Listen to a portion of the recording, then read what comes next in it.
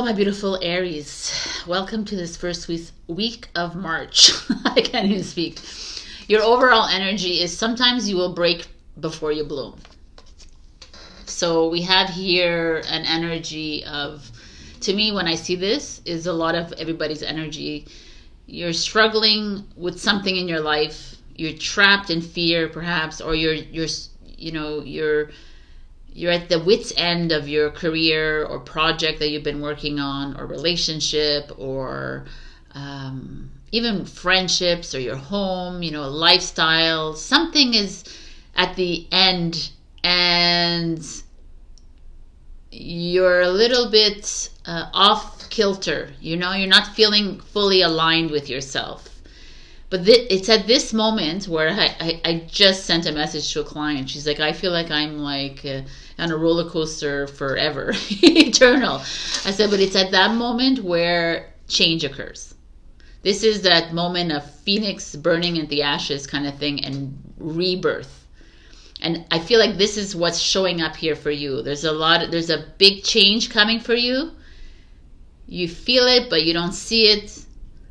You're moving into fear and anxiety, perhaps, and a lot of doubt. And wait for it to bloom.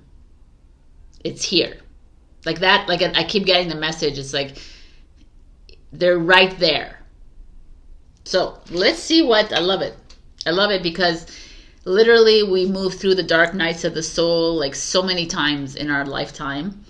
And we do that because we're on this journey, and we do that because we're facing our fears. We're navigating in the storm.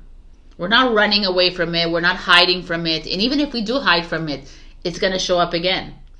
So like you're standing in the storm now, and it's like about to break. So hold on tight, and trust, because the other side is the beautiful field of roses. So let's see what's happening here for you in this first week of March. We have you at the Two of Wands, which is interesting here. The Two of Wands. She's holding these wands in her hands. The Two of Wands is an energy. You're at a crossroads in your life and you're trying to decide, do I go left? Do I go right? Do I continue with this job? Do I quit? Do I fire these people? Do I keep them? Do I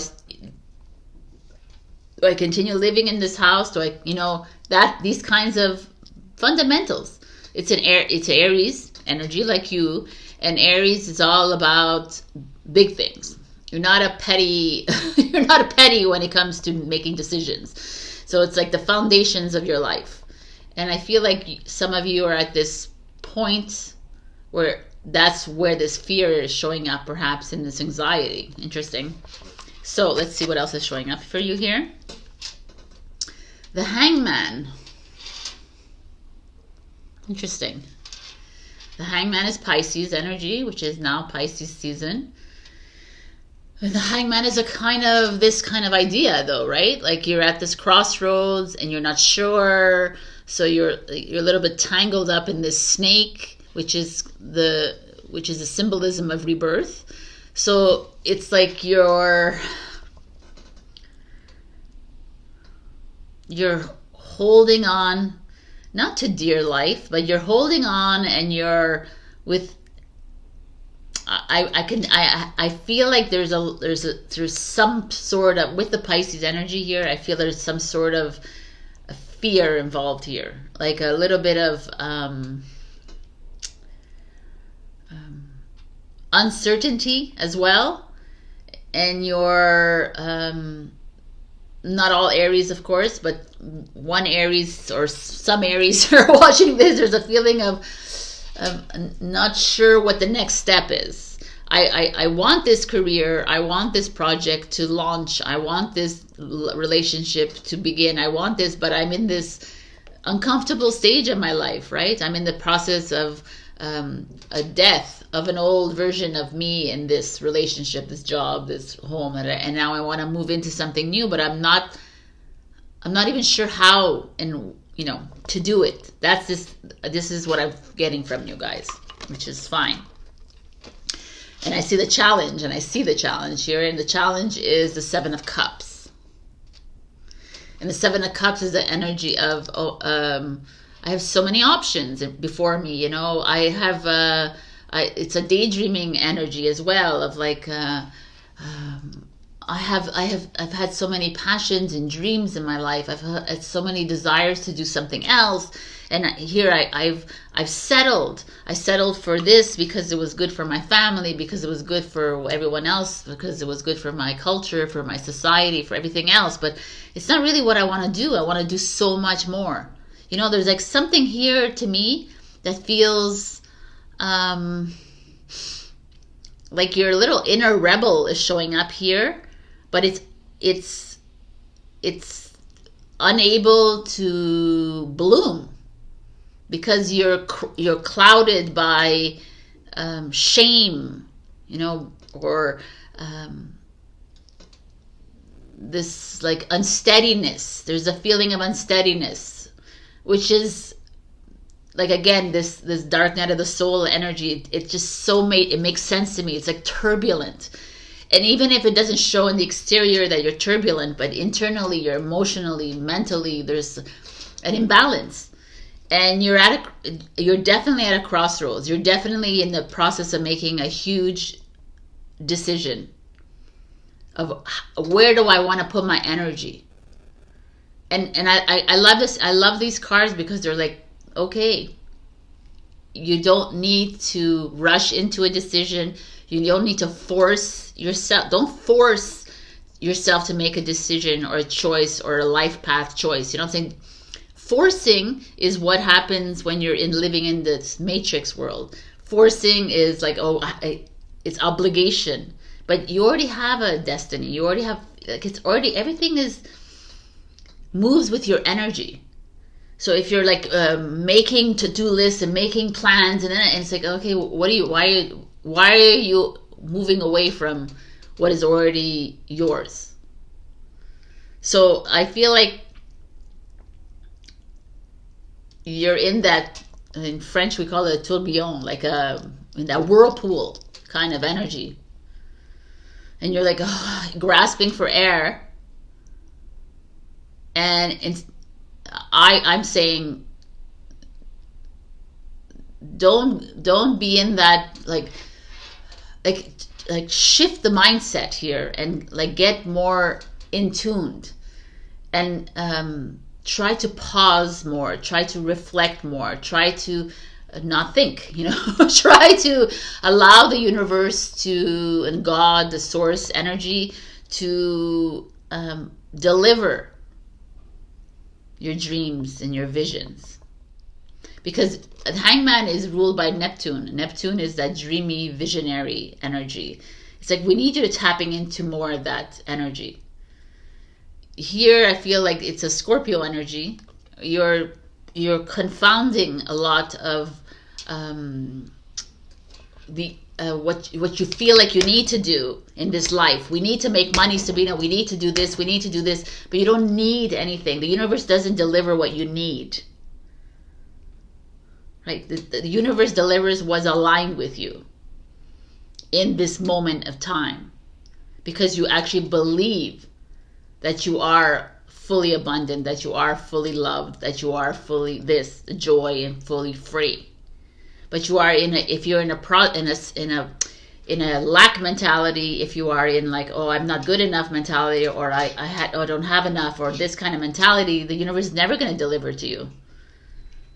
So trust the dark night, trust this like blooming stages, and flow, like try to move through this. So I don't know what it could happen in all the areas of your life, right? There's Aries, Pisces, this is like spiritual, this is, you know, mental, it could be emotional as well. Emotional here. There's everything showing up here, which is wow. Wow, the King of Coins, which is Taurus energy, grounded energy. I really love this.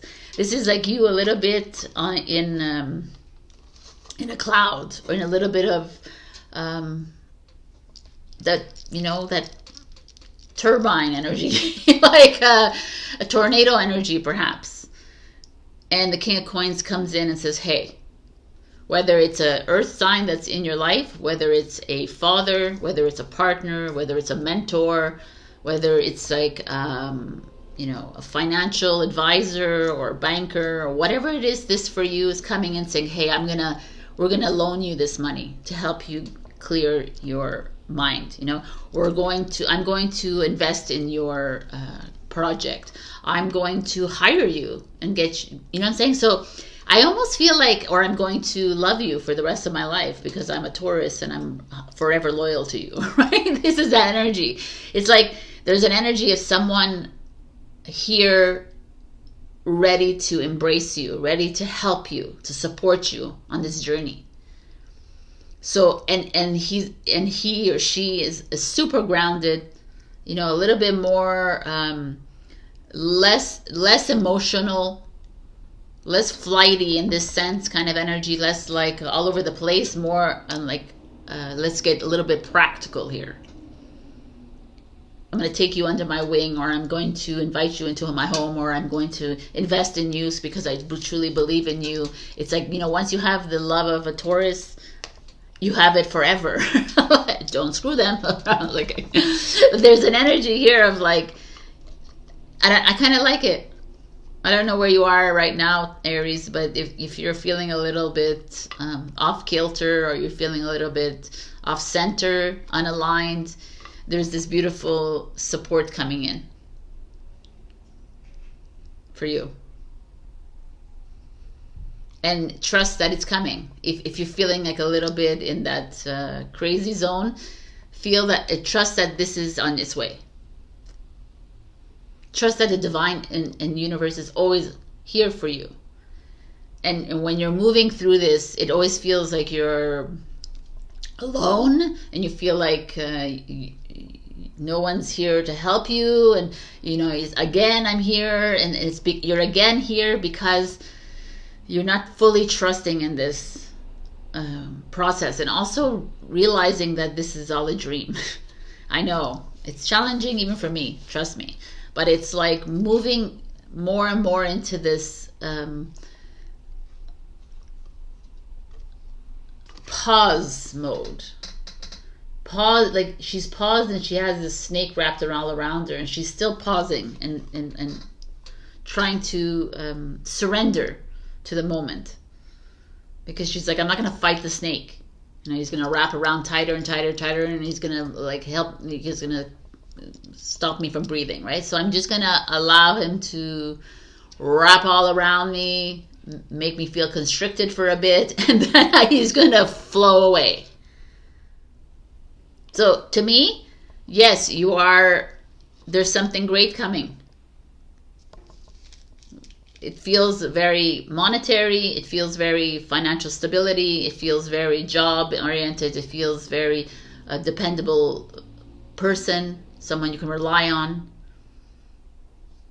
you know, someone faithful. That's that energy of the King of Pentacles. You're in this tornado. It's going to desist soon. It's going to dissipate and dissolve, and your groundedness is coming in. I get ready for it. I kind of love this. Oh my God, it's amazing. Okay, so your next card is You're About to Shine. Oh my God, I love it. Even though it's an ugly card. I like this. You are about to shine.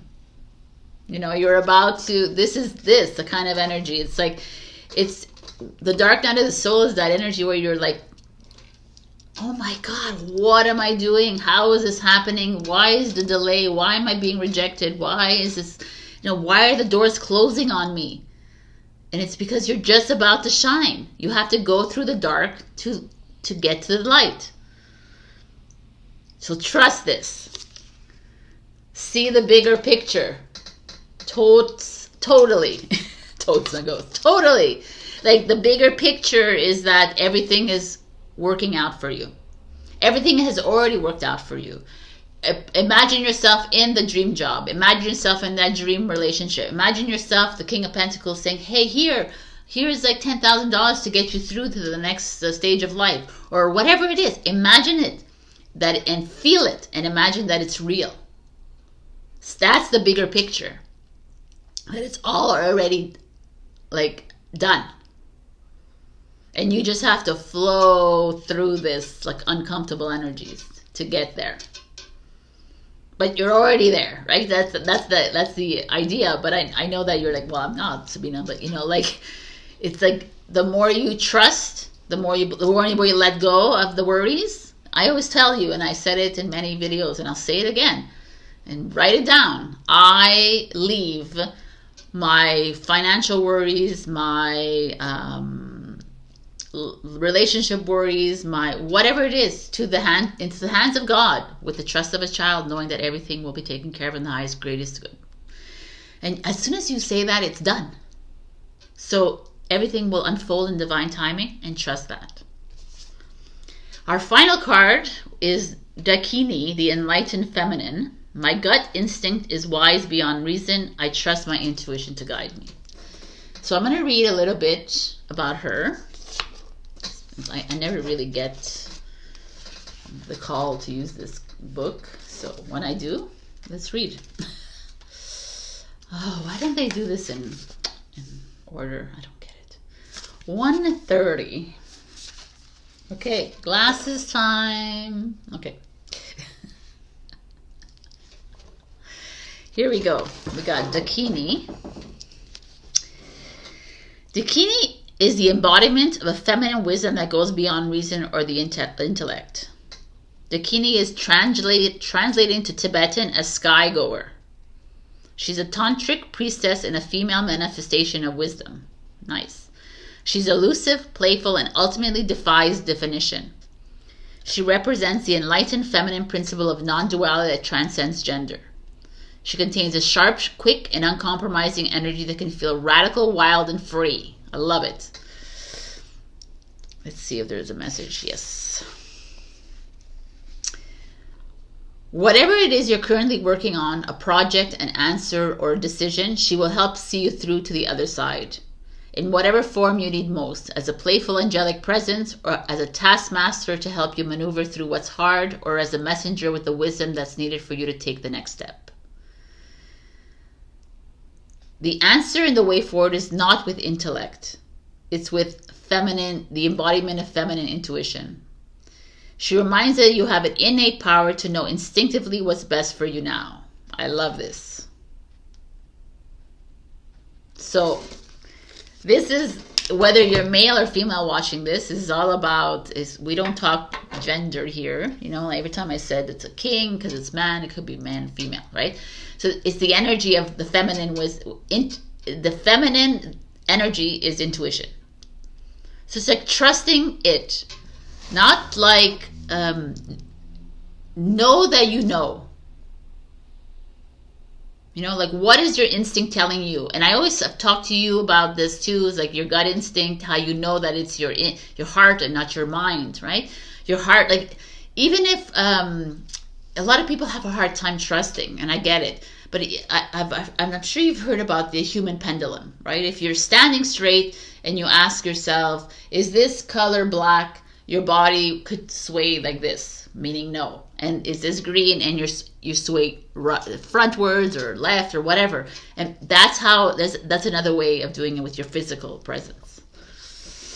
Anyways, this is a really interesting energy this week. I hope you tap into this and trust that whatever is coming here with the King of Pentacles is going to open you up to new abundance, to new love, to new projects, to new sense of self as well. The Dark Night of the Souls always bring to you the biggest, one of the, like, some of the most meaningful gifts, which is of your knowing and remembrance of self. So trust it. Don't fight it. Don't force it. Don't live in the fear. Don't live in the worry and the guilt and all of that. Like, let it all go. All right, my beautiful Aries. This is your message of the week. Very profound.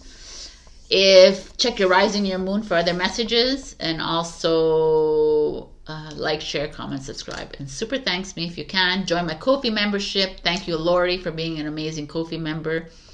And that's it. I love you, and I'll see you next week. Bye. Hello, my beautiful Taurus. Do we love our cards or what? Darling, don't you remember you're a badass? Keep winging it. I mean, the fairy, blessings, flow, magical energy. I love this freaking card. It's just all the time. It's always the same card. And I gotta tell you, I want to read what it says because it's so positive. And it's like hard sometimes to fully understand this because maybe some of you Taurians are not really fully seeing the blessings just yet, but they're like, I'm here. You know, even I don't see it 100% yet, and they're like, I'm here, I'm coming in, but you got to keep trusting, keep believing. You know, whether it's, you know, your job, your business, whether it's relationships, whatever it is that you have been seeking abundance and growth and love and healing in, it's like, I'm here. So I kind of freaking love this. I'm going to give you divine blessings, fairy dust, flow state, magic, special powers. While frolicking in the forest and flying amid the mushrooms, a fairy has appeared to you. A most positive omen, as they only reveal themselves to a rare kind of person. A person who also has magical energy or will soon be sprinkled and blessed with some. One who is gifted magic mushrooms that hold special powers from deep within the forest. Who receives luck that then returns home to it, with it. Fairies live with an effortless energy and personify the raw beauty of nature. They are the tricksters of the forest, as they can vanish at will and are of fickle nature. You don't want to mess with them, cut down their trees, or destroy their homes. In folklore, it's said that many have paid the penalty for doing so. I mean, that's the same with us. Right? Like, don't cross a Taurus. Trust that you are widely magical and capable of doing whatever your soul is calling you to do. You are being endowed with special powers and the Midas touch. Everything you touch will turn to gold. A period of grace, flow, magic, and opportunities here or soon will be.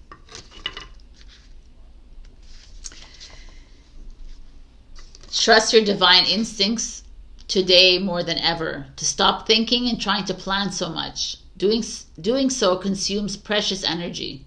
Overanalyzing can simply end up wasting time.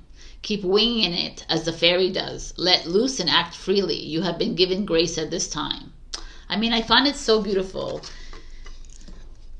Like, I'm even going to give you this little piece of advice. Close your eyes and visualize that you are in a forest.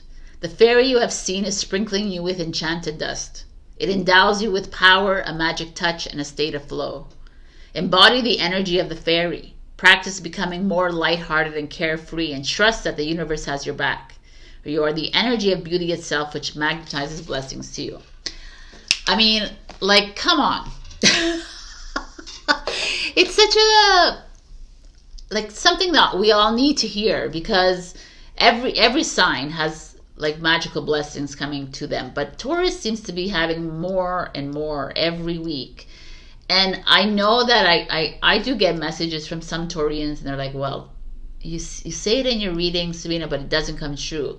And I said, that's on you here, because if you're not trusting it, it's not, I'm just delivering the message that it's here. Doesn't mean that it's going to happen when you want it to happen, right? I keep telling you that divine timing is not your timing. Divine timing could happen in April, and it could happen in June of 2025. It could also happen in 2026, and I'm telling you now. But it's in that process. Like, it's not about waiting either, because when you wait, we become impatient. It's just about like trusting that it's happening and moving on to something else. I really love this, and I can't wait to see what these cards have to say to us. Boom! We have the Strength card. Leo energy showing up here. Look how gorgeous this Strength card is. Powerful. It's not like a lion. This is a tiger, but whatever. It's a fierce cat showing up, which is bravery, courage, right? Strength, resilience, perseverance. So if this is showing up, then it's like, stay strong. Continue trusting the divine. Let me look at the next card so I have a better idea of what we're trusting here. Right? The Wheel of Fortune. ruled by Jupiter. This is Sagittarius. Jupiter's big picture thinking, luck, abundance. Like, what the hell? This is freaking awesome. The Leo and Sagittarius fire energies. It's time to put the light under our, our butts here and accept the blessings that are coming in. Wheel of Fortune is, this is it.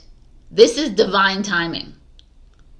This is exactly that, the Wheel of Fortune. So, wow. I don't know what you've put out there. Whatever blessings, or whatever wishes or dreams or goals or passions or visions, whatever it is that you put out there in the past years, months, days, weeks, boom, we're coming into that. I feel it a lot in March for Taurus, but I've been feeling it a lot. I feel like this year is a good Taurus year. It's a good year for the fixed signs, which is Taurus, Leo, Aquarius, and Scorpio. But right here, I don't know if it's already coming true for you, if blessings are already here for you. This feels like stay the course. Don't look back now. Don't back down. Don't turn around and say it's not working. I don't trust this. I'm leaving. Cancel, clear, delete. Don't do that, because it's like it's here right now. Oh my God, I love it. This makes sense because I'm seeing this here. We have the King of Swords as your challenge. The challenge, his back is to us, right? The challenge is the King of Swords is logic. It's reasoning. It's Aquarius energy. It's like, it's the mind. So the mind here is trying to almost trap us. If it's in a reverse, it's as a challenge situation, like his back is to us. He's like, I don't really give a shit about you, right? Like, get out of the clouds, a Taurus. Don't be believing in this crap. Don't believe it. You believe in fairies? You believe in these blessings? Absolutely not. This is your mind coming in and telling you that you are an idiot or a loser, or like, who do you think you are? Like, and this this is so important right now. I feel this message is coming to you right now because some of you might be wavering on not trusting anymore, because you said you feel like things were working for you and then maybe they fell through, or maybe they are working for you right now, but still your mind comes in and says, how can you keep this going? Can you is it, like the mind, it's not to shit on the mind either, but the mind is limited, right? It's in survivor mode. It doesn't live in expansiveness, doesn't live in this, in a higher consciousness. It doesn't live in a higher realm. It lives in a very tunnel vision. It knows only one thing. It knows that you have to make money if you want to live. It knows this world. And if you go against it, it's going to come back and it's going to pull you down into depression, into worthlessness, into all the low confidence, into all of this. And we've been there, into this guilt, into this you need to compromising, all of this energies of manipulation, all this energy of keeping us back from our greatness, which is right here. The lion never wavers. He always goes on top of the mountain. He's a king of the jungle. I don't care if you're an elephant and you're bigger than me. I am the king of the jungle.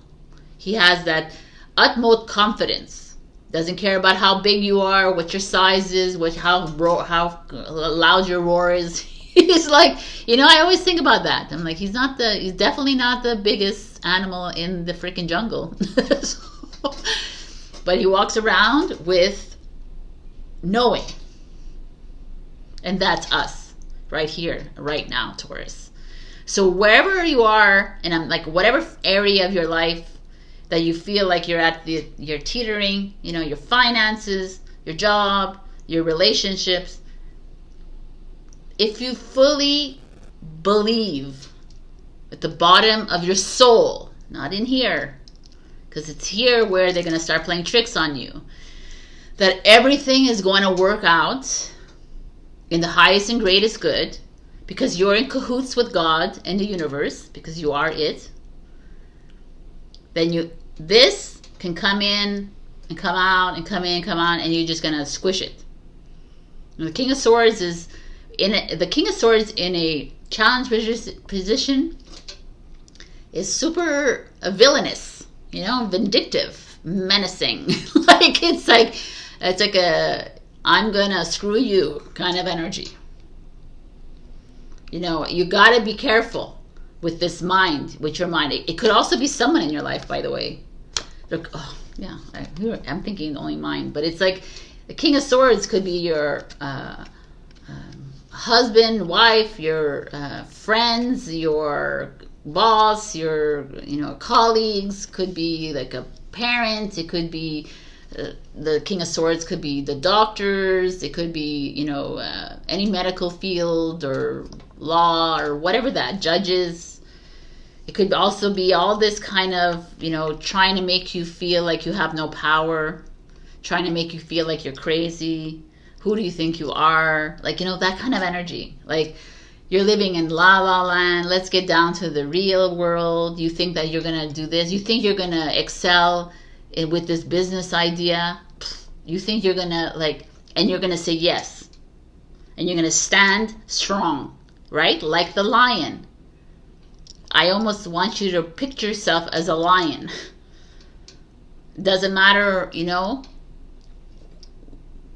because the King of Swords could feel like an elephant right now, like a rhinoceros. I can step on you, but you're gonna be looking up at him and say, I can do this. And the universe is like, yes, you can, because the blessings are you. We're pushing you there. Oh, I love this. Okay. Oh, you know what I'm gonna say? Boom, baby. The sun. Oh my God. How freaking awesome is this? The sun is manifestation coming true. Oh my God. The sun is rewards. It's like, yes to the business, yes to the project, yes to the relationship, yes to everything.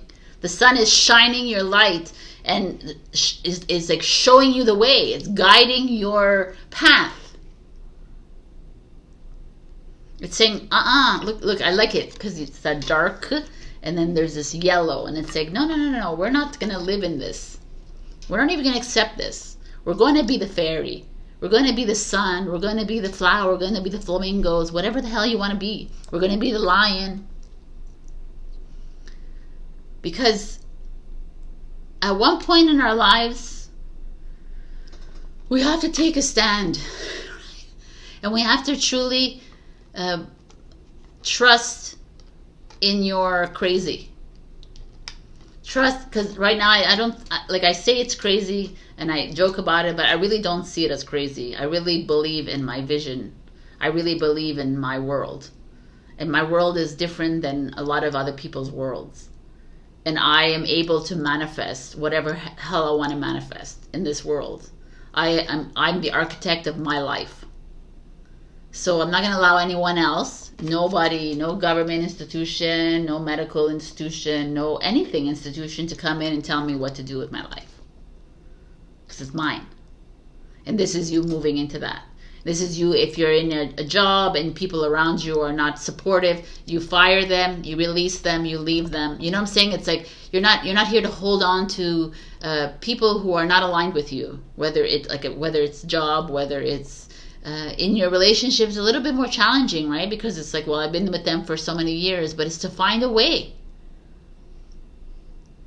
But it's not about walking on eggshells around people. The lion doesn't walk eggshells. The lion says, boom.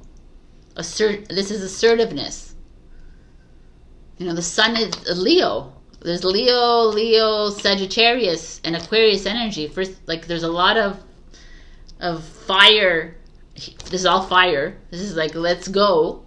And this is like air, the mind trying to keep you small and powerless. And I almost feel like some of you, this is also, maybe you need a trip. You go on vacation, right? You need to change the mindset here.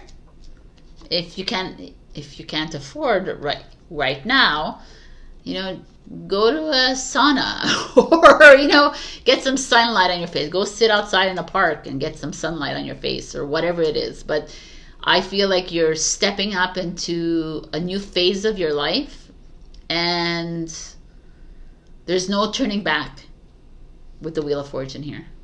Like the wheel is revolving and saying, okay, we're getting you ready. So are you ready to receive the blessing? And yeah, you're going to get a lot of resistance, because a lot of people are not going to understand your choices that you're going to make on this path, right? Because as you receive the blessings, you might receive money, you might receive a raise, you might get fired, and people are, well, is that great? Yeah, it could be great because you need to move somewhere else. You might, you need to trust what's coming and trust your instincts here. I literally want you to be a lion this week. Trust your instincts like a lion does. Trust your not survival instincts, but trust that, and no one can make you feel small. You gotta roar like the lion, flip the mane, people. Really comb out your hair and make sure that it's wild like a friggin' lion. That'd be funny. Anyways, I don't know, it's the King of Swords showing up. I don't know, makes me feel like some of you have to come up against some really old school mentalities. It could be a father in your life, or a parent, or all these people in your lives. There's so many of these kinds of people in our lives that are you're living in la la land, or what are you thinking about? And it's you superseding that, right? And really trusting in your dreams and your visions, and not allowing anything to come in your way anymore. And Taurus is very challenged by that, because Taurus loves when everyone is happy around them. They love to be flowing with a constant admiration and validation and love, and they love that. They love to they don't work well alone doing things. So it's but you're not here to please everyone. The more you move through this journey, you realize that. And it's I don't know. I have to tell you, these cards are phenomenal. These are all major arcana cards. And this is the King. So we're not playing small here. This is big life lessons. This is, like I said before, it's your work, your career, your finance, your homes, your relationships, all of this, your lifestyle. Change is here. Are you ready to stand on the top of the mountain, perch yourself on the mountain, and open yourself up and your arms and get ready to receive abundance, luck, love, all of this? That's what the Wheel of Fortune is. And ready to shine, to be mentors, to lead the way, to soak in the sun, to go freaking on vacation, show your body self-care, self-love. Meanwhile, having resistance come your way, but not even being slightly perturbed by it. Because deep down that you are working in the highest of consciousness and the highest state of being. And that however you are managing your life, and however you have to deal with your tasks, that they're all done in the highest and greatest good. When I tell people, well, you have to fire them, and they're like, well, that's not very nice. I'm like, well, it is, because if they're not working for you, then they can go and find another job that is, right? So why do you keep people that are not aligned with you? The same with relationships. We have to work through it, not avoid it. Be the lion this week. Okay. Metaphor. I'm losing my voice already, Taurus. Metamorphosis. Change is here. 100,000%. Like, I mean, look at these cards. It's like, let's like, bye-bye the King of Swords here. I love this. Change, death of an old, moving into the new, right? Enough with the cocoon. We're not here to like, what do bulls do is, you know, they keep hitting, going for the red flag, you know, the red, whatever, you know, that red thing. What do you call it? Oh my God, whatever. I can't even think about the red sheets or whatever in the bull ring. It's like, oh my God, I just thought of that. Wow, that's really interesting. It's true. Red flags show up and Taurus just goes for it and hits it.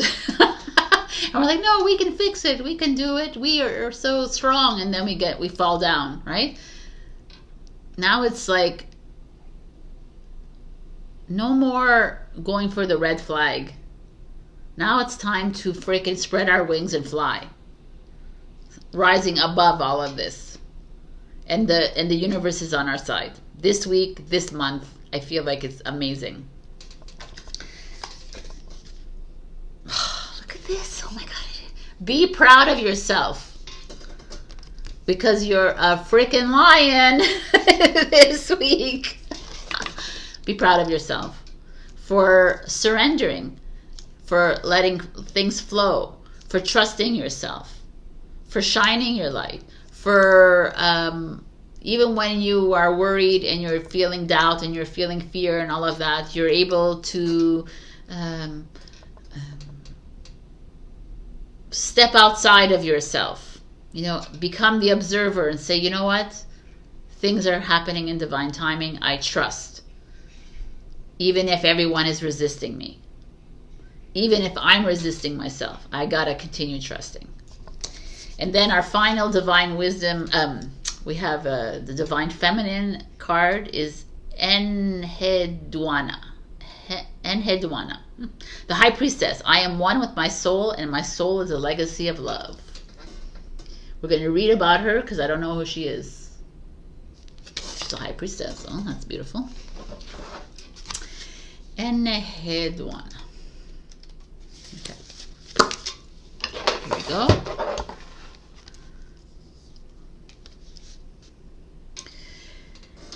Enheduanna embodies the ability to become one with our soul to live out our highest purpose.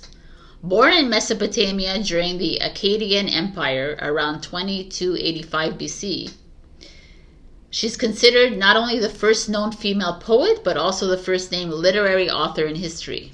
Interesting. It is believed that she was the daughter of the Sumerian king Sargon of Akkad. She was, I'm going to give you a little bit of history lesson here. She was given the title of En, which signified her tremendous political power. And she was charged with the lofty task of melding the Sumerian gods and goddesses with the Akkadian ones to create stability in the empire. Stability, just like Taurus. I love it. Okay, it goes on and on and on, but let's get you to a message.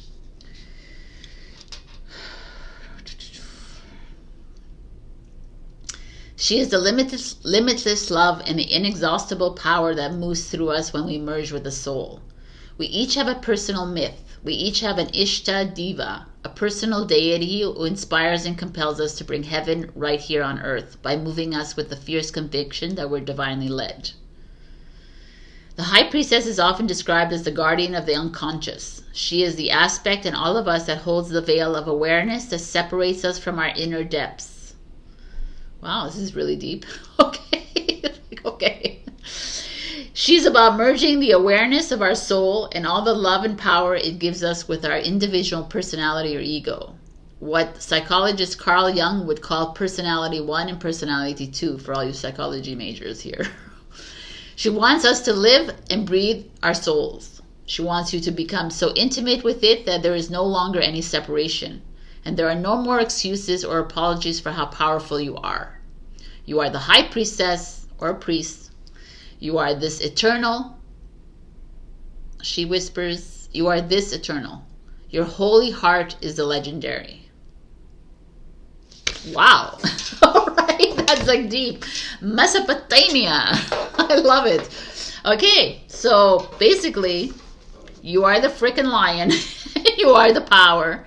You are God, you are creator, you are the high priestess. So now it's time to trust yourself here.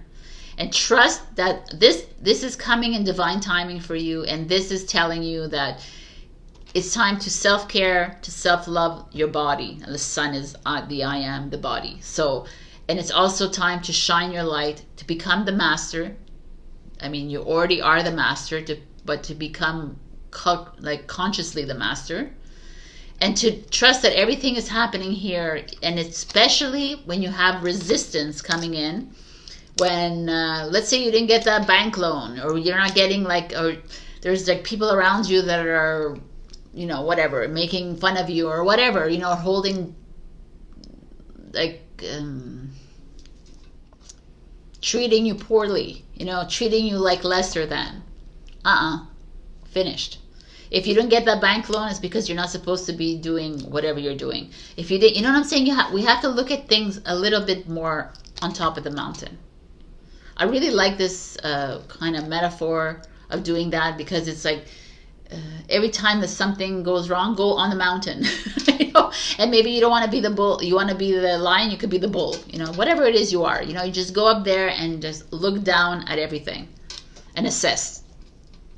Or be the fairy, you know, whatever it is, because it's all a label, because you're a label too. You're just an avatar. So trust that whatever is here for you is meant for you, and things are about to shine. Your manifestations are just about to come true. Trust it and open those arms and receive, my beautiful Taurus. Boom. All right. Love you. I will see you next week. Check your rising and your moon for other messages. Also, big thank you to all my beautiful Ko-fi members. And if you'd like to donate like they do on a monthly basis, feel free to click on the link. Also, like, share, comment, subscribe, and super thanks me if you can. I love you so, so much. And I'll see you freaking next week, man. This is awesome. Carry this energy into the one, people. I love you. Bye. Hello, my beautiful Gemini. Call your energy back to you. Power, aura, depletion. I think I want to actually read, because I just got this oracle deck and I kind of love it. So I want to read to you. 44, babies. 44. Bear with me as I look and flip through this. All right, let's go. Glasses on.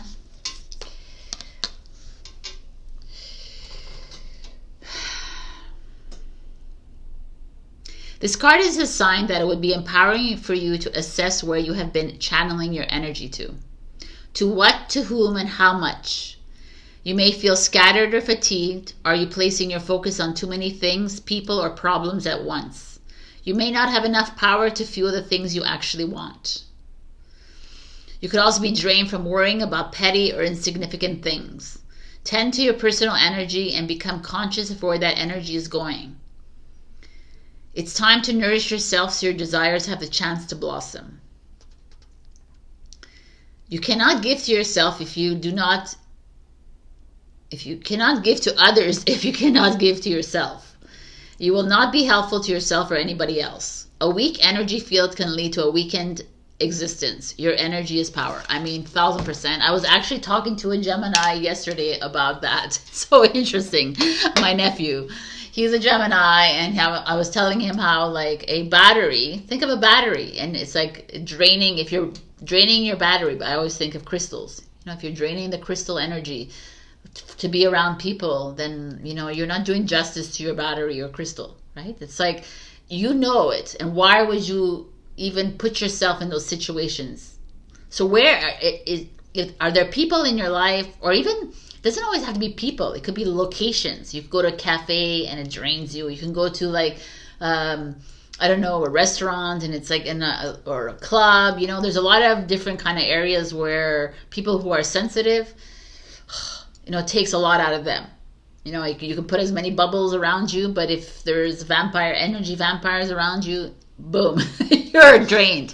But this feels like self-love, self-care, going into nature, you know, taking time off at a spa, whatever it is, walking, sleeping. A lot of people are needing a lot of sleep. A lot of people are like extreme fatigue settling in at the end of February and moving into March. So it's all about you. And it's also, this could be your overthinkers, right?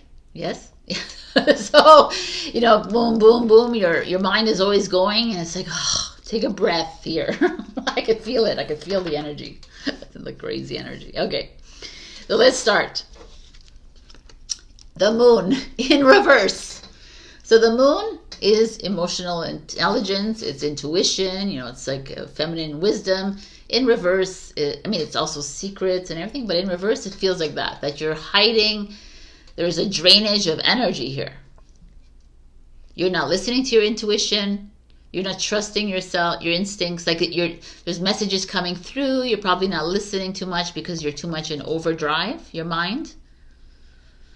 There could be someone in your life that's draining you dry here, definitely. People. I feel like you're hiding. That's what I feel here when I see the moon in reverse. But let's see. Let's continue with this. A Hierophant is this is Pisces. This is a Taurus energy. Hierophant often speaks of it's the bishop or the pope card. It often speaks of tradition, and but it's also very highly spiritual card. So maybe some of you are interesting to me. When I see these cards together, it's like, you know, this is, some of you are, it's like a feeling of confusion or an illusion, you know, just a delusion here almost with the moon in reverse. And it's almost seeking like spirituality, like some sort of structure, religion, or going to a church or a temple or a place of worship. For some of you to just find a connectedness with a God or universe. I know this is what I'm getting. So it doesn't mean that. It could also be like you reconnecting with your higher self, your higher wisdom. That could be it. I feel like some of you Geminis have maybe lost your way a little bit, and you're maybe working too much in the 3D, in the matrix, and then you stop trusting this connection that you have with your higher self, with God, the universe. You know, you're like, there's a lot that's happening right now that feels like that there's nothing happening. Yet so much is happening, but we're not really feeling it. We're feeling it physically more than we're feeling it etherically and spiritually. And so you might have that little disconnection happening. Not every single one of you, of course. But I don't know. I feel like there's people maybe lying around you. They're not really telling you the truth. You're feeling it. You know, the moon in reverse is like that feminine energy of intuition. So if it's in reverse, it means that it's like you're seeing right through people and they're lying to your face, and it's very challenging for you. So that's why you're needing to just reconnect. So what does that mean for you? Getting grounded again, going into meditation, like reclusing yourself, you know, becoming a hermit a little bit, like reevaluating the people around you. That's what I'm feeling with this. Yeah, there's like a self-evaluation happening here. This is how you're evaluating how you're outputting your energy and input, you know, the input and output of your energy. Interesting. And the Knight of Swords, which is you, Gemini, coming in as your challenge. Like his back is to us here. The Knight of Swords is an energy of communication, of gossip, you know, in reverse, because it's reverse. So there could be a lot of that happening around you, which coincides with the moon here. You know, like there's a lot of office gossip if you're working in an environment. There's a lot of like family there's a lot of drama happening around you. miscommunication. You're not really fully understanding people. It's like a disconnect. It's a complete disconnect here. Because there's a lot of strange energy. There is a lot of strange energy in the air. And you're not really sure what to believe in anymore. You're not sure if you have feelings for someone anymore. If you love your job, you know, like you're at that place of reassessment, you know, in your life. It's very uncomfortable. That's why it's like, okay, stop giving your energy to the ones out there that are not aligned with you anymore. You know, like pay attention to those that are not fully that are not listening, you know, to you, or not supporting you. You know, the Knight of Swords in reverse could also feel like an impulsive and impatience within you, that you want things done. You need things, like, you know, there's a part of you that knows, but you also know that there's people lying around you. People are not they're not being upfront with you. There's so much happening in these cards. These three cards are like so, like, wow, because the Hierophant is that feeling of there could be a religious person in your life that's lying to you. There could be, you know, people trying to diminish your energy by, you know, confronting your spirituality, or just not. You don't even have to be spiritual in watching this. It just could be someone that is, I don't know. There's talking behind your back. I feel like there's like maybe someone pushing you to make decisions, you know. There's a feeling of urgency on other people's parts, a push towards like following their rules kind of thing with this energy here. And you're depleted, your energy is depleted. You're like, I already have to deal with my own, and now I can't be like following other people. That's happening. And people talking behind your back, people not supporting you. There could be you lying to yourself as well within this with your relationships. You know, this is marriage as well, with your relationship, with your partnerships, with your jobs, you know. Like, it's a Hierophant, a Taurus energy. So it's like financial stability with your finances. You're all like, there's just a very, I feel depleted right now, my energy. And I don't feel like you have any support. And I feel like you're talking bad to yourself as well. Your self-talk is not very uplifting here. Like, you're not helping yourself through this. Or there's people around you talking behind your back. In a not a nice way. Like, well, usually it's not a nice way. So I don't know, in a feeling of like, I don't know, it feels very menacing. I feel like you're seeing through the people, and it's challenging for you. So let's just see what the future. The Queen of Wands is an Aries energy. The Queen of Wands could be a queen, a man, woman. Like, it could be your partner, your friends, your bosses, whatever. People in your life. Usually a feminine energy, Queen of Wands, but could be masculine as well. And it could be an energy like that. Queen of Wands is someone outgoing, doesn't give a flying F about what people think, kind of energy. They're impulsive, they're spontaneous, they're like determined, they do without people's approval, they don't care. Fire energy. I almost feel like there's either someone in your life that you need to seek to help you through this little challenging time, because you're drowning in a lot of worry here, drowning in some anxiety. It's not settled for me here.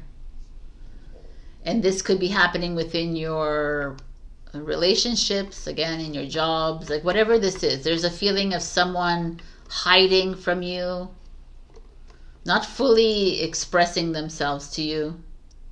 And like I said, there could be some belief systems here that are not aligned with other people, and other people are like shutting you down. And then the Queen of Wands shows up, and the Queen of Wands like, well, let's like fix this here. You know, it's the kind of energy is like, we don't care about this. Like it like allow people to be whoever they want to be, but you're not here to meddle in their little gossips and their little whatever, you know, and their little delusions of life. Like stand up in your power, Aries energy. Like it's not time to care about this. Like this could be you empowering yourself here, or you going to your superior or your boss or whatever partner, talking about it, expressing yourself fully with confidence, remembering you're the I am. You know, you're God, you're creator, source, you're the architect, you're the dream weaver here. You're not here to play in these games. That's what I'm seeing, and that's the energy here. Like this input of energy is heavy, and this is the output of energy is like, we're not going to shit on these people, right? We're not here to be better than everybody else and think that, you know, but we're here to, the way we teach this kind of energy is by leading by example. So we don't meddle in them. We don't like, oh, well, we don't fight back. We don't do all that. I mean, you can if you want. But the Queen of Wands is like, I don't want to, you know, like meddle with these energies. I'm going to sit pretty on my throne here with these palm trees and sunflowers in the back of me. I'm going to do my business. I'm going to live my life as I please with all my energy intact. I'm going to take some time off. I'm going to go on vacation. I'm going to do this. I'm going to do that. Whatever it is, but I'm going to do it on my terms. And here it almost feels like this is like structures outside even governments or, you know, education systems, medical, like that kind of systems that are like suppressing you from actually being that you, and you following, like challengingly following that rules, knowing that it just keeps you in a low battery. Wow, this was interesting. Okay, let me see. Look at this. We got the Phoenix. I mean, that's like huge to get this. It's time to burn all this shit down. Not physically, but whatever. It's like to, you know, what happens is with not Gemini, but every sign is that we take things personally, right? We take things as like it's against me, and it's not against you. Anyone who's doing something towards you, it's all within them, right? Because they're living in this delusion. So don't, it's best not to involve yourself so much into these people's issues. Even if they're talking bad about you, let them talk bad about you. You know, I've learned that over the years. I used to always defend myself, but I'm like, talk bad about me because it doesn't look bad on me. It looks bad on you, right? So that's that feeling. The Phoenix, you're burning from it's time for change. So I'm saying change this environment, whatever this environment is for you, whether it's your work and, you know, your projects, your career, your just the same thing, your love life, your friendships, whatever, whoever is keeping you down, whoever is constantly chattering behind you, like it's not worth it. Keeping you down, making you feel restricted. It's like time to fly here. It's time to move into your power. Freaking love this. Let's see what else there is. Find a balance. Interesting. Yeah. I mean, one is like power and this is like, yeah, I guess find your balance means the same kind of ideas, right? You're still in this job and you're still in this relationship, but I would lean towards finding your balance in standing up, right? And being, and not falling down to this and not allowing this to occur. Because what we do is we, tend towards them, so we don't want to create problems within the workplace. We don't want to create problems at home or with our friends. And you're just like, you're just succumbing. So find the balance. I kind of like that, actually. And our last card is Lala, the saint of spoken words. I love it. Every word I say becomes a prayer. I am the author of my own story. Dude, I love this. So we're going to read Lala, because I've been reading everybody else. Let's see what Lala has to say. 100.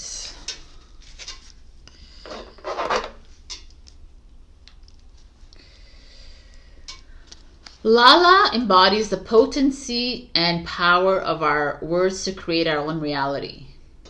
Lala was a Kashmiri mystic and poet who lived in the 14th century. She was married at the age of 12, but was extremely unhappy as a wife. She left her home at age 24 to take renunciation. She became a devotee of Shiva. Oh, so Indian. She walked the streets naked, dancing and reciting her love poems to the divine. She wore only the markings of her devotion to Shiva on her forehead.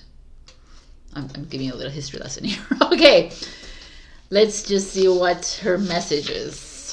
Words have the power to shift our reality or to continue to reinforce it. Every word you say is an affirmation. This is perhaps one of the most crucial spiritual lessons to remember. If we are not separate from the soul, and if the soul is not separate from the divine, then we have the power to co-create our life.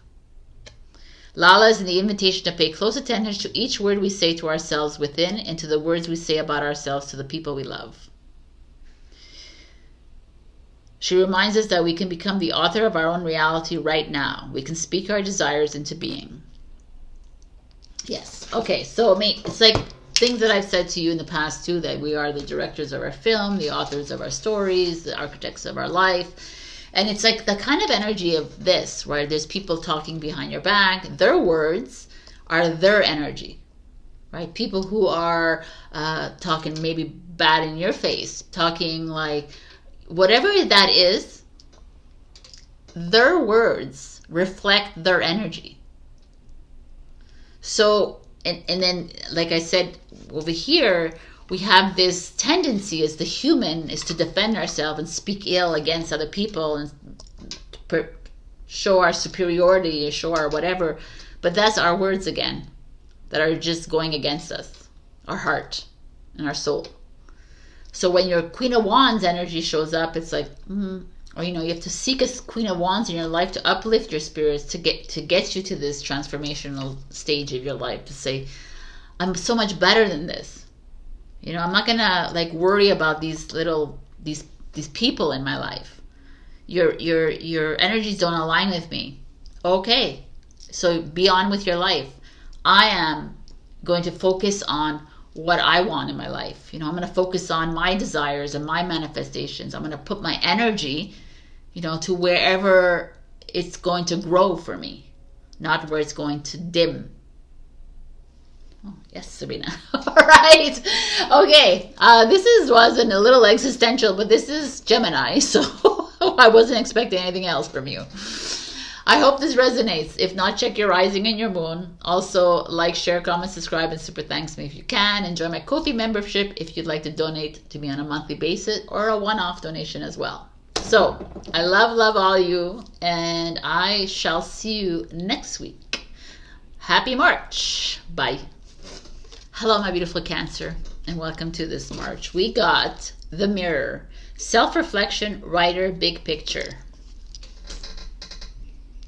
So I'm going to read from the book. It's a new oracle deck, and I like to see what's, I haven't really fully looked into this yet, so let's just look at this. The author of the story, The Mirror, seeing our full self, not just parts. It can be easy to get lost in one chapter or one page of your life. But remember, we've got a whole book going and so many more pages to go. I like that, actually. Focusing too much on details can cause us to lose our grasp on where we are. This can cause us great inner turmoil.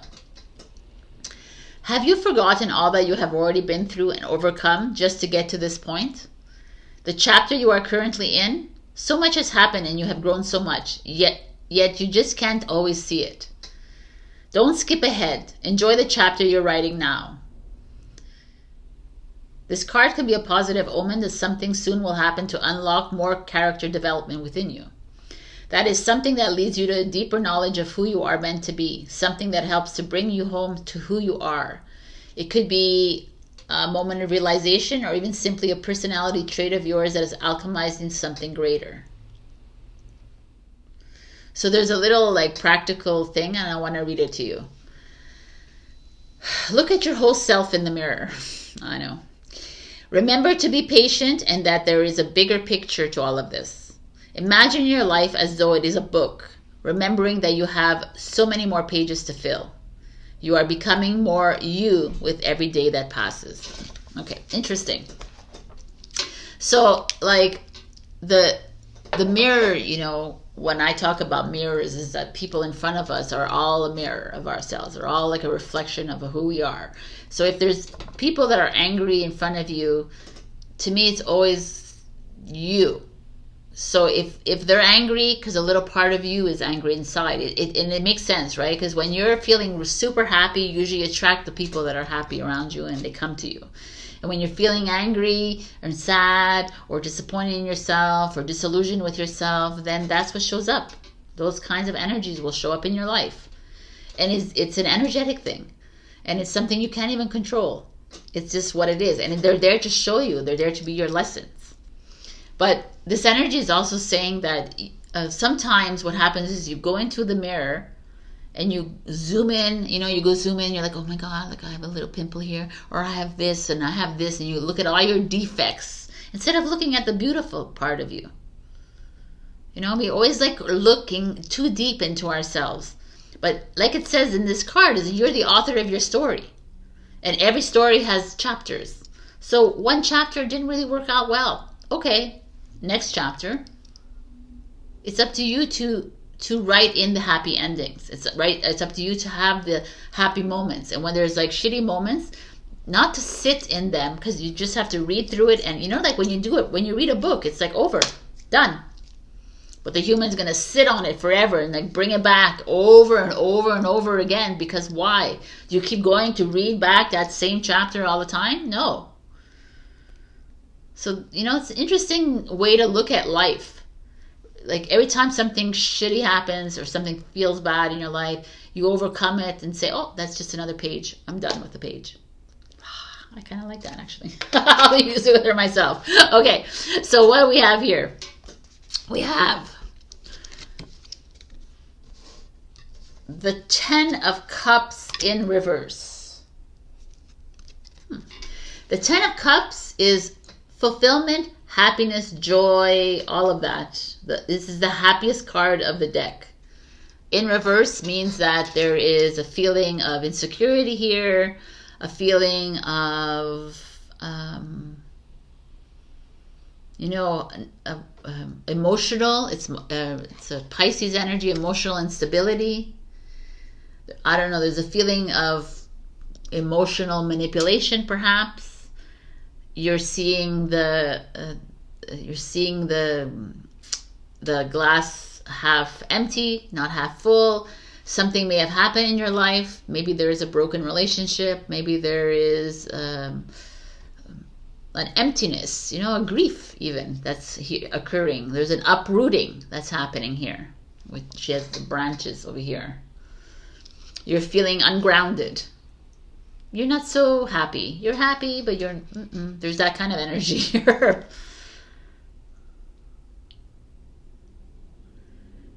Ten of Cups is usually the end of a journey, and the end of your journey isn't so, like you're having a hard time letting go of a path that you're on, that hasn't, it didn't work out the way you wanted it to work out. That's what the Ten of Cups in reverse feels like to me. Like you're disappointed because you expected something out of this relationship, out of this job, out of this project, out of this home, out of this whatever it is, the person, the people in your life. You know, you have a high expectations and they're disappointing you. But high expectations is just anyways, you feel ungrounded. So let's see what else. Let's see what beautiful thing you have. The Ten of Swords, the Gemini energy. Ten of Swords. It's like you're at the end of you're at a painful ending, or a betrayal, or anxiety, a lot of stress of someone who has betrayed, like I just said betrayed, but someone who has you know, there's like trauma. There's like a lot of heavy energy here. This is mental and emotional energy. So your mirror, your reflection is kind of heavy. And maybe a lot of things are coming up to clear. You know, of old trauma that you've had, old wounds, grief that you're carrying with you, and it's challenging you, and it's understandable. Like usually at the end, we're at the end of February, in the northern hemisphere is still winter. There's always that energy of, you know, of gray in skies and all, and always looking at things bleakly. And there's this feeling here, but something's coming to an end, which is kind of nice. The tens, they're all tens here, by the way. The Ten of Cups in reverse is still coming to an end. It's just that you're disappointed with someone or something in your life, and this disappointment is showing up here, and it's like it's telling you, okay, let it go, Cancer. Stop holding on to it. You know, it doesn't matter if they disappointed you. It doesn't matter if you're not exactly where you want to be in your life. If you had this expectation or these goals, they're not fulfilled, or you're not where you envision yourself. Like, stop harping on it. That's that energy that's showing up here, which is kind of interesting. Because your challenge is the Ten of Cups, which is the Ten of Cups, the challenge again. So you're again in reverse. So it's almost like it's such an interesting energy to me, because you're not happy. And you're not happy because you're constantly thinking about it. And you're constantly, you have this high expectation from other people in your life, from the mirrors, from the reflections. You think that it's not you, it's them. It's that they should apologize to me. They should do something. They should change the way they are. They're manipulating. They make me feel bad. They're making me, not every, I'm just giving you like different scenarios, but that's the kind of the energy I'm feeling here.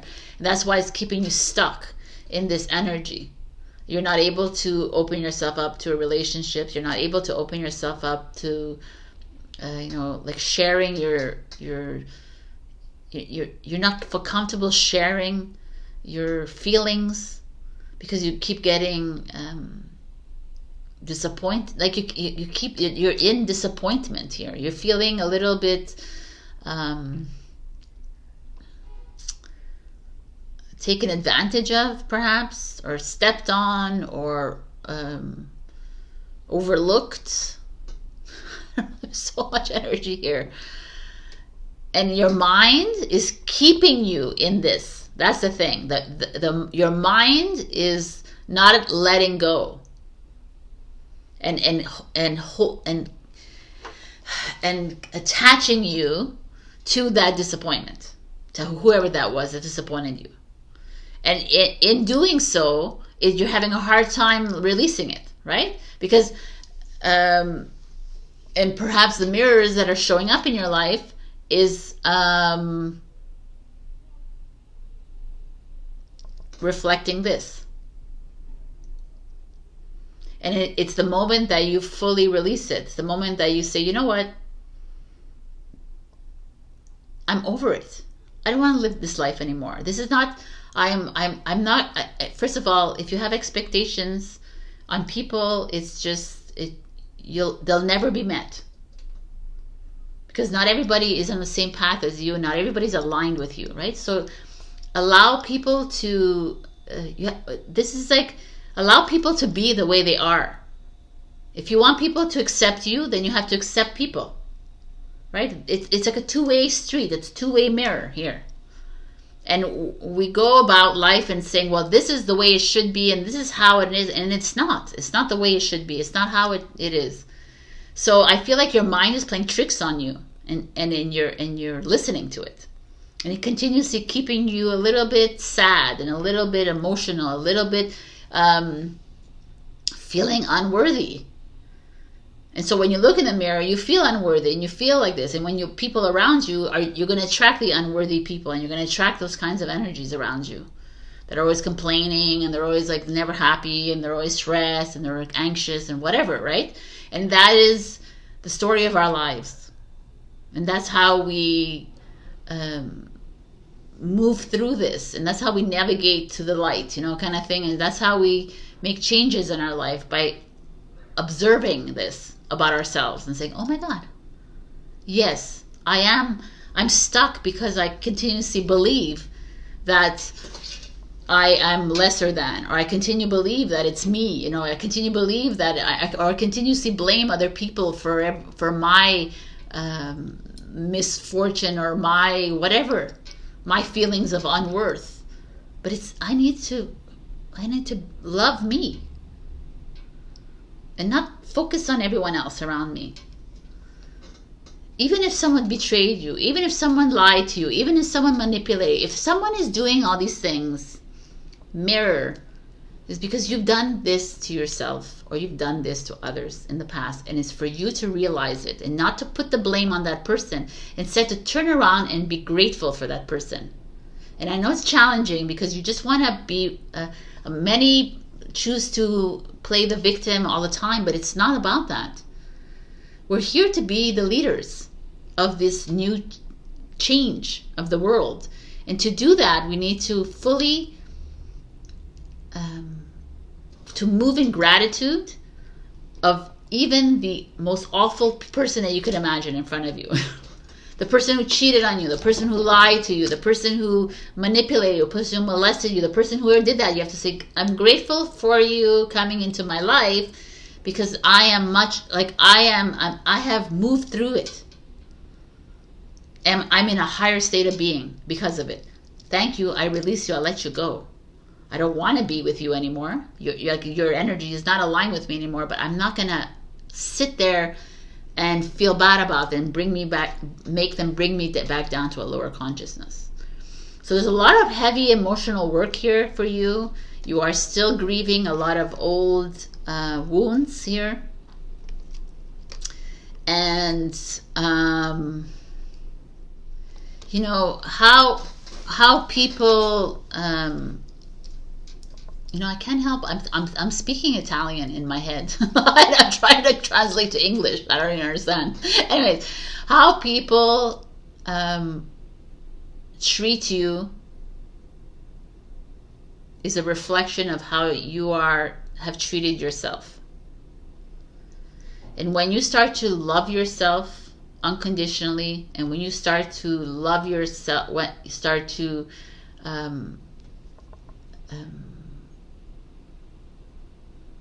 surrender to the beauty and to the wisdom and to the knowing inside you, that's what you begin to attract. And the people that have malintention towards you won't even see you anymore. So it's all about, to me, these cards is all about repairing your inside, healing yourself by looking in that mirror and loving every part of you, physical, mental, emotional, loving the trauma that you went through 10 years ago, 20 years ago, 30 years ago, releasing, letting it go, never allowing it to come back into your life, because it doesn't define who you are now.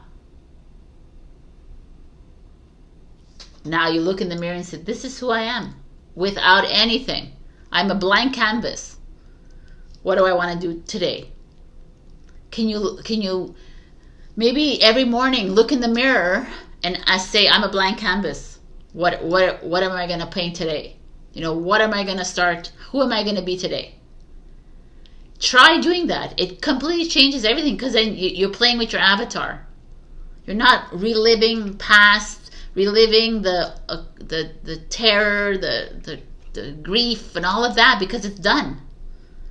And I'm not saying that we don't forget about the lost loved ones. Yes, they're here, but we remember them in happiness and not in sadness. Anyways, this is like, like a Cancer. Four of Swords. Love it. You know, after all this, the Four of Swords is like, peace, calm, stress. This is leading a life. You know, all of this needs you to be finding what you are peaceful with in your life. So it's like you will render yourself in wholeness again. This is leading a life of calm, of stillness, not of like a mind going crazy, like always like anyways, you already understand what this is. This is like your past, your present, this is like the things that are going on right now in your life, and things that are coming up from before that are relentless, and they will continuously come until you put a stop to it. And the work is yours to do, not someone else to do for you. It's not for the person in front of you that is evil or bad or whatever to stop, because it's not. You can't change somebody. It's you to do the you have to make the changes. And you making the changes that person, because that person doesn't show up in your life anymore. Trust me, it really works like that. The more you are the observer, like I really like the idea of looking in the mirror. I'm going to do that every morning. Today is a blank canvas. What do I want to paint today? Four of Swords says you're coming, like once you move through this and you come to the realization of that you are an avatar, it's time to do some relaxation, but also maybe you need to book a facial or a massage or a spa or something to that, do more self-care. Cancers love self-care, so do that. Like, enjoy yourself, like relax, take a bath, do whatever it is that read, whatever, sleep more. But take that time. Pamper yourself. Now we have attract through glow. I love it.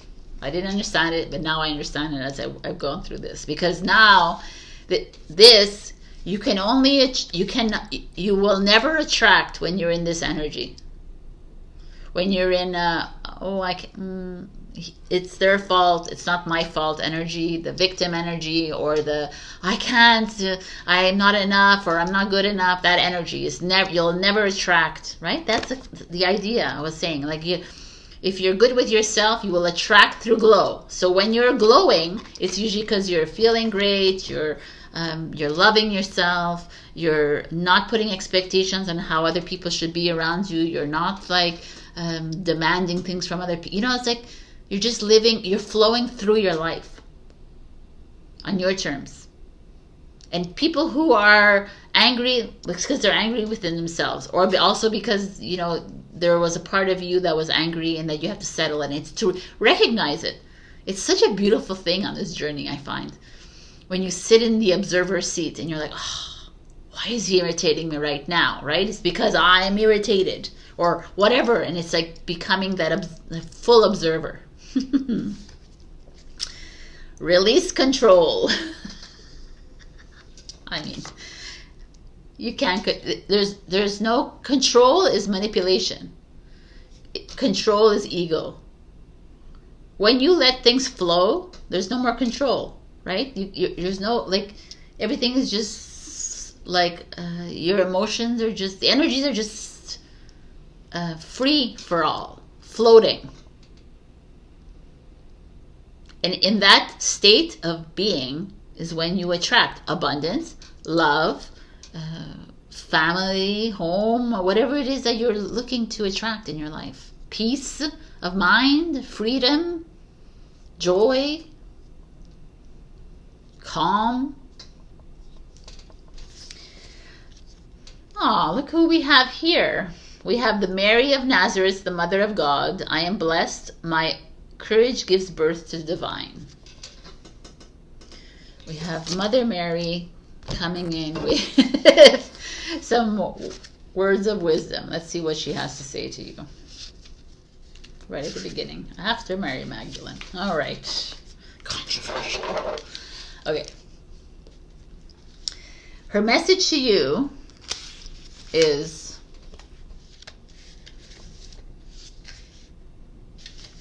okay, a little story time again.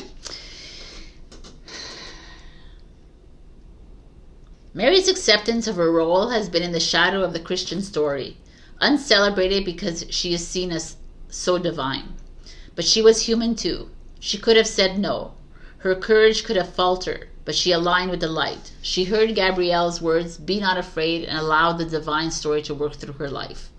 And she let joy dictate her response. Mary leads us to trust that we can say yes to what feels light. It doesn't have to make sense or work with the timeline the ego has mapped out for us. In the midst of our ordinary, everyday lives, we can say yes to the angel who greets us in the space of our heart, and let the energy of joy give birth to the divine through us. Mary leads us to trust that we can say yes to what feels light. It doesn't have to make sense or work with the timeline the ego has mapped out for us, right? So that is very important to understand that, because that is exactly this whole thing. It's like a lot of the times we have ideas of how our life should look like, how it should be like, where I should be in my life, who I should be with, and then, but it's not your timeline. It's not. It's that exists. That's the ego. The ego says this. Well, you're 30, you're 40, you're 50, you're 70. You're this. This is what should be happening in your life. It's not that. That's matrix energy. It's not it. That's a program. So if you trust in religion, or if you trust in the divine and the ego, the energy source, creator, higher self, whatever you believe in, they will deliver everything in divine timing. But it's not your schedule. It's going to be when it's going to be, and you need to trust that. So keep doing the mirror work, keep living in the now, keep trust that everything is going to unfold when it's the right time for you. This is your message, Cancer. This is your message. I'm going to leave you. Let me know if this resonated with you. If not, check your rising and your moon. Also, like, comment, share, subscribe, and super thanks me. And big thank you to Kim for being an amazing Ko-fi member. If you want to support me on a monthly basis or on a one-off donation, you can click the link below. Love, love, love you, and I'll see you next week. Bye. Hello, my beautiful Leos. There's a reason you have those dreams. The mystic, intuition, high priestess, visionary. Love this card. Since this is a new oracle deck, I want to read to get to see what they have to say about this, but it's pretty clear. But let me see anyways. You're a mystic. Stop doubting your insights, visions, and dreams. Your magic and intuition are on the rise. You're more powerful right now than you might think. Trust that there's a reason you have been given these things or this time. A hidden layer just beneath the surface will soon appear. Like it. Take special note of any visions, peculiar night dreams. I knew there was something wrong with my glasses. I'm like, well, I can't really see that well. Okay. New desires, new life goals, or seemingly random ideas you'd like to take action on. Have you had any recently? Ponder and pay attention. Perhaps there's one or more coming. You're a strong portal of connection. It's time to take a closer look within, and when you do, don't invalidate yourself. Believe. Take inspired action and heed the signs. There are omens pointing the way, patterns, signs, and repeating themes. Observe, allow, listen. Trusted, no. So this is like an interesting practice. Start writing things down, especially if you get random downloads from spirit. Practice taking them more seriously. A consistent spiritual practice such as meditating, journaling, connecting with nature, engaging in silence is going to be extremely helpful at this time. Be open to receive and believe. I mean, this is freaking awesome. This is things are coming to fruition, my beautiful Leo. Whatever your dreams, your visions, you've been putting out there is starting to come in, which is kind of cool because I'm a Taurus and Leo is the same kind of energy. And boom, baby. So if you're Taurus, the same thing is happening. So, I mean, you're the high priestess. Trust your instincts. Trust your instincts. I'm going to say it 3 times. Trust your instincts. Like, sometimes what happens is, like, every sign up until now is there's that divine timing that is the disconnect with the human. But I want it now, Sabrina. And it's like, doesn't matter what you want. It doesn't matter if you, the human, the avatar, wants this gift, this reward, this money on February 25th or March 31st or March 2nd. Doesn't matter what you want. Because it's not coming because you want it then. It's coming according to your soul contract. It's coming when your higher self, who's working with you, God, universe, source, deems it so. So, can you just relinquish it all to the higher powers and just let it be? Stop getting in the way of your manifestation. Allow things to happen when they happen. And when you let everything go, trust me, things get really simpler. Things start to flow. The moment you move into doubt is the moment you move out of your high priestess mode, right? The moment you move out of your high priest mode. You know, you're like, you're not trusting anymore. I know, it's like challenging. I know it is, because we are such programmed to want things like quickly, fast, now, you know, but it's not how it works. Woohoo, look at the Fool card. The Fool is time to jump. It's time to leap. Take risks. Maybe some of you need to take a journey. Take a trip. If you're feeling, if it's showing up in your dreams that you need to go somewhere. Are you feel like this is like, you see the young chick, she's like raring to go. She's not ready to sit still. There's no sitting still here. It's a 0-point card.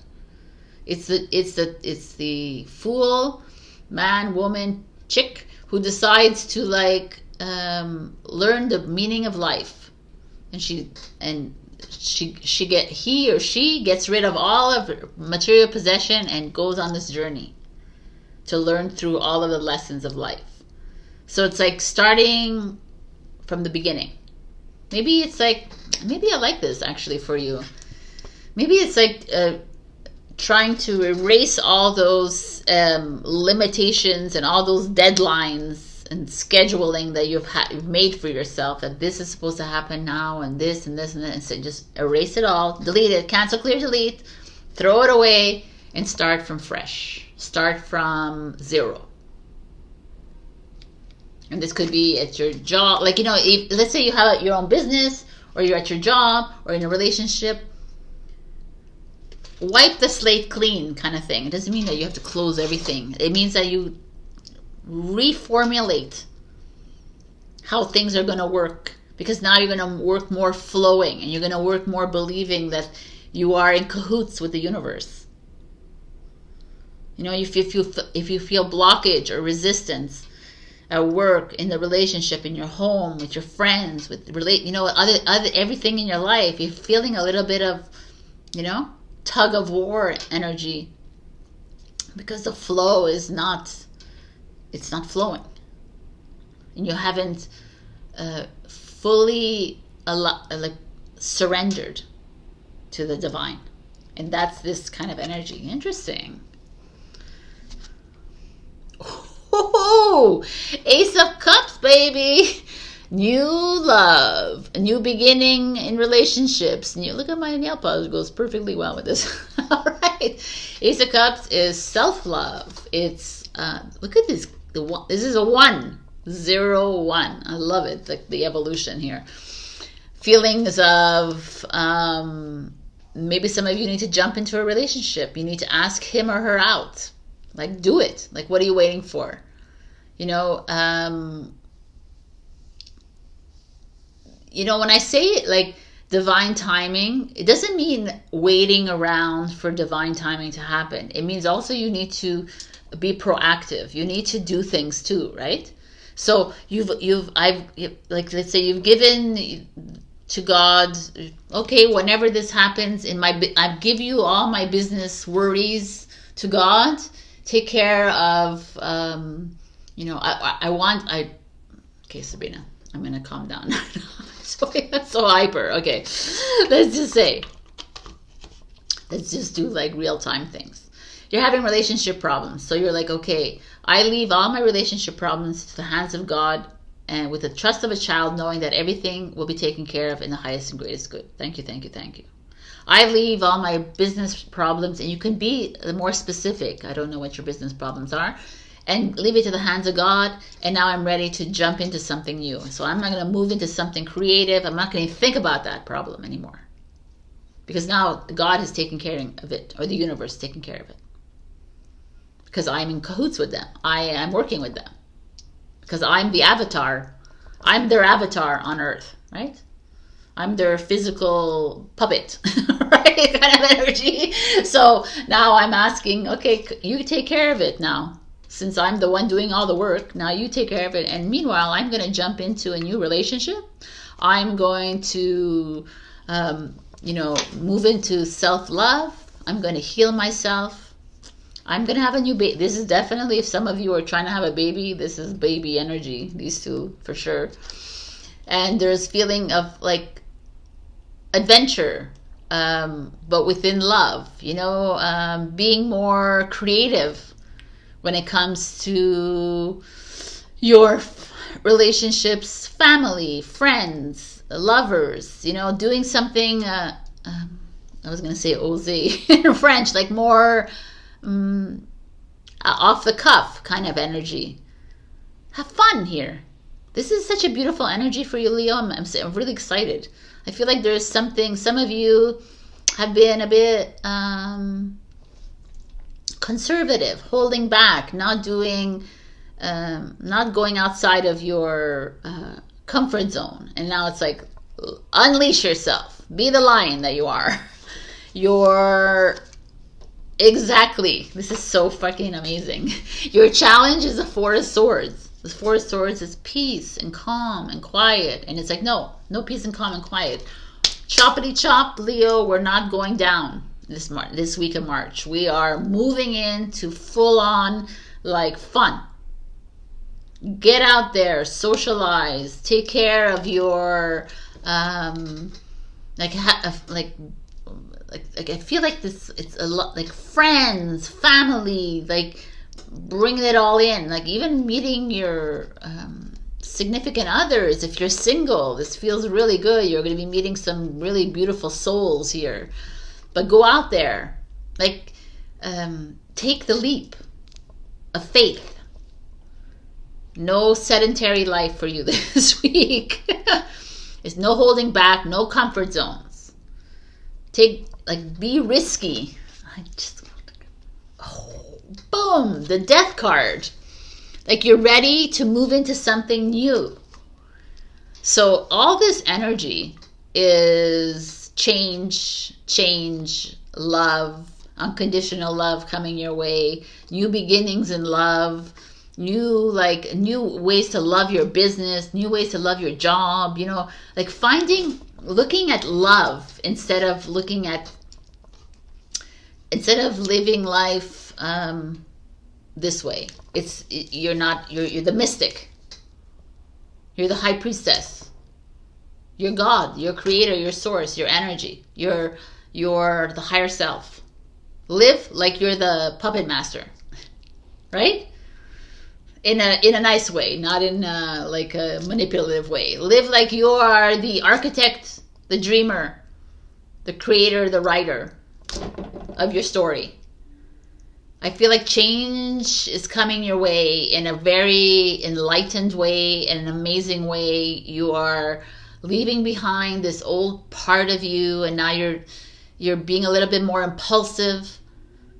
This is that energy. You're asking someone out. You're celebrating. You're creating, you're doing game night. You're doing something. You're just getting out of the comfort zone that you've been in for a while now. And and you're intuitively walking through life. You know, it's like it's different to walk with your mind all the time when you're walking with your heart. You know, like you're trusting yourself, but also because you have given any of your woes and your issues and problems to God, and now you're free. Oh my God, I just feel so good here. I feel like something significant is about to change in your life, and it's because you're fully trusting this. So keep the trust. Get out of that comfort zone. Do whatever it is, like change things up. You know, if every day you're doing the same routine, change it up. Wake up earlier, wake up later. You know, if you have the same breakfast, change your breakfast. You know, go from coffee to tea. Like something, like they could be little minimal things, but it could change everything. Because if your body is so used to the same crap all the time, it just stays like this. There's no flow anymore. It's just like stagnancy. You know, this is the mystic. You know that you need to do more. You are what you think. Exactamundo. Exactamundo. If you're always doing the same bullshit all the time, then you are that. Then you become bullshit. You become this freaking robot. You're not a robot. We are not robots. We got to change. In Cancer, I said, look in the mirror and pretend that you're a blank canvas. How do I want to paint my day today? You know, in Taurus, I said, you're a lion. Pretend you're a lion every single day. You get on top, perch yourself on the mountain, and you pretend you're a Leo. You perch yourself on the mountain and look at and be the observer of life and say, okay. You know, like act as if you are.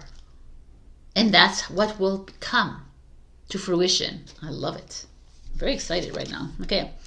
Focus on the positive. Exactly what I'm saying. Like focus on, put your energy onto change, onto love, onto new beginnings, onto creativity, onto manifesting your destiny. You're manifesting your wildest dreams.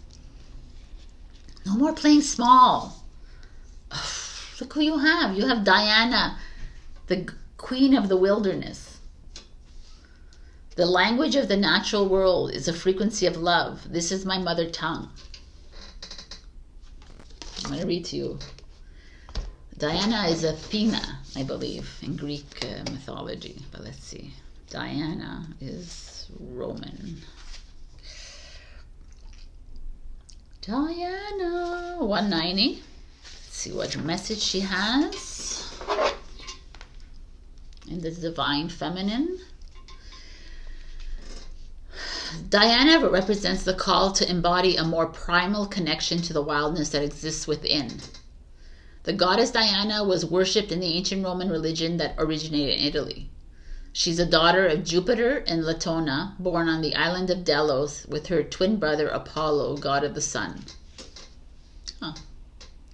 Oh, Artemis, not Athena. Okay, she's attributed to Artemis. Okay, so that's a little error there. We can go into the history, but let's see what the card has to say. Sometimes the answer is a simple elemental need to just walk barefoot in the grass, or even better, the mud. Sometimes we get so caught up in what's happening or what isn't happening that we forget to just be. We forget that there's a tremendous power surging up from the earth wanting to take whatever energy is no longer serving us. We forget that we can commune with the trees, those ancient protectors and elders whose language comes with the help of the wind and the slow, soft caress that touches our cheek. Answers sometimes need to come from the basic desire of the body to feel grounded here on earth. Diana is associated with fertility, interesting, and the ability to communicate with animals. Of course, not with any human language, but with frequency of love and intention. The wilderness is within us. We are a part of it. There's so much more we can receive from the wordless life all around us. We just have to develop the heart that can hear it. I mean, Diana, the goddess, is of the forest, of like nature, of the trees, of all of that. And that's like connecting to that part of that wild part of you. And that wild part of you is that instinctual part of you, that you listening to your heart and not to your mind, and you getting out there and roaring, you know, and like you like living a life of excitement instead of mundane blah blah, because we can't live like that anymore. And you're one of the few signs that doesn't live like that already. But I feel like in these cards, you've maybe taken a few steps back, and it's okay. So now it's time to leap into whatever creative spark that you have inside you, because that's going to change everything. Because you know, you are what you think. If you're continuously thinking that you have no money, that you have no love, that you can't do this, you're not enough, that you're this and this, then you will have it. That is the word of God, of the energy. What you say to your subconscious mind. Listen, I read this recently and I was like, what the fuck? Your subconscious mind takes in 40 million thoughts a minute. 40 million. As opposed to your ego, that takes your mind that takes only 40 thoughts a minute.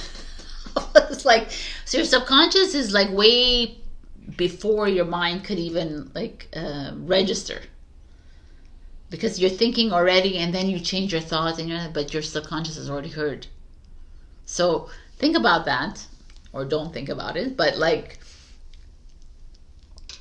try to be on top of all thoughts that are flowing through, and to change and shift as you move through this.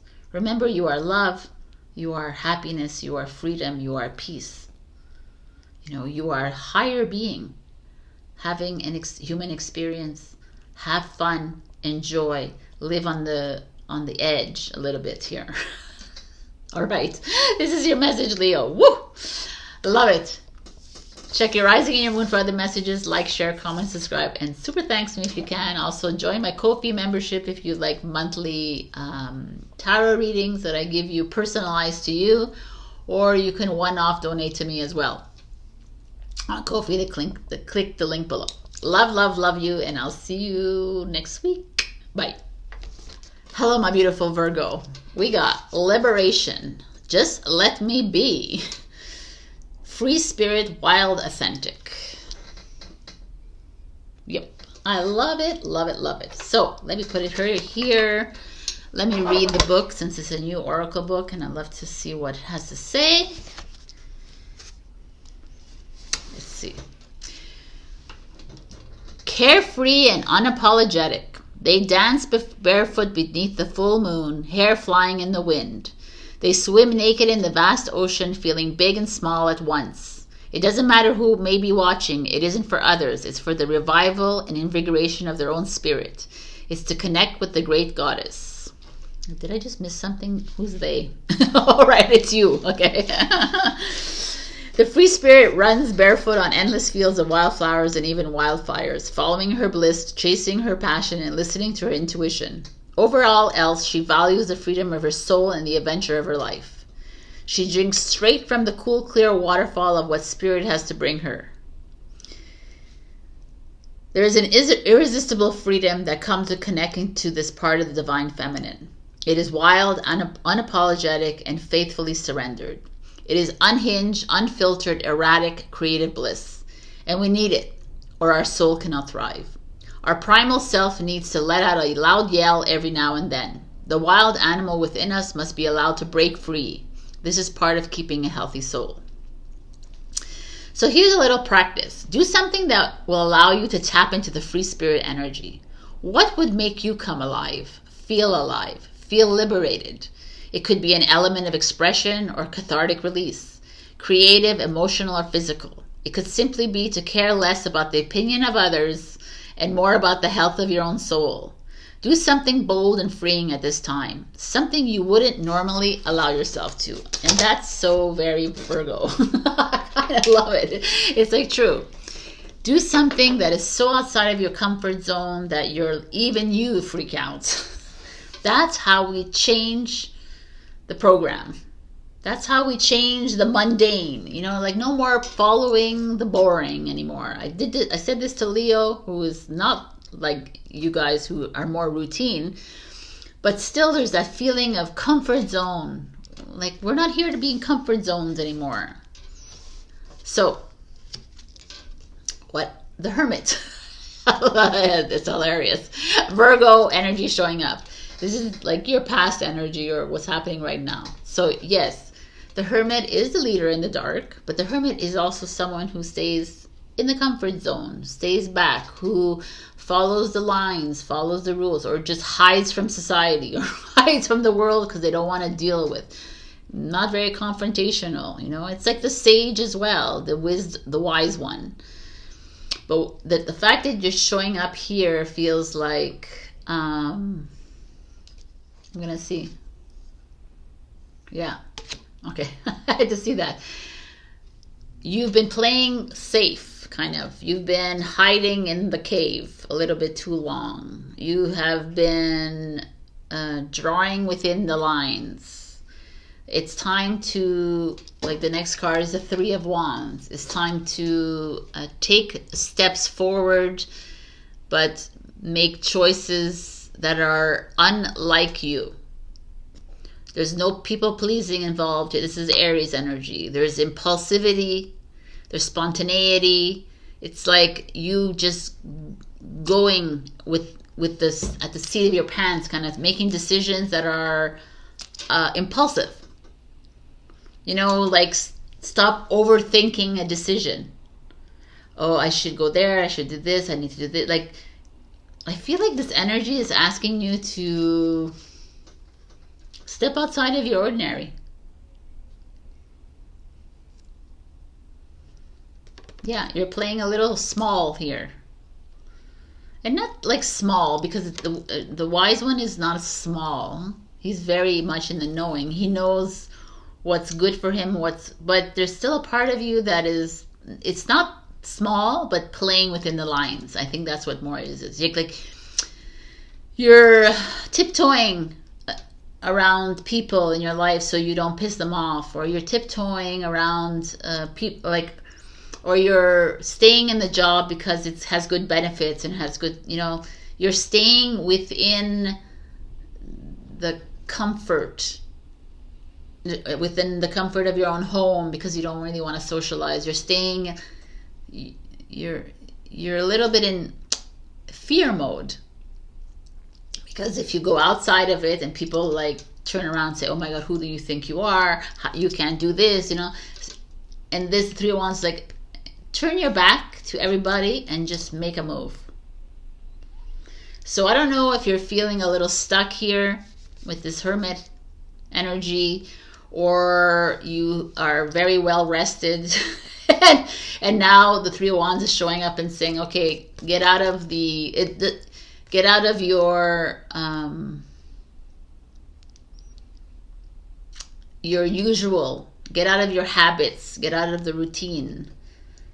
You know, like I said this to Leo as well. Like if you are constantly, if you're waking up every morning at a certain time, change the time that you wake up. Do it earlier, do it later. You know, if you're always eating the same things all the time, then change it up. If you're always sitting in the same place on your sofa, then change up, you know, like sit on the floor or something, you know, like make changes in those little small steps in your life. You'd be surprised how it would changes everything. So I feel like you're on the move here. You're needing to make a bit, like some small or big moves. Let me see what it is here. The Three of Pentacles is your challenge. Three of Pentacles is about work. It's Capricorn energy. It's about finances. So it's about communities, collaboration. Like that's that kind of energy right here. So maybe you are being asked to make a move with your projects, with your job, with your maybe you're holding on too tight to money and it's asking you to be a little bit wild. I'm not saying to go and like empty your bank account, but stop being so stingy, because when you're stingy or you're holding on tight to the money, it never will flow, because you're holding on tight because you're afraid that you won't have enough. Instead, you move through energy, like even if your bank account is not overflowing with money for now, you move in the knowing that your bank account is overflowing with money. You act as if, and then eventually the money flows in. And you don't stop believing in it because it didn't show up after a week or 2 weeks or 3 months. And that's this feeling I'm getting for you. This like you're caring a little bit too much about your the people in your life, your family, your communities, your friend circles. There could be a lot of resistance here on their part with you. There could be a lot of Capricorns tend to, it's like a lot of work, hard work, discipline, kind of that energy here, and you're needing to like free yourself from that. It's like I feel like you're stuck a little bit. If I just look at all the 3 cards, like you're a little bit following the rules, following other people's ways of being, because you just don't want to create too much of a fluff, but you're bored of it. And there is this wild child inside of you, and it's like, okay, I need to make a change. And I like that her back is turned to us, because it's almost like, yeah, you got to put your back against all these resistance, all these people that are kind of wanting to keep you in this safe space. You know, oh, mom, why are you acting like this? Or, you know, or why are, like, your parents talking to you, your friends, like, what? All of a sudden you're being all like adventurous. Like, why? You know, kind of energy. Or why are, you know, whatever it is. There's like people in your life that have always seen you as stable, and now you're trying to get out of that mold. I kind of like this, actually. So you're rocking the boat a little bit here. Or they're asking you to rock the boat a little bit here. The 10 of coins. You see? When I was interesting. The 10 of coins is money flowing. Lots of money flowing, actually.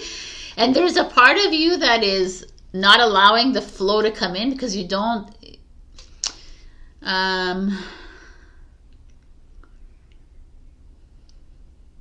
you're not fully believing that you can. You don't fully believe that you can live this free life. So you've always followed the lines. You've always tried to stay within the drawing, so that no one could say, "Oh, you went outside." You know, like you were always in defense mode, kind of. You're in the fort. You're always like, no. See, like I'm playing within the. I'm like, Virgos are not boring people by all means. I know so many Virgos that are out there, but again, they toe the line, because you do have this tendency to want everyone to work together. You're not like these, you're not a risk taker. And I'm not saying that you're not, because you could be, but you do have this tendency to want to be able to, you know, you're community driven. You're more like, okay, let's get things going together. I don't want to create too much fluff around me. And here it's like, I think I just, the 3 of Wands just tells me that you're ready to make a big change, and it's to step away from order when it comes to your finances and your job and your career and your projects and your communities. And as soon as you do that, the universe will deliver abundance, stability, you know, like luck, career, a new job. but you're needing to give something to the universe. You know, you're needing to make some bold moves. That's what I feel. Yes, get out of your ordinary and make bold moves. We have Aries here asking us to do that. Your comfort zone. You're just like, you know, feeling a little rusty here. It's like, oil the engine. Let's get going. Let's make some changes. Stop being so afraid that you don't have enough money. Stop being so afraid that you're that you can't get that dream job of yours, that you can't get that dream relationship of yours, that you can stop worrying. Stop forcing things. I think life is going to start, universe is going to start paying back to you. As long as you are wild and free and you make those bold moves. I'm loving this energy. Look at this. Almost there. I love it. See, you're almost there. You're almost at this precipice moment. Like, don't stop. You know, don't stop in fear and say, oh my God, no. You make a bold move and then you're like, oh, no, I can't. I have to continue going. Don't live in fear. Don't live in doubt. Don't live in uncertainty. Just freaking move through it, because I'm telling you, the universe has your back right now. And it's asking you to be a wild child. You know, inhabit the energies of a Leo energy or Aries energy. They're just impulsive. They just make decisions without thinking about the consequences. They just make it. I mean, and everything aligns with you when you're free. Push through any insecurity. Love it. Exactly. Push through any fears that are coming through, because that is all your mind. Making you play small. Making you live in the comfort zone. Making you think that you only can live in the cave. But you can't. You're not. You can't. We're not here to live in caves here. We're live out here. We're here to lead, not in the cave. We're here to lead out in the open. Make mistakes. Make whatever, because those are a part of our life. But if you trust fully in God and universe and creator, you're working together. Your higher self is working with you. So you have to trust it.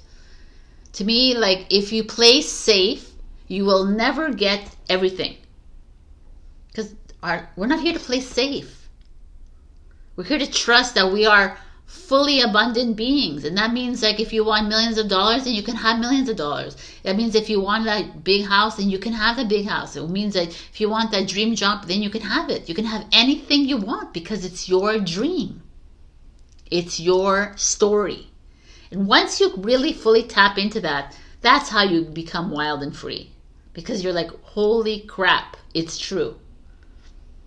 I can manifest anything I want. Because I am not thinking about, oh my God, I have to pay this. I'm not good enough. I'm not this. Right? This is what's happening here. We have Lalita, the red goddess. Playfulness is a spiritual power. Laughter leads me back to the light. I mean, it's all working out here for you. This is like we're needing to... Oh, it's really beautiful that showed up, actually. It's the same as your card. It's like this energy of releasing yourself from so much pressure that you've put on yourself to be a certain way, to act a certain way, to what are people going to say. It's like at one point in your life, if you're still following me, then you realize that it's like, enough. We can't please everybody. We're never going to please anybody, especially on this journey. So Lalita represents the spontaneity that graces a heavy moment and reminds us that joy is a powerful spiritual practice. She's a Hindu deity known as the Red Goddess because of her connection to desire. So that's a little info about her, and let's see what she has to say. Answers arrive from disengaging with the energy that created the problem or question to begin with. We so often hold tight to what we desire with a grip that actually inhibits it from arriving. And we often take the soul by the collar and demand to know an answer right now. But when a desire is an imperative, there is an inability to be playful, imaginative, and childlike with how and when the desire will arrive. The secret that the Red Goddess knows is that we already have everything we want. So we can trust that what the soul craves is and always has been ours. This is so amazing. This is the levity that sparks a shift, a change, an expansion. This is the moment that we remember we are not separate from what we desire or from the divine. I don't have to read anymore because it's exactly what we're saying here, right? It's like you are it. You have the power to lead your own life. You have forgotten that you can manifest anything you want in your life. You have forgotten who you are. That you don't have to live in lack, and you don't have to live in a loveless life. You don't have to live in sadness. You don't have to live in depression. You don't have to live in all of this. You don't have to, because you choose how you live. And when you live in act as if, when you act as if you are the rich person, and you act as if you are in a loving relationship, it will appear. Because you have the ability to create whatever you want. And it's in that knowing and in that believing in that. And that comes with time. It's like, it's not, this journey is not easy peasy 1, 2, 3 easy. This is a journey that keeps us moving up and then moving back and moving forward and moving back. And this journey is telling you, you are moving towards your dreams coming true. But the only way to get there, Virgo, is to get out of the habits and the routines that you have found yourself in, because you have created a program that is very narrow, and it's limited to what you can receive. So change is here if you're willing to do the work. Wow, here is your message. All right, I love you so much. I will see you guys next week. Check your rising and your moon. And also, thank you, Elize, for being a Ko-fi member. And check out the Ko-fi memberships if you would like to support me on a monthly basis, like these beautiful people do. Or you can one-off donate. The link is down below. I love, love, love you. And I'll see you next week. Bye. Hello, my beautiful Libra. We got, it's safe to surrender to the good feelings, the lover, Aphrodite, passion, abundance. I mean, what a great card. The lover already says to me that love is coming your way, a soulmate coming your way, a new relationship, but abundance is showing up. It's quite beautiful. But there's a very poignant message, and it's a new oracle deck, so I want to read what it says to you.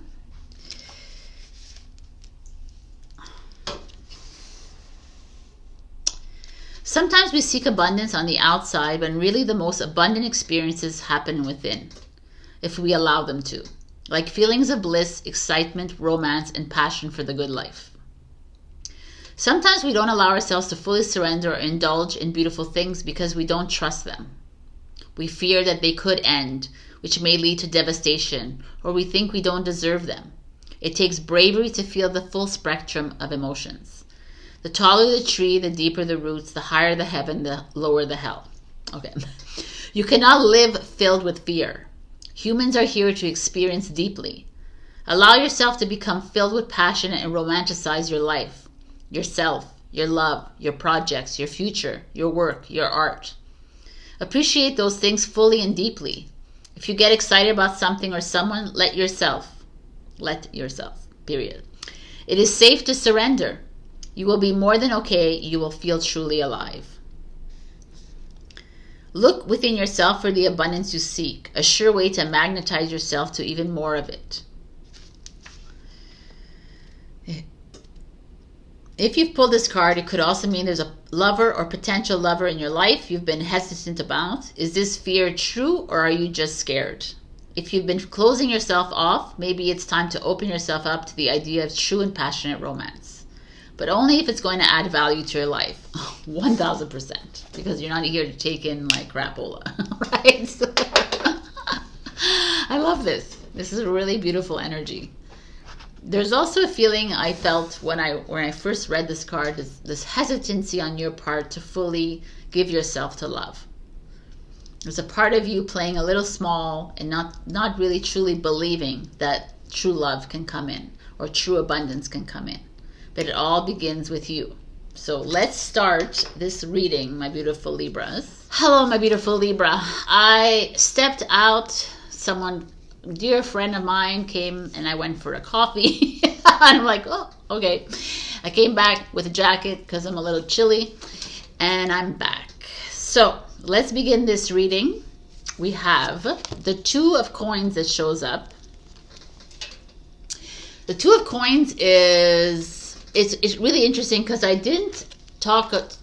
We saw the Lover's card. I talked to you about all of what they said in the book and what I thought about it. But the Lover's card is more than just lovers. It's also a choice card, right? It has it's a duality card, and I see that in the Two of Coins, that you're here. The universe is asking you to make a decision on perhaps you have two lovers coming in, or perhaps you have a decision to do with your relationship, in your career, in your family, in your home. There's like these two different paths that are opening up. They're not one is bad and one is good kind of energy. The Two of Coins is like pretty good options showing up in your life, and it's just making the best choice that's aligned with you. So let's see what the next card is. The Chariot shows up. Which is movement, which is success, which is victory, but it's also a movement card.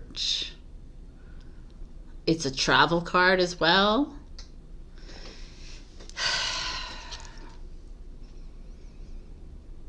It's a Cancer card. It's about home and family. So I'm almost feeling that perhaps this choice you have to make has to do with your home. Is your home, are you needing to move? Are you needing to stay? Are you needing to stay and renovate your home? Change something, do a makeover, flip it? I don't know. Are you selling? You thinking of selling, buying? There's this... I'm just saying that because these two showing up feels that way, and they're both like cardinal signs. They're both go-getter signs kind of energy, and it's this feeling of nothing is sedentary to me here. It's interesting energy. Let's see what else is showing up so I have like more idea. Ooh, we have the Empress as your challenge, which is, you don't even see her in the challenge position. She's not even there, but I'll show it to you.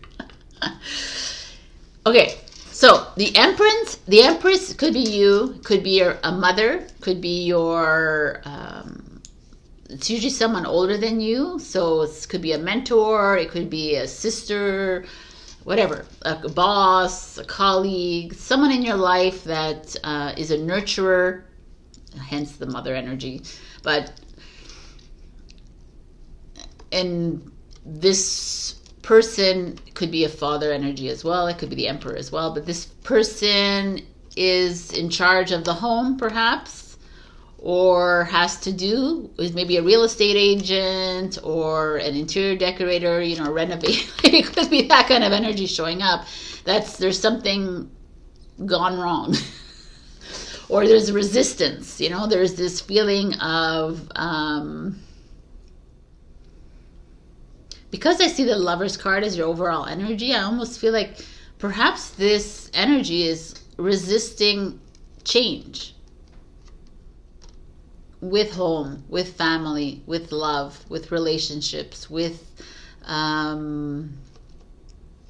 your work. Maybe some of you are being encouraged to travel, to get out of your routine kind of energy. And the Empress, when the Empress is in reverse, she could be a little manipulative, a little bit controlling. kind of energy showing up. Could be someone, or it could be you, that's like bringing yourself down, that's like discouraging you to make these moves. I almost feel like there's like a little manipulation energy here showing up. It's the Taurus Libra, which is you, and it's like Cancer. There's a feeling of, you know, the Cancer is a mother energy as well. So your mother is very present, whether she's alive or not. She's very present, and she's almost one of your blockages. She's your obstacle right now. She's her presence, or her energetic presence is it has not been resolved with you. You haven't resolved an issue with her, and she, or it could be your father, let's say. There's just this whoever this is, it could be a best friend, it could be someone, but someone you look to for support and encouragement, and it's just not there. Hence why you're having a hard time finding true love. You're having a hard time finding that relationship that is cohesive. You know, you're having a hard time making choices in your life of how to move ahead. There's a strong presence here of that missing piece when it came to parent, like, you know, mother, father energy, but mostly mother energy, like the divine feminine energy of support, encouragement, of love, of unconditional love. It's kind of it's impeding you from making important moves, like moving out of your home, or, you know, like I said, renovating, or traveling, or, you know, I don't know, there's something here about, or starting a family, or leaving a relationship. You know, there's a lot of guilt showing up here, or like a manipulative energy, kind of. That could be an old trauma, could be old wounds, old wounds that need to be healed, and you're trying your darndest to make some really important, significant choices and decisions in your life, but yet you have that, like,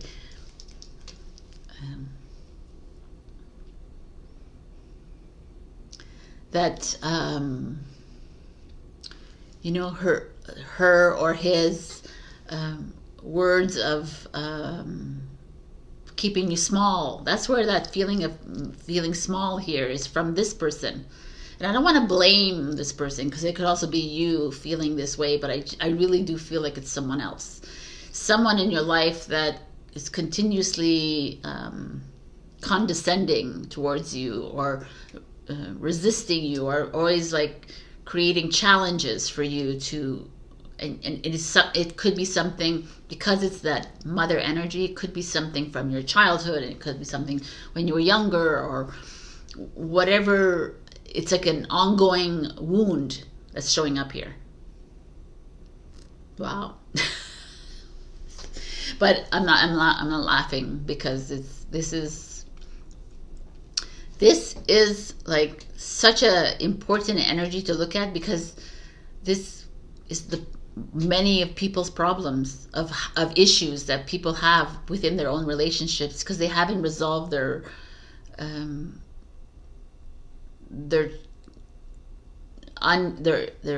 wounds and their traumas with their parents or their families. There's something like lingering, this like I don't believe in you kind of lingering. I sacrificed my life for you. You know, that kind of energy, and it's like, wow, man, like that guilt.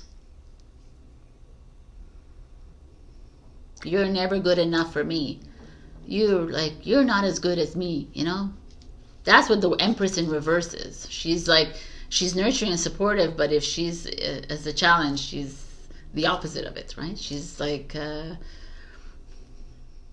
okay, let me look at the next card. So I have, oh, Ace of Wands. I like this next card. The Ace of Wands is like, a new path, a new beginning, a new home, a new financial windfall, a new relationship. It's like taking the wand in your hands and saying, I'm the magician here, I'm the high priestess here, I am the architect here, I am the master, I am the dream weaver, I am the director, whatever you want to say you are. I'm the freaking Libra here. I'm the queen of swords here, or king of swords, whatever you are, male, female, watching this, and I have the power to choose my own path. And I have the power to create my own destiny. And I've forgotten. And I've been under your spell, Empress, or the Emperor's spell, for the longest time. And you've hindered me from moving. And it's not, we're not here to blame. We're not here to blame the Empress and the Empress, but they've played a significant role in your inability to navigate relationships, or navigate your finances, or navigate your, or feel fully confident in yourself, or whatever it is. And it's like, again, everyone has come into our life for a reason. And not every Libra here is feeling this energy either, right? This could be significant to you, and if it's not, you could check your rising and your moon. But this is like definitely coming for someone here, or many of you here, because this is like the universe is giving you two paths. It's giving you like has been giving you many paths, and you get on them. And I feel like the Empress or the Emperor has always been there to kind of hold you back.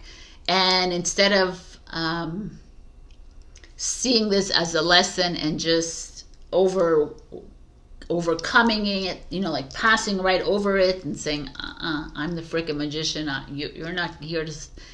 Some of you may have held on because the traditional role of a parent is to respect them, and they're always right? They're superior to us. Or it could be a boss here. It could be someone in your life that is of an authoritative role, who's kind of holding you back from living your best life. And it may have affected you in your relationships.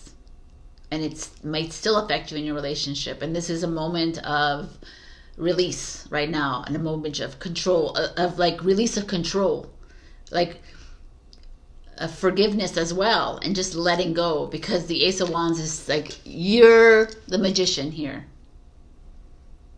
So the Empress or the Emperor may have come in and done all this, and they may have, it's part of your soul contract perhaps, or whatever it is, but it's your choice now to choose harmony, and it's your choice now but it's now we need to put this to bed and not live with this and say, oh, she or he did this, and we continuously say the same story over and over again. Now it's time to pick up the pen and write a new story.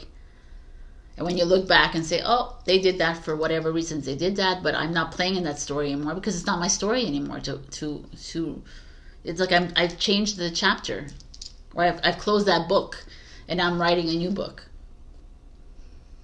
And this is what happens in humans.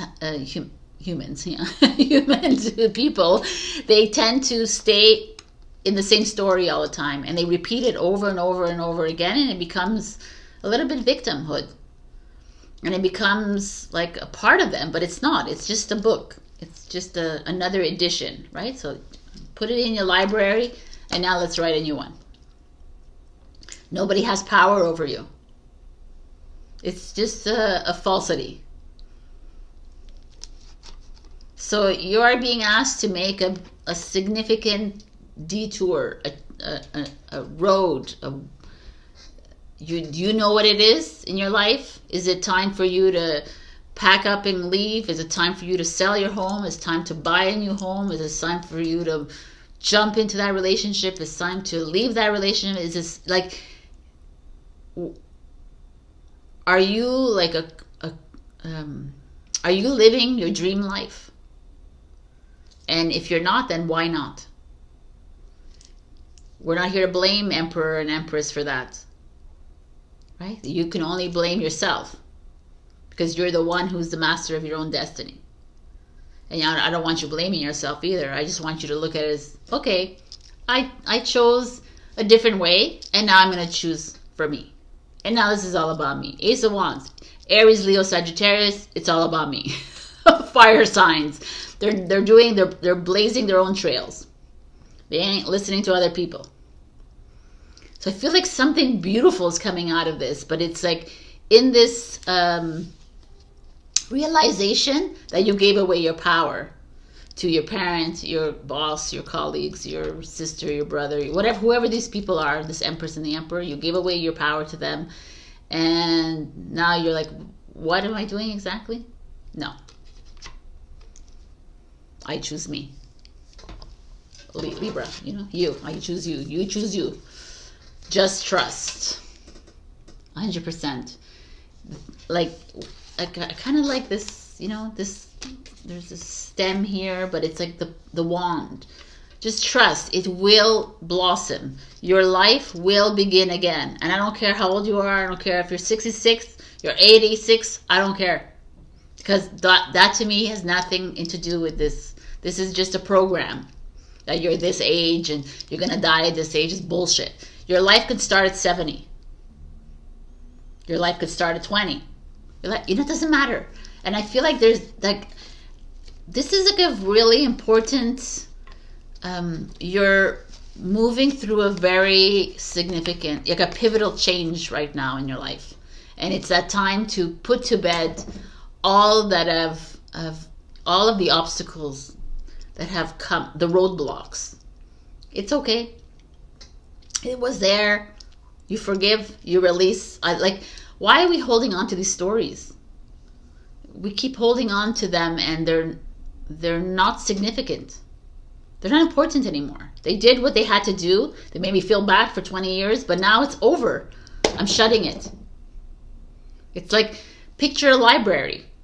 I'm sure we have tons of books and they're overloading with books of different editions of our life, right? But just let it go.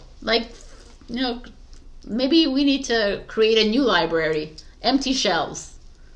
This is it. Take out your pen.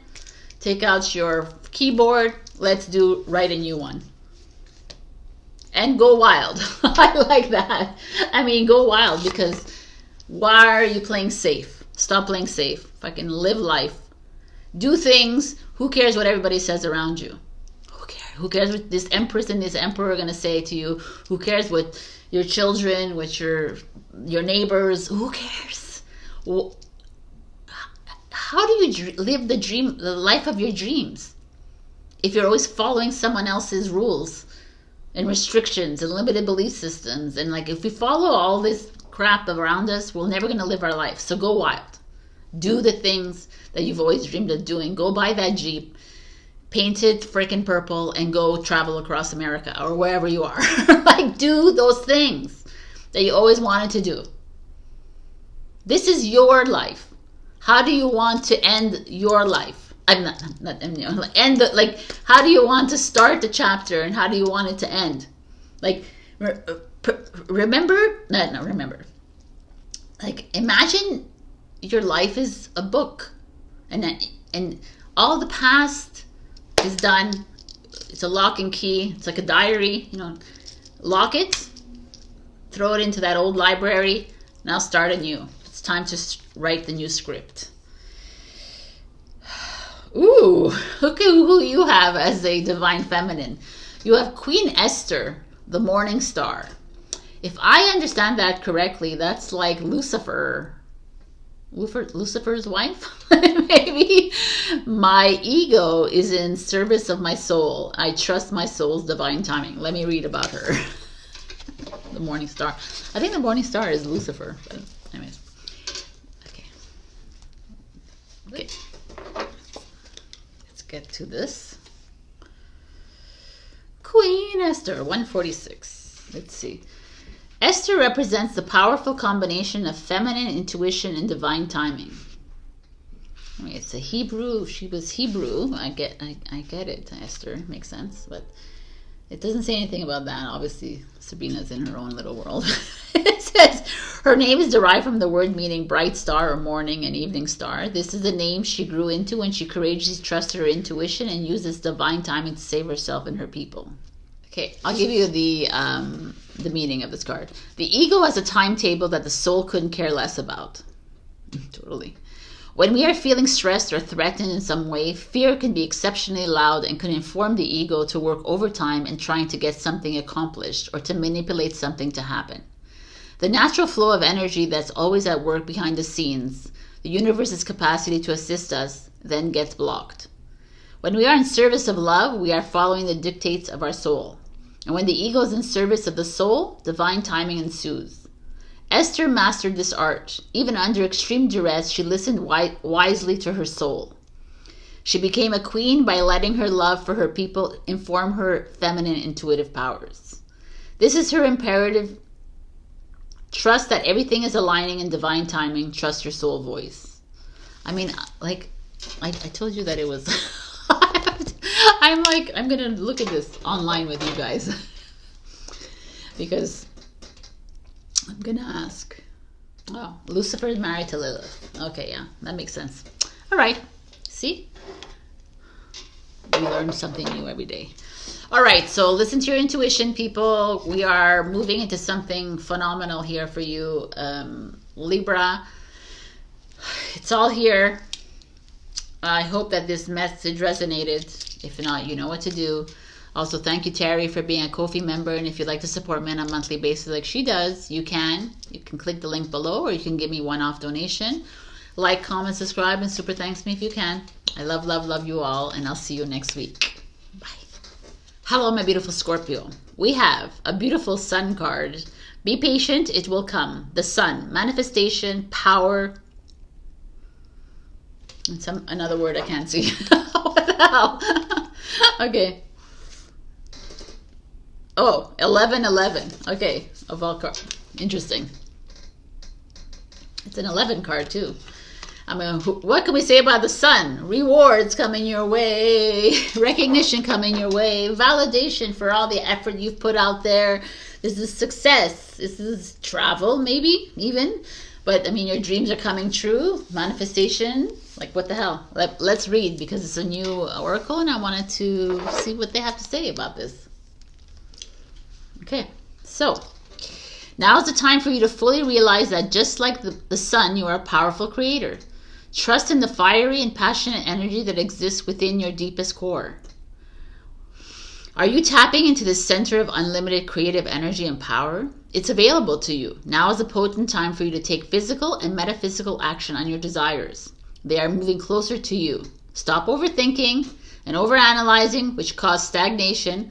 Feel, embody, express. If you've pulled this card, it could also be a sign that you have been harnessing your yang energy and the fruits of your labor are very ripe.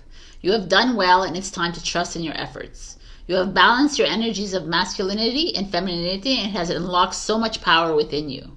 When yin and yang are united, the power of creation is in your hands. Manifestations are coming. Like, I mean, fucking, that's amazing. I love this card. Great, good for you.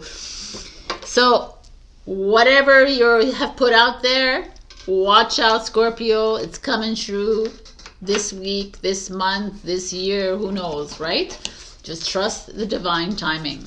Our first card is the Knight of Swords.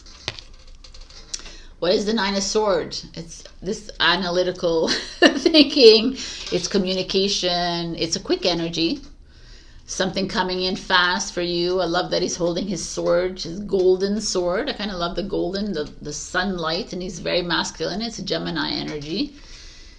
It's like harnessing your creativity, getting your point across, expressing yourself, doing it quickly though. Like, this is an energy of taking action, right? Let's take action. Let's do it. Or standing in my truth. I'm expressing myself. I might be like, I like that it's like it feels like it's on fire, with this light of truth. And it could feel a little bit jarring for other people to hear this. But you're needing to express yourself. Interesting. We have the Knight of Pentacles, the Knight of Coins. Two totally different knights. Like one is feminine, one is masculine, which they had said here, this balance. One is super slow and one is super quick, fast. You know, one is all about finances, about groundedness, stability, you know, trusting in the divine timing of life. And this one is like, absolutely not, I'm not listening to anything. I'm just going for it. I'm going to like put my nose and feet and hands everywhere I go into it. I'm impulsive, I'm spontaneous, blah, blah, blah. So I love that these two energies are showing up here. And again, this green heart chakra, which is feminine energy. It's like you almost finding this balance. The yin and the yang. I mean, it's kind of cool that they're showing up here. So some of you are, and the fact that they're showing together, it means to me that, yeah, some of you maybe are needing to express yourself. Maybe this is like, maybe you're in a job right now and you're not really getting the money that you deserve. So it's time for you to get into that office and say, hey, this is what I want. Boom. Right?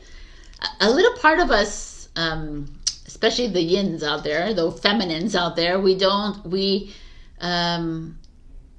not as assertive as the masculines, and we kind of lose out on that, right? And it's a lot, it goes back in time, you know, to how we have always been accommodating more than the masculine energy, but there's no like shame, blame, or whatever going on here. It's just this feeling of you asking for what you want and knowing and trusting that it will come to you.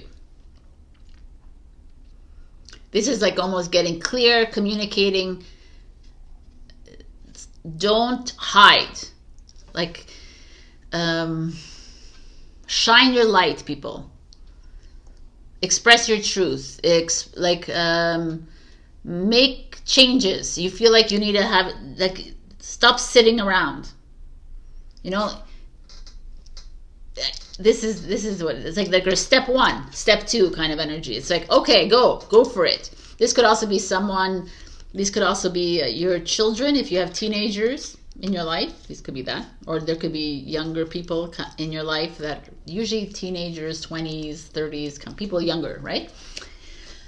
I don't know, but I feel like more, there's this, like the universe is here and it's saying, okay, Scorpio, I need you to go all in. I need you to shine that masculine part of you, which is the action-oriented one. I need you not to hold yourself back. Express, communicate, do, make the necessary steps. Choose what you want. Ask. Don't ask, but assert. Kind of, you know. Don't say, can you give me money? No, I need this, and this is what I want, and I need this patent, and I need this, and I need to, you know, that kind of energy. I need a raise. This is what I want. And then the universe, like, get clear about it, and we will deliver. But also, it's like, it doesn't have to be with a person. It's getting clear with the universe. Okay, I am rich and I'm this and I'm this and whatever, I'm in love, and then wait for the universe to deliver. I love this energy. I love it. So let's see what else is showing up. Oh, the Six of Swords. The Six of Swords is your challenge. The Six of Swords is you leaving something behind and moving forward, but now you're challenged by it. So what does that mean? Is that you've made this, like you've made these assertions, I guess. You've done these, you've expressed yourself, your truth, your feelings, your sentiments. You've made the plans, you've put them into play. You're waiting for them, and now you're impatient. You're like, okay, when is it happening? I put it out there, Sabrina. I don't understand. This is manifestation time. Why is it not manifesting now? Why isn't it happening when I want it to happen? These are both Gemini energies. Overthinking and overanalyzing, like we had seen in that thing. It's like, but, kind of energy. Let me look at the other one. Oh, the Emperor. I love it. Look at the lions in here. Like, hear me roar kind of energy. We start with the Knights, which are the, there's the King, the Queen, the Knight.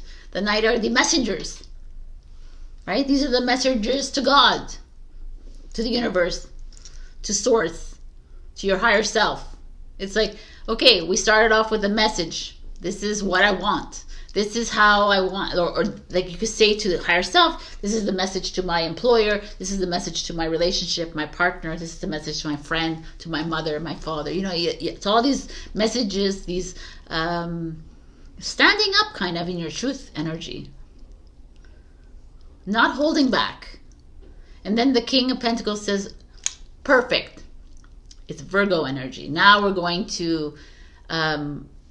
now we said this, now we're going to wait for the money to come in.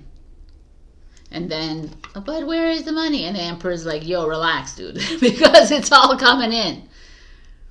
And if it does, it's like, there's a lot of because the Emperor, it always feels like control and manipulation and that kind of energy to me. But it's also the King of all kings, and it's also that energy of power,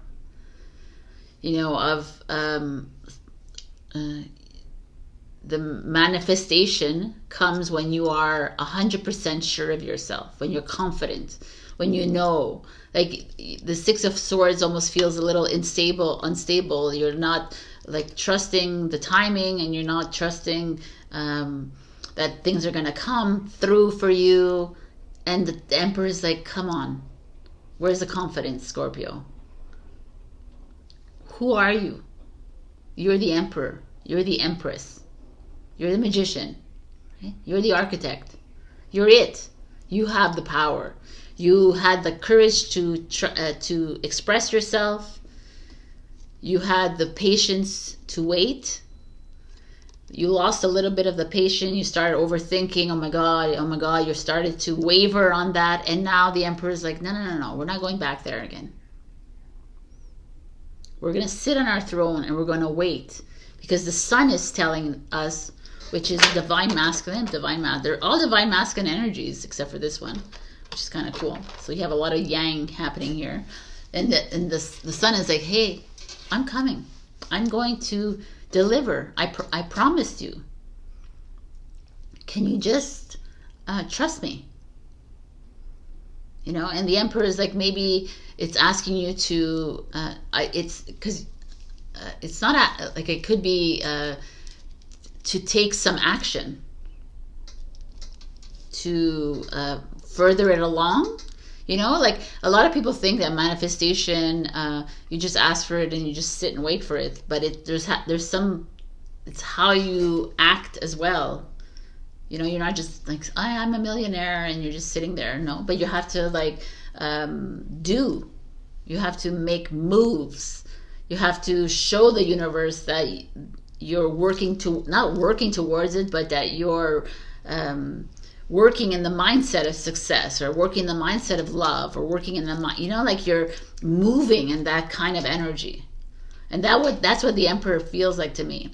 It could also feel like it's a boss, or a head, like an authority figure, or a father that is coming in to support you, encourage you, invest in you, whatever this is for you. And I feel like could be someone that's older than you, male, usually, could be female, but it's like a very strong energy that is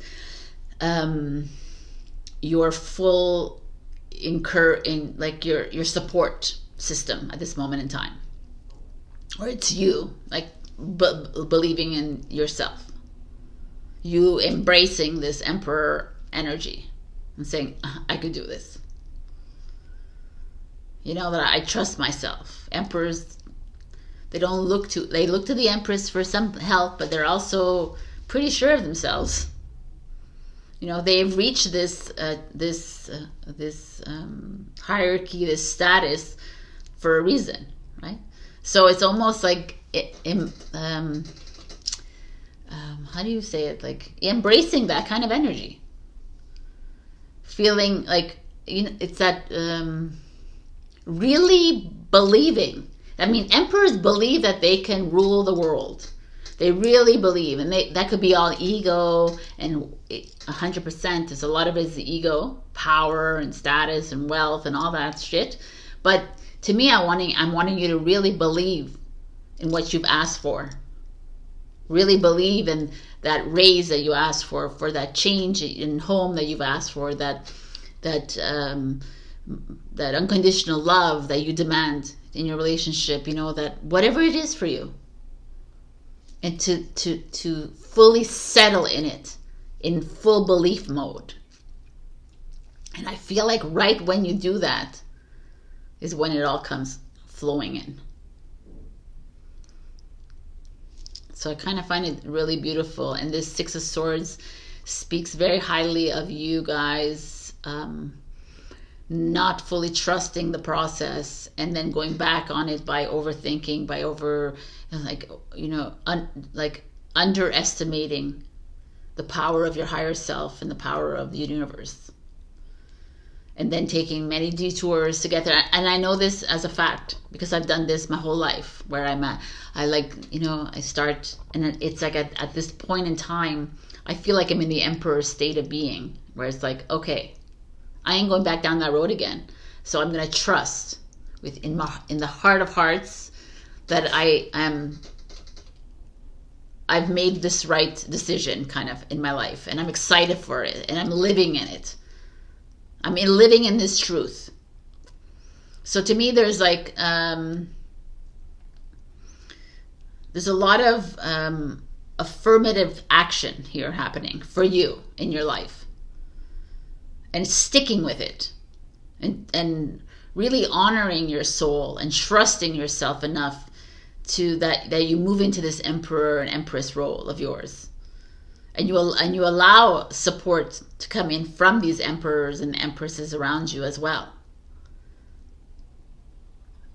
because it's there where we can create, and it's there where we can manifest, and it's there where we can be these beautiful beings of light, these warriors of love. To me, it's like learning how to fully manifest in our lives is discarding all the thought, all the conscious mind, all the ego, all the extra. Read all about it. It's like releasing all of that and really just honing in on what you truly believe in. I believe that I deserve $100,000. I deserve unconditional love from this person, and I deserve this. I truly believe it in my heart, and I will wait for it, for the universe to deliver it. And I'll sit on my throne, and I'll continue loving myself 100%. That's how I can receive unconditional love, is by loving myself unconditionally. And if that's the way I can raise $100,000, is by me trusting and believing that my bank is overflowing with $100,000. You know what I'm saying? It's like, that's this energy that's the masculine energy, which I kind of love, and that we have overlooked. You know, men do without thinking. They just they're impulsive. They poof. They jump in, and women are thinking, oh my God, should I? And it's like, no. That's why we need both energies, and they're showing up here, and I kind of love it here, and they're showing up here. Yeah. So let's see what's going on. Victory! I love it. Here, okay, here, I thought we were missing a word. Victory is here. So, I mean, victory with the Emperor speaks volumes. Because, I mean, Emperor rules the world, rules all the villages. Like, I mean, we won't say how they rule, but it's that energy of living in that victorious state. I kind of love this, actually. And there's a bird, it's freedom to me, and there's that crown, which is this kind of energy of living in the state of trust and power of self. That true power that you have within you, that you've always had within you, but you've forgotten. And to sit in there, and like, I mean, they have the wreaths here of victory as well. The wreaths, like the vines of victory here. I feel like there's this, like it's time to roar. Like the cards have, like it's time to shine. Shine, roar, shine, like it's all here. Open up to change, babies. I mean, with any kind of manifestation or with any kind of dreams coming true, change is inevitable, right? You're the phoenix rising from the ashes. You're the butterfly coming out of the cocoon. It's like this is not the cocoon. This is you coming out of the cocoon and saying, okay, this is what I want. This is how I want to be treated. This is what, like, this is what I deserve. This is, this is the human experience. But we have always like faltered, or we've always like felt bad or wanted to please everybody else, or like, and it's like, no. What do you want? Like, literally, I want you to write down what you want. Are you leading the life of your dreams right now? And like I said to Libra, why aren't you? Why are you holding back? Who are you holding back for? Why are you not going for it? Like the Emperor would. And you have Mira Bay, the saint of true freedom. Like, I mean, perfect. Love is what sets me free. I am married to my own soul. Wow. Okay, that's like deep. Let's read about Mira Bay.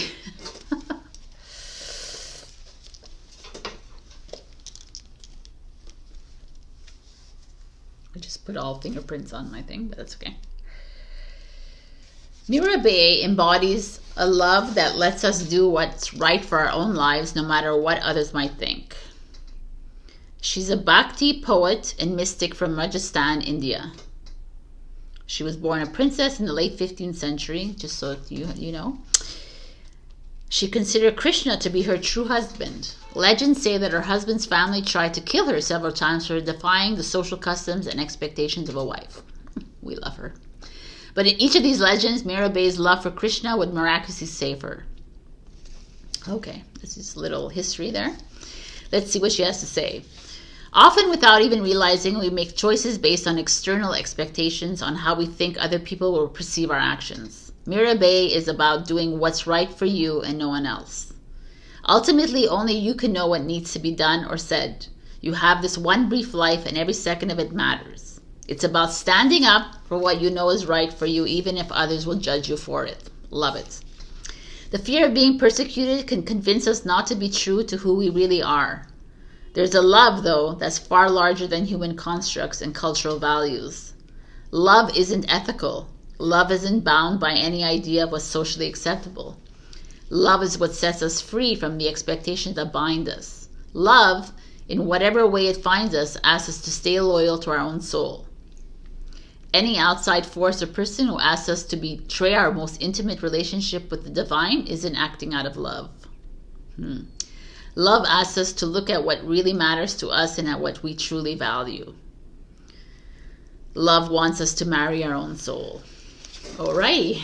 I mean, it's true. This is all about the unconditional love, right? That we're like asking. It's all within us. It's you are love. I is love. We are all, and if we could just embody that, then we wouldn't have to go through so much of the game, so much of the board game that we're on, right? We don't have to go through all these steps. If we all came from a place of love, then everything would be more honorable in that sense. It would just be easier. The flow would, the sunshine would flow. The light would flow, the success would flow, money would flow, abundance, love, everything would just flow. Peace, happiness. Anyways, I kind of find it beautiful that this is here for you. And it's just standing up for what you love. and believe in, and truly embodying that energy. And no matter what people are around you saying to you, and what, you know, and what your mind is trying to conjure up, and, you know, conjure up inside you saying, no, no, no, you can't do this, you can't. You can do anything you want, because you're the emperor, and you're the empress, and you're the sun, and you're the moon, right? Think of it like that. We are all of that. We are all mirrors of that, right? So why can't you? That's a good thing to say. Why can't I? Right? Like, why can't I do that? Why can't I? I like that. I'm going to stick to that one. All right, my beautiful Scorpio. I hope this helped you. Oh my God, what a day. So I love you, and I'll see you next week. Check your rising and your moon for the messages. Also, thank you to Katie for being an amazing Ko-fi member. And if you'd like to join the Ko-fi membership, please do on a monthly basis, or one-off donate to me there. You can click the link below. Love you. Bye. Hello, my beautiful Sagittarius. We got, it's time to leave the old behind. Rebirth. How many times have we heard this for you? How many times have we've seen this card come up for you? I love it that it's showing up again. I'm gonna read the card, the deck. It's like, and Scorpio, I completely touched. It was like moved onto my glasses. So the frame. Wow. So let's get into this. Your soul is calling for a rebirth of some kind in some aspect of your life or being. The bones of your past and of who you once were are meant to be shed, left behind, honored and praised as the sacred things that brought you this far. Bless them, but then you must leave them far behind in that lonely desert of transformation so they can be one with all the other lost and dying things which serve the world as nourishment. Wow, that's deep. Okay. And in time, even as seeds, have little remorse. It's okay to grieve the letting go, but don't foster guilt for things undone. Rather, hold a wide openness and fierce curiosity for all that is to come within that new space inside you. As unfamiliar as it may feel, it is the next step to getting there. You don't have to walk around with the heaviness of those bones anymore. Let them go, leave them behind, dissolve yourself. We cannot always stay the same. We must evolve. There are so many things that want to grow within you and around you. Let them grow. The unknown holds great transformation and possibility for you. Trust it. It's time. I mean, it's like really beautiful. Because, you know, we're all in this transformational growth right now, and it's like a lot of us feel like we're still in the cocoon, and it's very uncomfortable, because that means that we have to make these uncomfortable choices in our life, with our relationships, with our families, with our friends, with our homes, with our work, our projects, you know, everything about us. There's a whole big shifts happening, and it's even like it comes down to your wardrobe, like letting go of things, like letting go of material things, letting go of this attachments to limited beliefs. You know, it's like, it's a huge evolution that we're in, because a lot of us who are on this journey realize that we cannot hold on to this anymore. It's not working. Like the matrix is not working. I know for me, as a fact, it's just not. I cannot function properly in it. And it's because I'm wanting not to make people feel bad in my life, and I'm, you know, and we realize that this is your life. How do you want to lead it? How do you want to write your story now? How do you want to change the script? You know, flip the script here kind of energy. So let's see what's happening here. Saggy. We start off with the world in reverse. So the world is the end of a journey, but it seems to me that some of you do not want to leave behind something. Some of you are at the end of this relationship, of your work, of your career, of your project, of your family relations, of your friendships. A lot of people holding on to friendships. Whatever this is. Maybe some of you are traveling and you have a lot of delays. This could be that too. That's what I feel like could to be. Pay attention to these delays. Pay attention to these detours that are occurring in your life right now. This is the end of the lessons of your life in that certain area, and you're resisting it. Oh, this is a big one, actually. Hence the rebirth, right? The universe is come on, Sagittarius, let go. Let go of that person, that place, that thing. What are you holding on to? Why are you keeping it like so steadfast? Just unclench, like let it go. And a lot of us will hold on to this lost hope of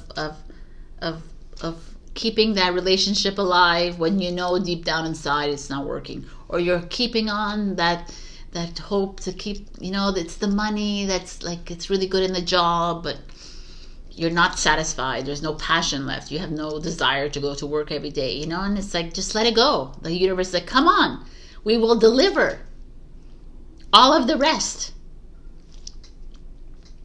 And it's a knowing that the universe constantly delivers. Today I was told something interesting by a really good friend of mine, and she's like, you're playing Sabrina's life too small, because the universe wants to bring you in something so big, much bigger than you can imagine, and you're limiting yourself to playing this smaller version. And I'm like, that's interesting. A lot of us do that. We don't realize that what's coming is so much bigger than we can imagine. That's so much grander, so much more abundant, so much more beautiful, And we just hold on. So what is this for you? Why are you keep getting the messages to release this or detach from it, and yet you're like, come on. You're being like stubborn here. You're being a little Taurus, a little bit. Ace of Swords. Exactly. It's like fucking rip it off. Rip off that band-aid. It's time to express yourself. It's time to communicate. It's time to start this new adventure.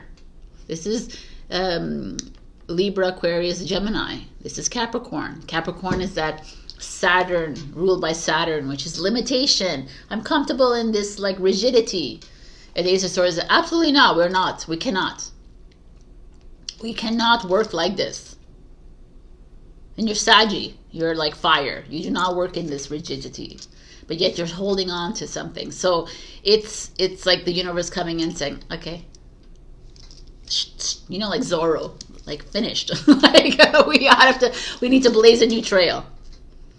A lot of you are maybe not, you're having a hard time communicating in this relationship, or I'm gonna say this to somebody, but I don't know who it is.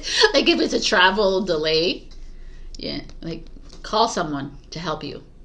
Call your sibling, your parent, your friend, whatever, to help you through this if you're like a little stuck somewhere. But that's just for someone out there. I don't know who it is for. So I love this. I want to pull out the cards. Ooh. The Five of Pentacles is your challenge. The Five of Pentacles is this feeling of hopelessness, of poverty mindset. Oh my God, I am seeing so much here. It's clear as day right now what this is. So you're like, what? So not everybody, not everybody's in a relationship. But if you're in a relationship, you're at a dead end. And you're holding on with your life. You're clinging on to something. And the universe has been like trying to push you out. And it's like, come on, get out of there. Like, in your heart, in your mind, like logically, that it's not right. And you're not leaving it maybe for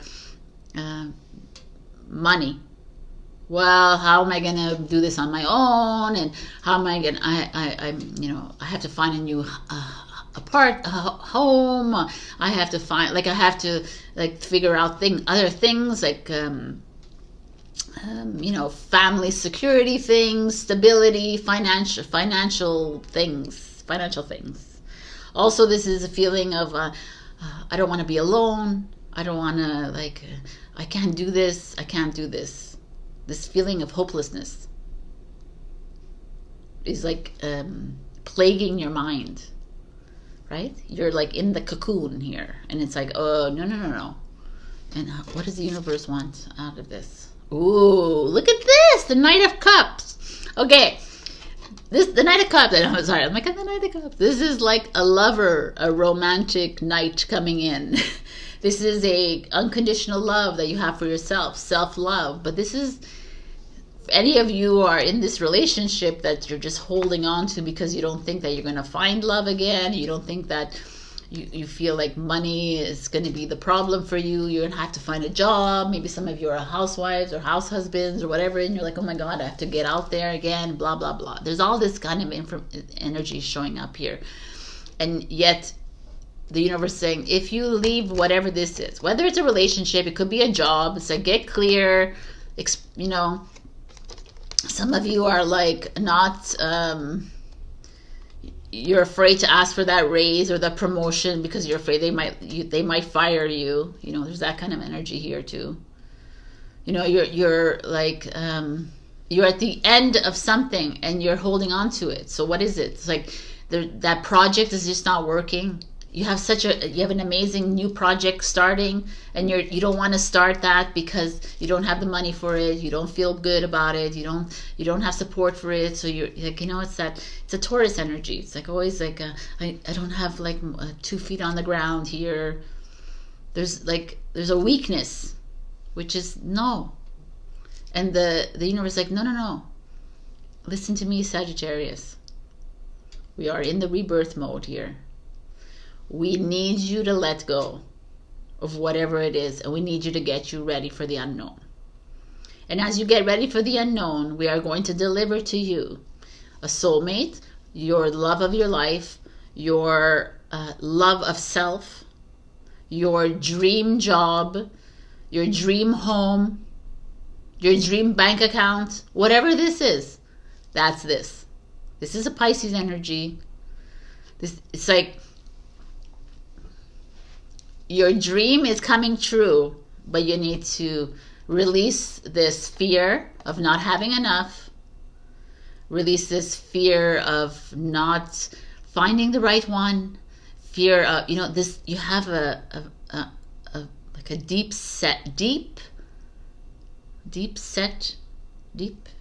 well, I can't even talk. A deep, what is that word I'm looking for? Anyways, a deep-seated fear. I was almost there. A deep-seated fear, Jesus, of not having enough. Not having the voice to express yourself. Not having money. It's so false. It's all false. It's all a lie. Because you are everything. You are the butterfly. You are the phoenix. You are the angel. You are the God. You are everything. And you're holding yourself back for a deep-seated fear. For an insecurity that you've carried with you over the years. With this like low self-worth that you've carried with you. That you don't think you're good enough to find something else, or you just don't feel like it. It's almost like the Taurus energy is that like comfort zone. Ugh. If I leave this, then I have to go find a new job, I have to go find a new partner, I have to go find it. I don't feel like it. It's not like you, Saggy. You're like, boom, okay, I'm out of here. All right, let's go. I don't know. Like, you're holding yourself back from something great. So just know that. Whatever this is for you, whatever you're like holding on to with your life. Oh my God. Face your fears. Right there, people. I mean, that is everything, right? Like I said, you have to face our fears, our insecurities, our all of it to get to the next level. We gotta love our fear. Love the attachment. Say, okay, I love you. I don't need you, though. I don't need... If you need something, then you're playing in the matrix. Because God doesn't need things. Right? The universe doesn't need things.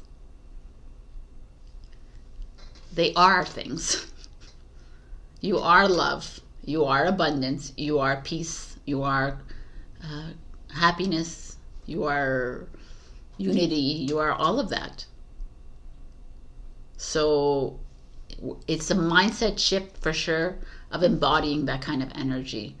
And you're holding on to something that is making you play in a very low vibe game. Let it go. Trust.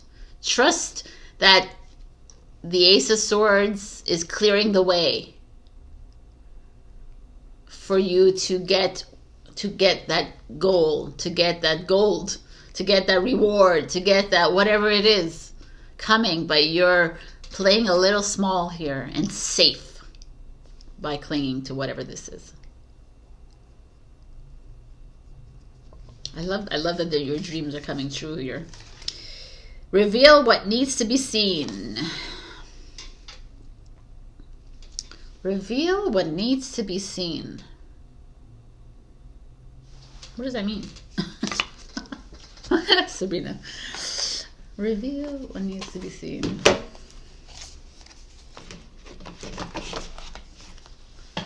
It's too late at night for me to be thinking. There's no last quarter moon in Scorpio.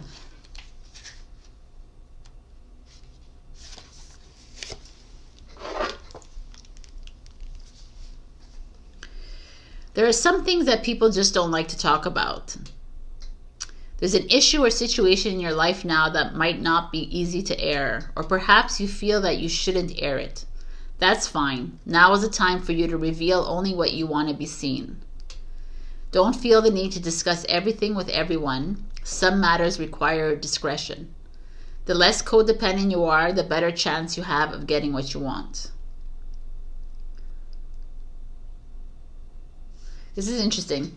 When you no longer feel the need to tell everyone what you're manifesting, you're ready to start manifesting. This is a big thing because when you're ready to move into that new relationship, when you're ready to start that new job, the best thing to do is not to reveal it to people.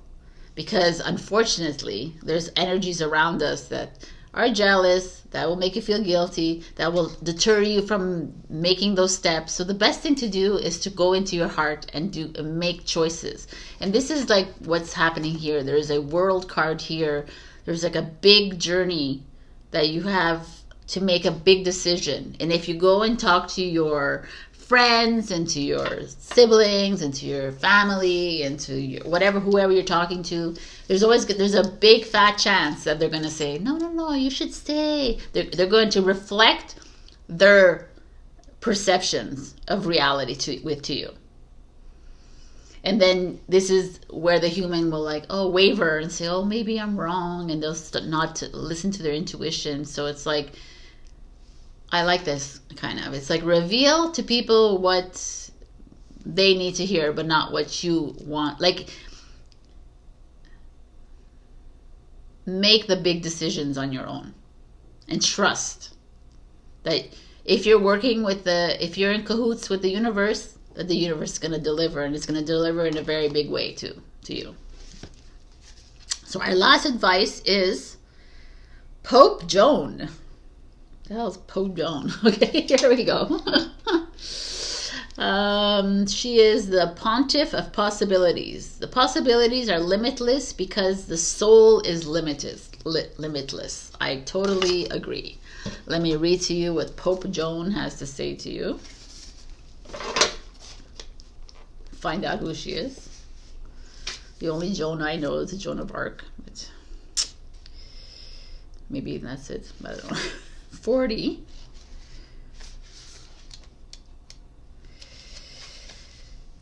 Pope Joan embodies the truth that all things are possible. According to popular legend, there was a female pope who reigned for 3 years in the 9th century.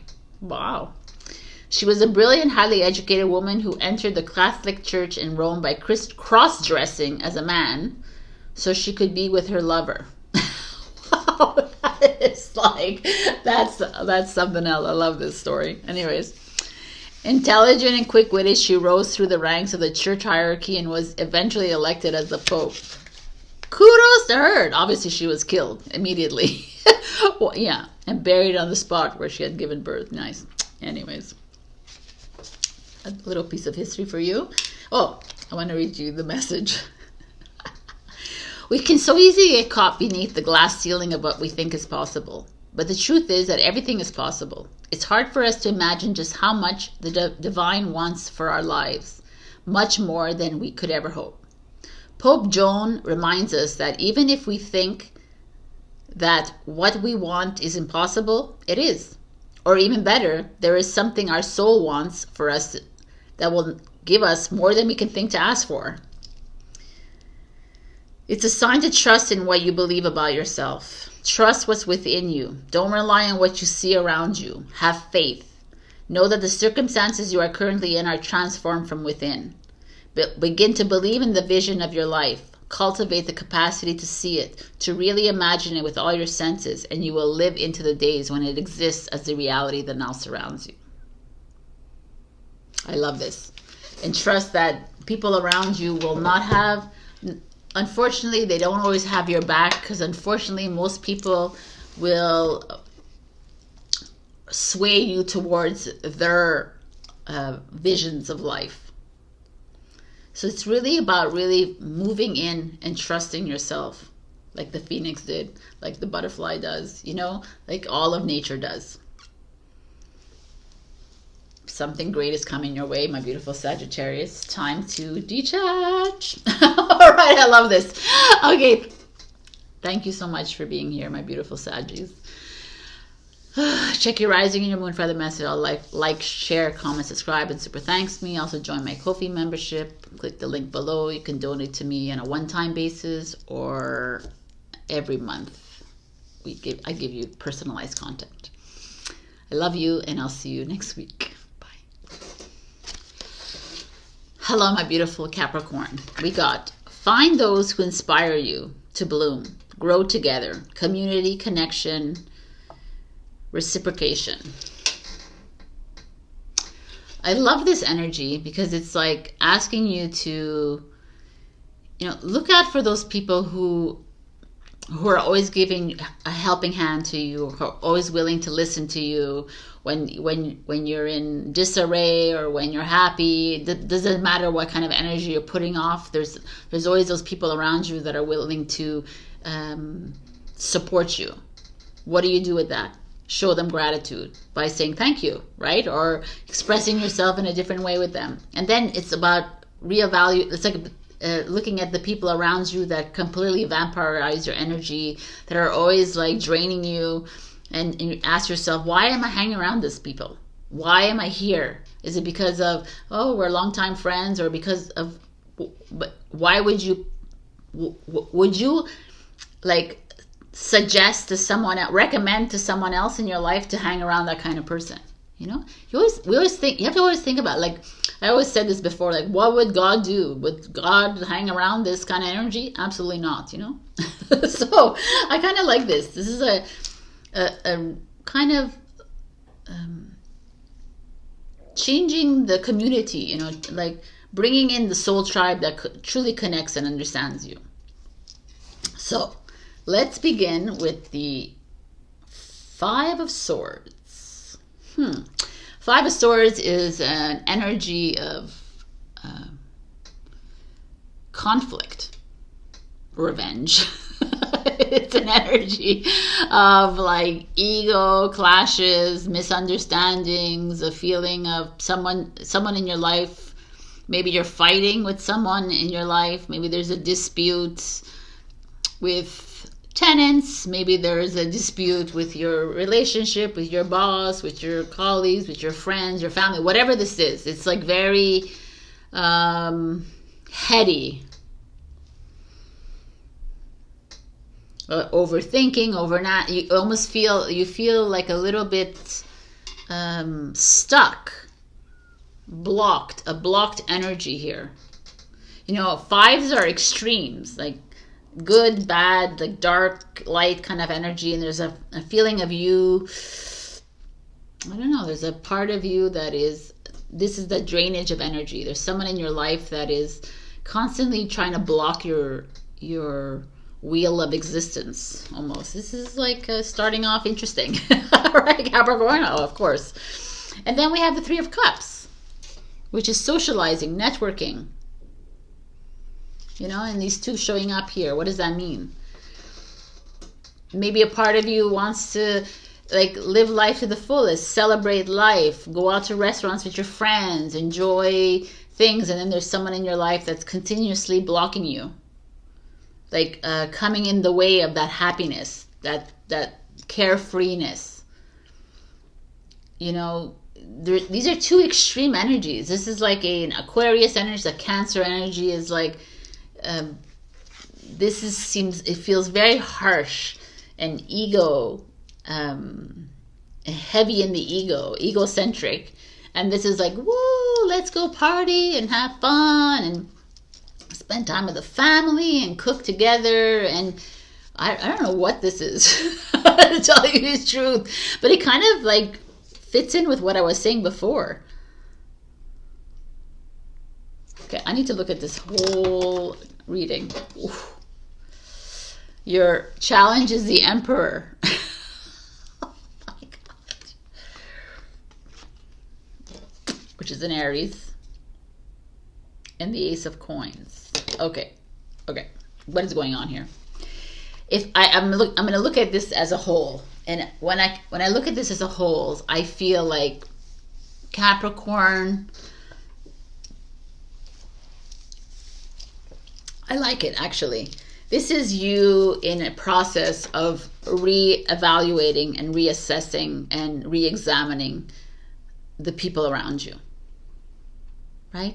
There is like these authoritative people. There is people who completely drain your energy, like I had spoken. There's people that make you happy and bring light to your life. And the Emperor in reverse is like, you have the power to choose. What do you choose? Why are you even entertaining this energy of Five of Swords? Constantly conflict.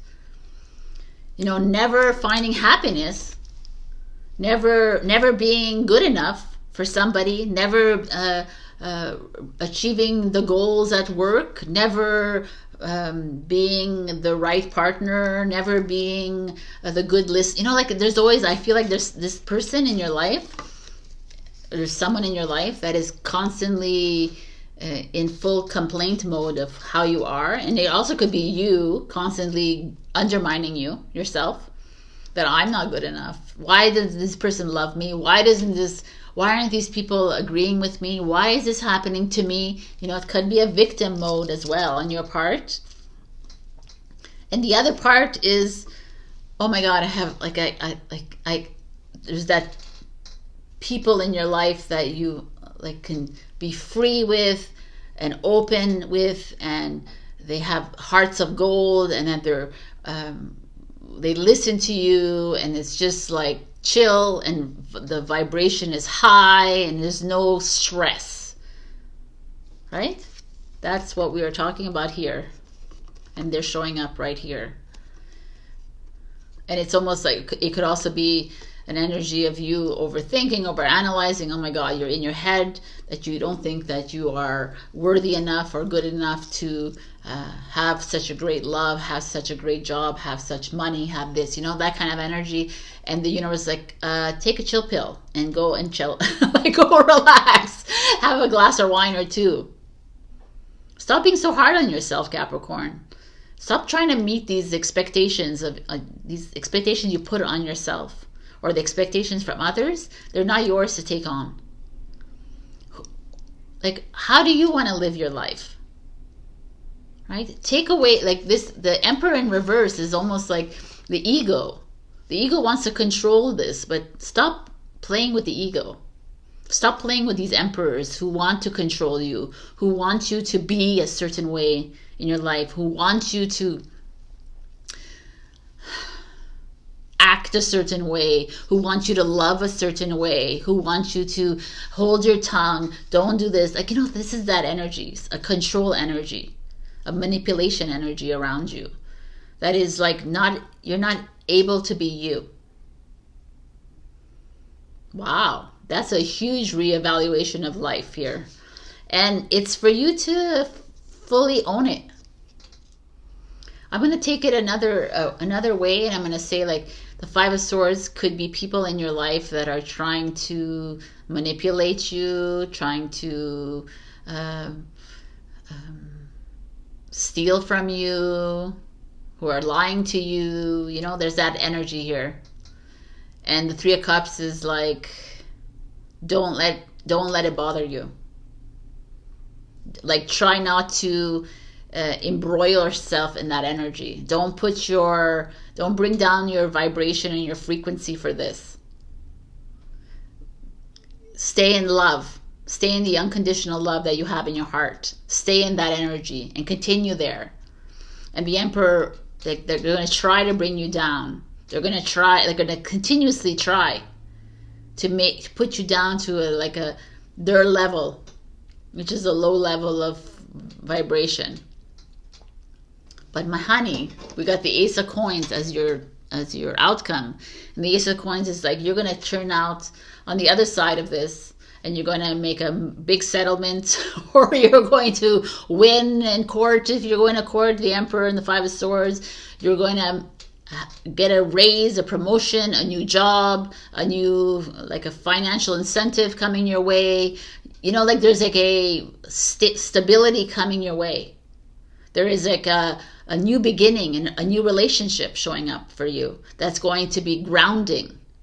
That's going to make you feel like you are in growth mode and not in dying mode.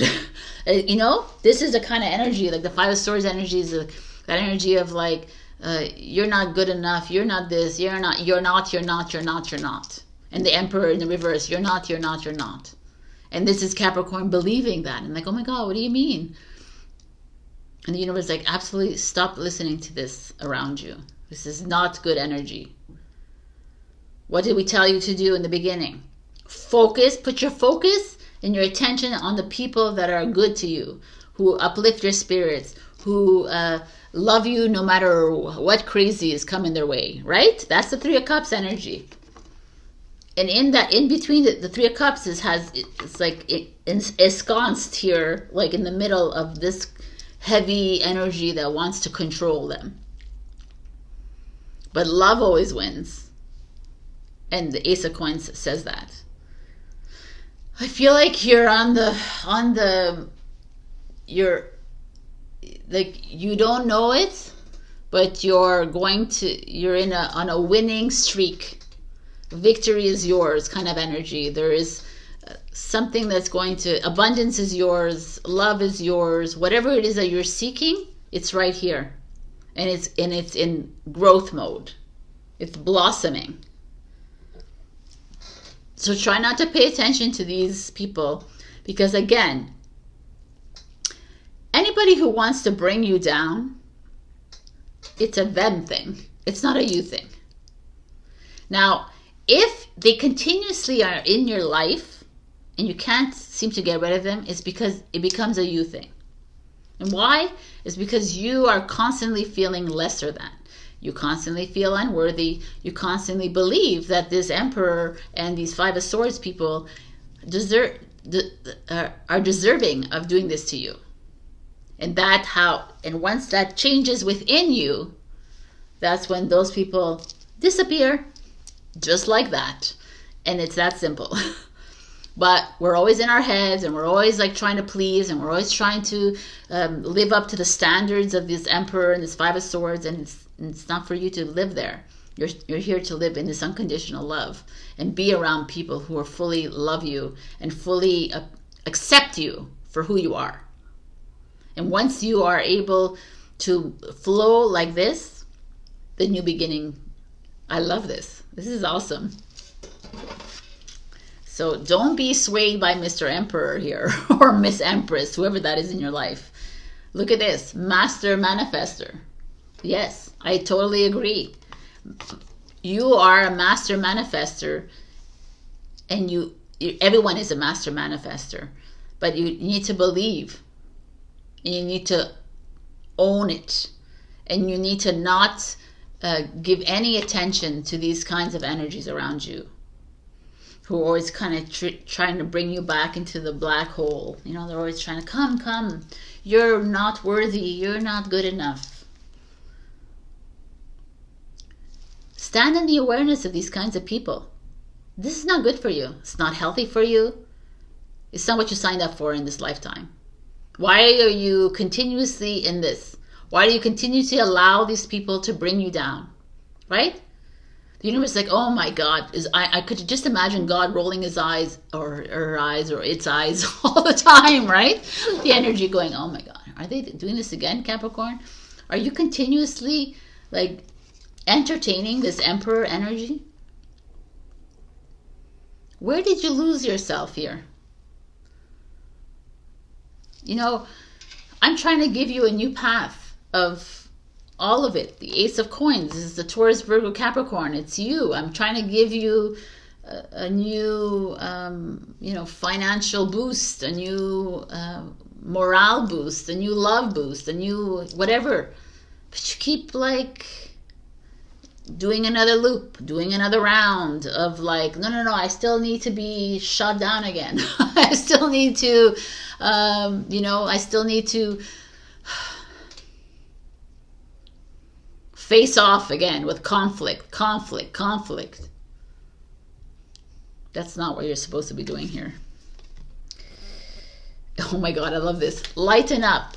Freaking A, man. Lighten up. Capricorn, you take life too seriously. You take, and you also need to start, when you start loving and accepting yourself and truly believing in your worth, all those emperors just die. They just not die, like literally, but they just fall away. They are no longer in your life anymore. So you need to question every single time. Oh, sorry about that. I don't know why. You need to truly believe in you, Capricorn. It all begins with you. When you are able to fully, truly and fully love yourself. It's not just I love myself, I approve of it's not just I love myself. It's like loving yourself means not accepting other people to bring you down. And when you fully love yourself, there comes a moment where you're no longer having to struggle. You're no longer having to deal with these other energies that are not aligned with you. And loving yourself fully is the journey. And it takes a long time to get there. It could take a short time for some, but it takes a long time because we're breaking down programs of self-worth, of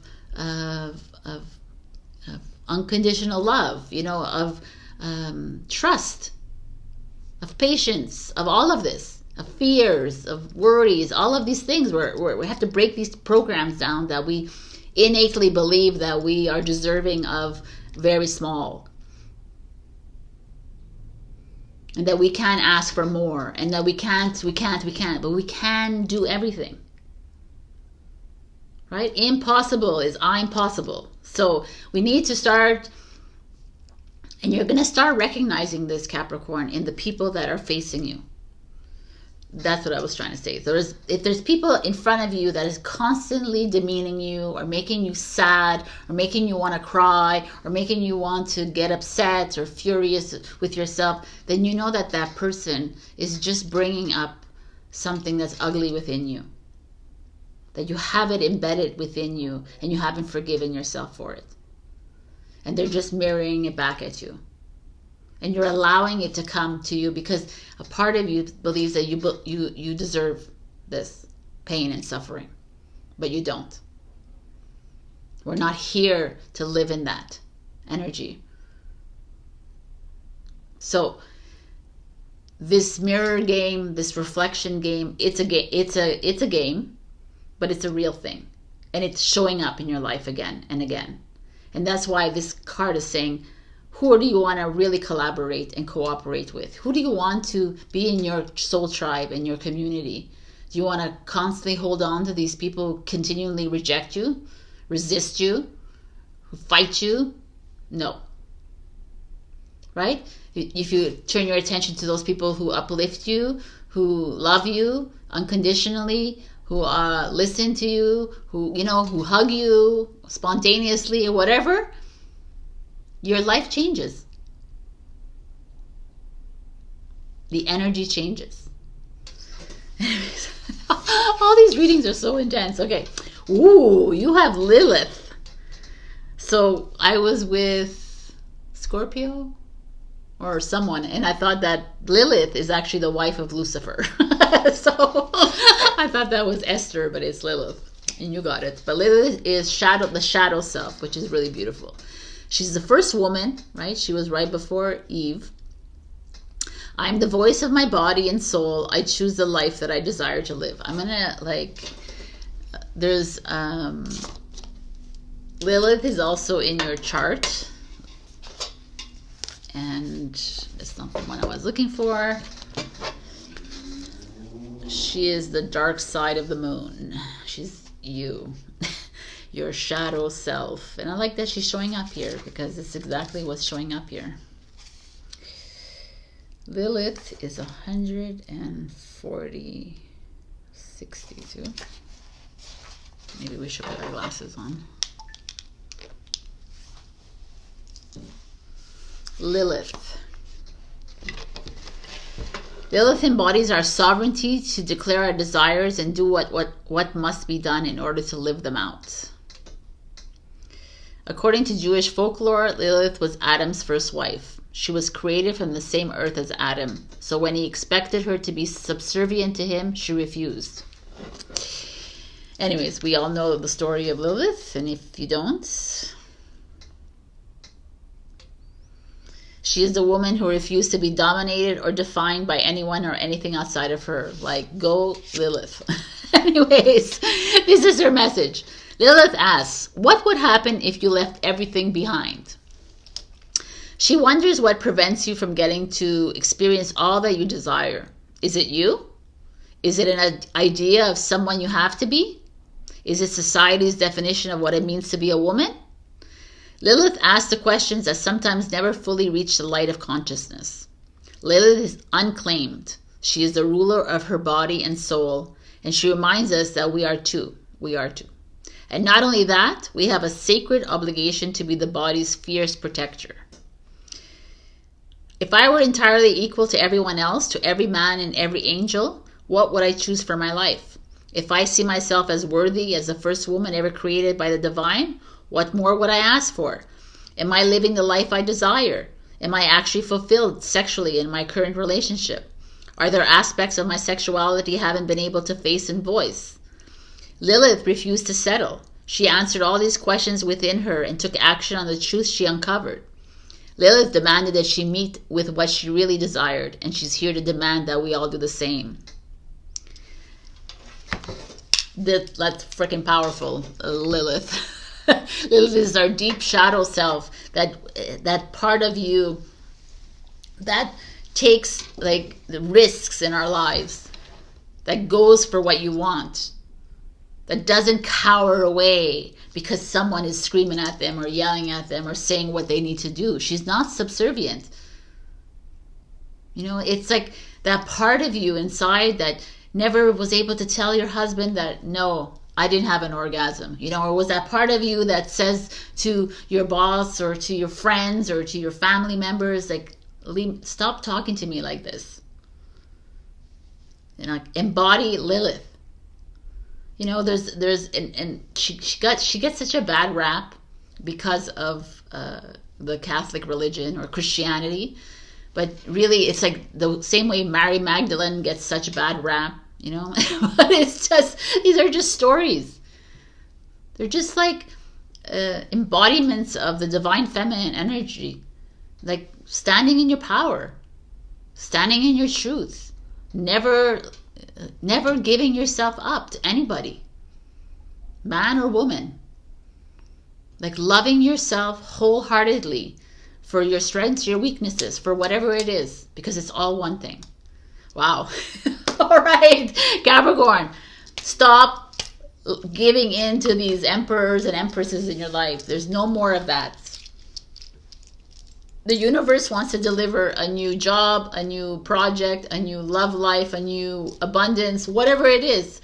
The universe is saying, I'm ready. Are you ready to receive? Okay. Thank you to Dawn, to Tara, and to Barb for being Ko-fi members. I really appreciate you. If you'd like to support me like them on a monthly basis, I give you personalized readings, or you can one-off donate. You can click the link below. Otherwise, check your rising and moon for other messages, and like, share, comment, subscribe. This is freaking deep. But you know, I love this also because it's awakening that I was just talking to a friend today about sexuality and how it's such a taboo in this society, because that's the religious structures out there that have created this tabooness. But our sexuality is where our sacredness is for the divine feminine. It's all there in the sacral chakra. It's that kundalini, that like snake that's coming up. You know, it's like that creativity, or it's our expression. So some of you, we might like, if you've repressed your sexuality for a long time, it's time to tap into it. And it's not only about the act of, it's that power within you, right? Like I've always said this. I don't know if I told you guys, Capricorn, but I've talked about this in a video. I read this in a book. I don't remember what it was called, but it was very interesting to me. When Mary Magdalene was Jesus's wife, don't go crazy on me if you're all a Christian or whatever, but was his wife, and the night before he would do his sermons, he would have intercourse with his wife so that he could embody some of her sacred energy, so that he have power to deliver his service. And I found that very beautiful. And to show you the power of the divine feminine, and that how we've forgotten, how we've lost that, and now it's time to stop playing small.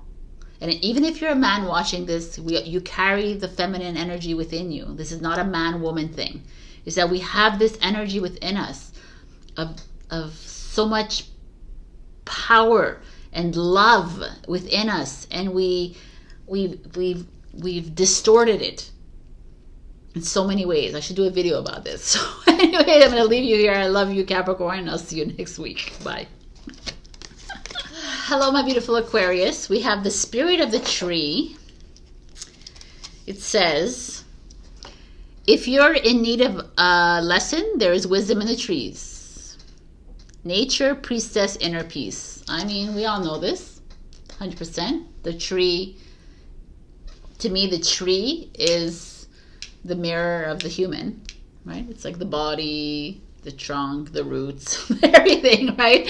And we don't see that. And it's so funny that humans go about their days and they don't realize that we're all the mirror of nature.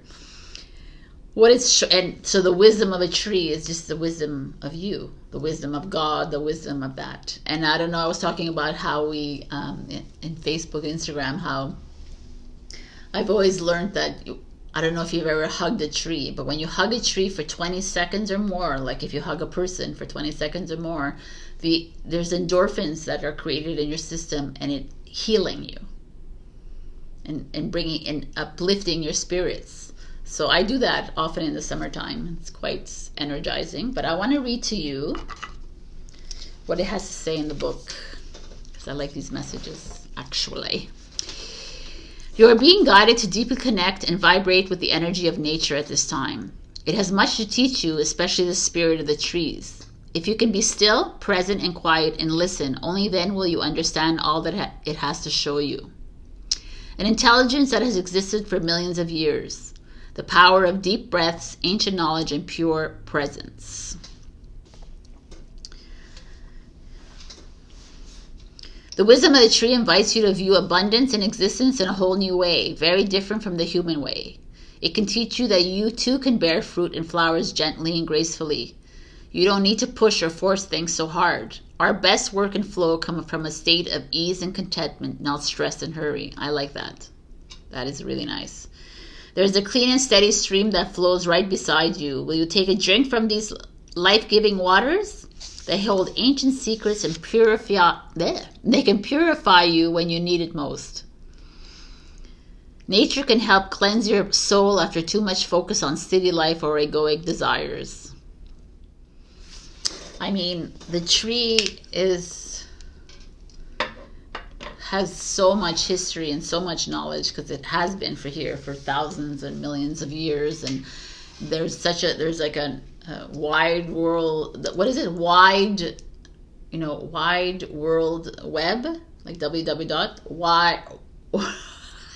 I got this. Wide wood web. It's like all like. Their intricacies, they have like lineages, they have families. You can cut down trees, but the roots remain. So even when I see people cutting and they're like, save the trees, I'm like, those roots are not going anywhere. A new tree is going to grow. Don't worry about that. Even when trees are like burning in the forest, I truly do believe, whether they're arsonists or whether they're not, sometimes we need to raise down the forests because it's old and they need to regrow, right? It's the cycle of life. It's the same way humans need to die and to come back again, rebirth. So this is really beautiful energy showing up here. To me, it feels like there's abundance, there's new rebirth here for you. There's growth, maybe a new job, a new family, a new home, a new relationship that's showing up. It's quite beautiful. The Six of Cups. Six of Cups speaks of childhood, of nostalgia, memories, happiness at home, harmony with your friends, with family, like people that you've known for a long time. There's Scorpio energy. I'm going to look at all of this because I want to get it. Ooh, the Three of Swords in reverse. The challenge is the Nine of Cups, which is happiness.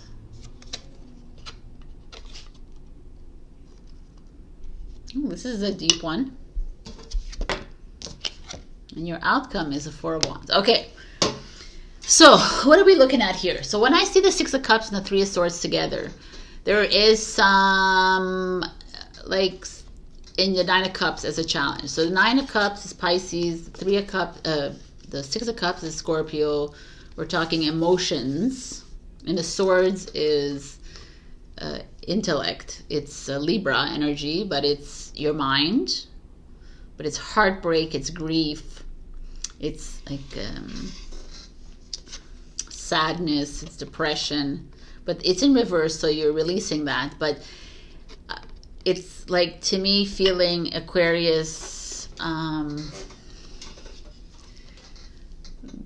some of you are confronting old wounds, traumas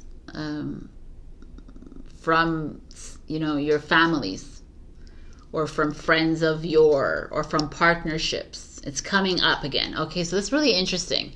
It's interesting because I discussed with a friend today, and we're talking about how the fixed signs, which is you, Aquarius, Leo, Taurus, and Scorpio, as a lot of old, buried crap is coming up to heal in 2025. And it's showing up here, and it's like you're doing the work, but it's really challenging because it's making you face issues that you probably didn't want to bring up. Maybe it's why you are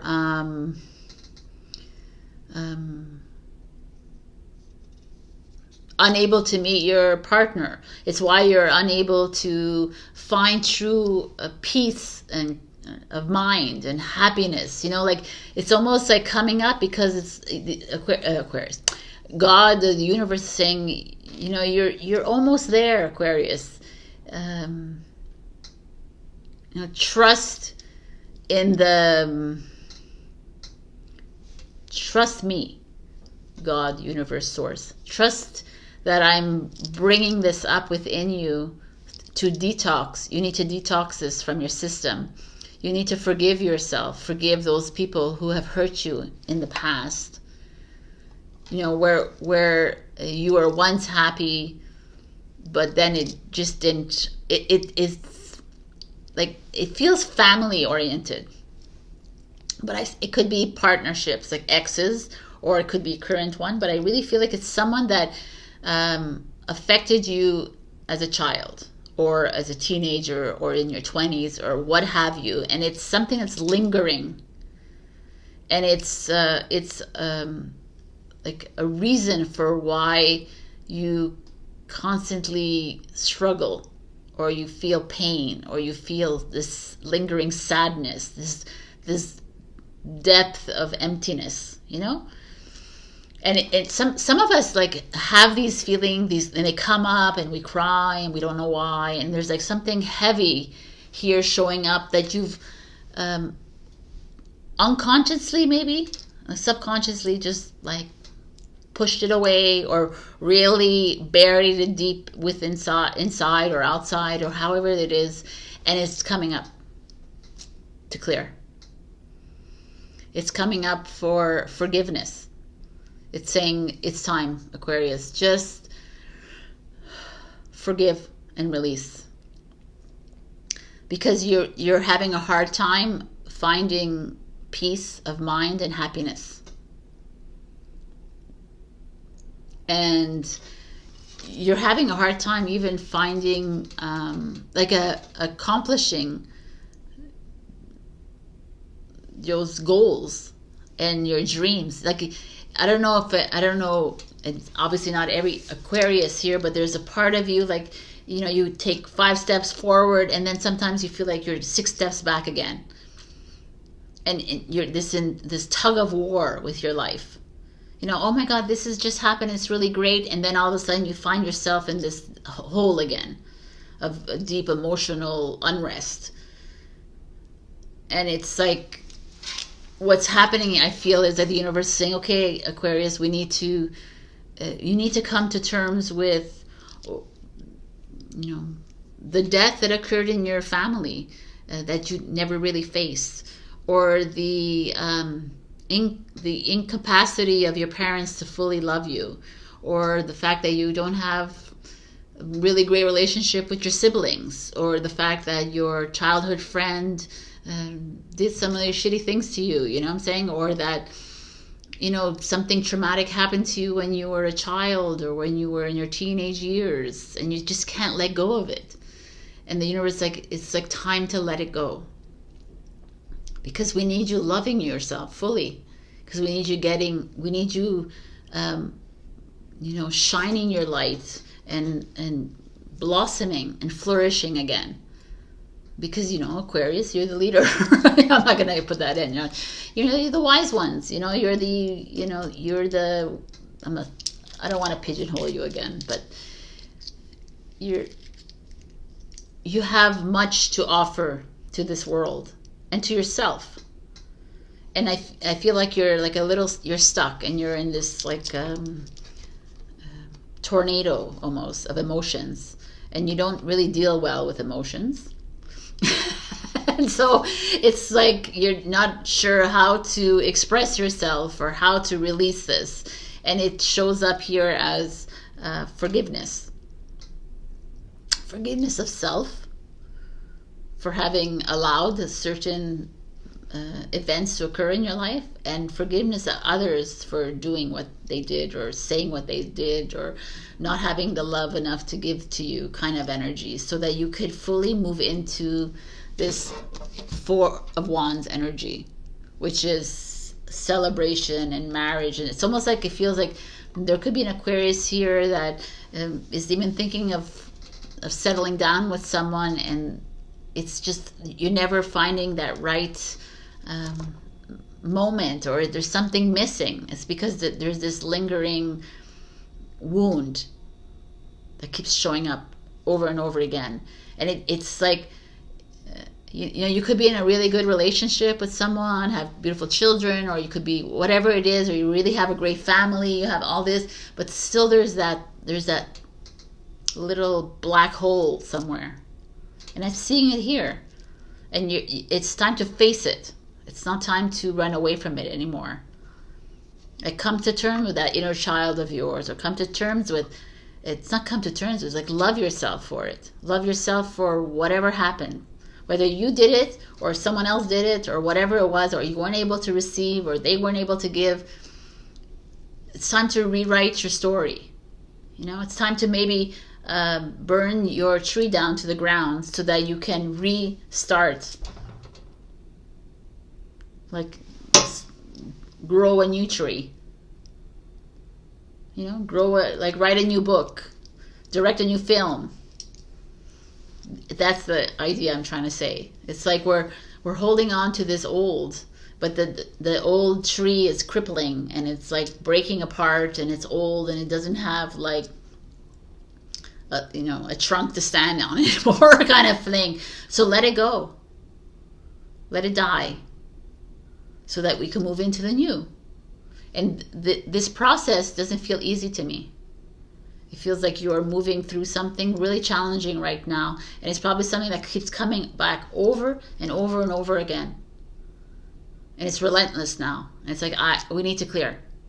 And it might be coming up quicker and quicker, like faster and faster and higher. And like, you know, and people around you are like, what's going on with you, Aquarius? Like, why are you acting like this? Why are you, it could be that, Or people are not even noticing that you're feeling it inside. But what comes at the end of this is this freedom, this clarity. Four of Wands is victory. It's like success. It's celebration. I just said birthday in my head, but I don't know where that got me from. Maybe no. It's this feeling of like joy and release. It's like you're able to rebrand yourself, kind of thing, like settle yourself again. You're not settled here. Woo! I didn't expect this one, but I love it. It's very deep again. Wow. Self-worth, self-love, self-value, and self-respect. I mean, it all comes down to loving yourself. It comes down to loving your fears, your sadness, your trauma, your healing, your wounds, your pain, your suffering. Instead of like sitting in it too long, fall in love with it and say, you know what, I love you. Hug yourself like you would hug a tree. Hug yourself and like love yourself. And sit in the sadness, cry, go deep into that, but release it so that new branches could grow and new flowers can bloom and new leaves can,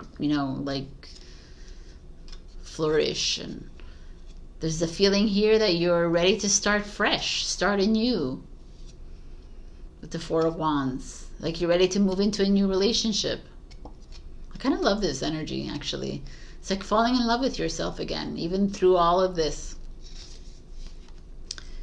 Oh, look how beautiful. Know you are loved. You are. You're not alone in this.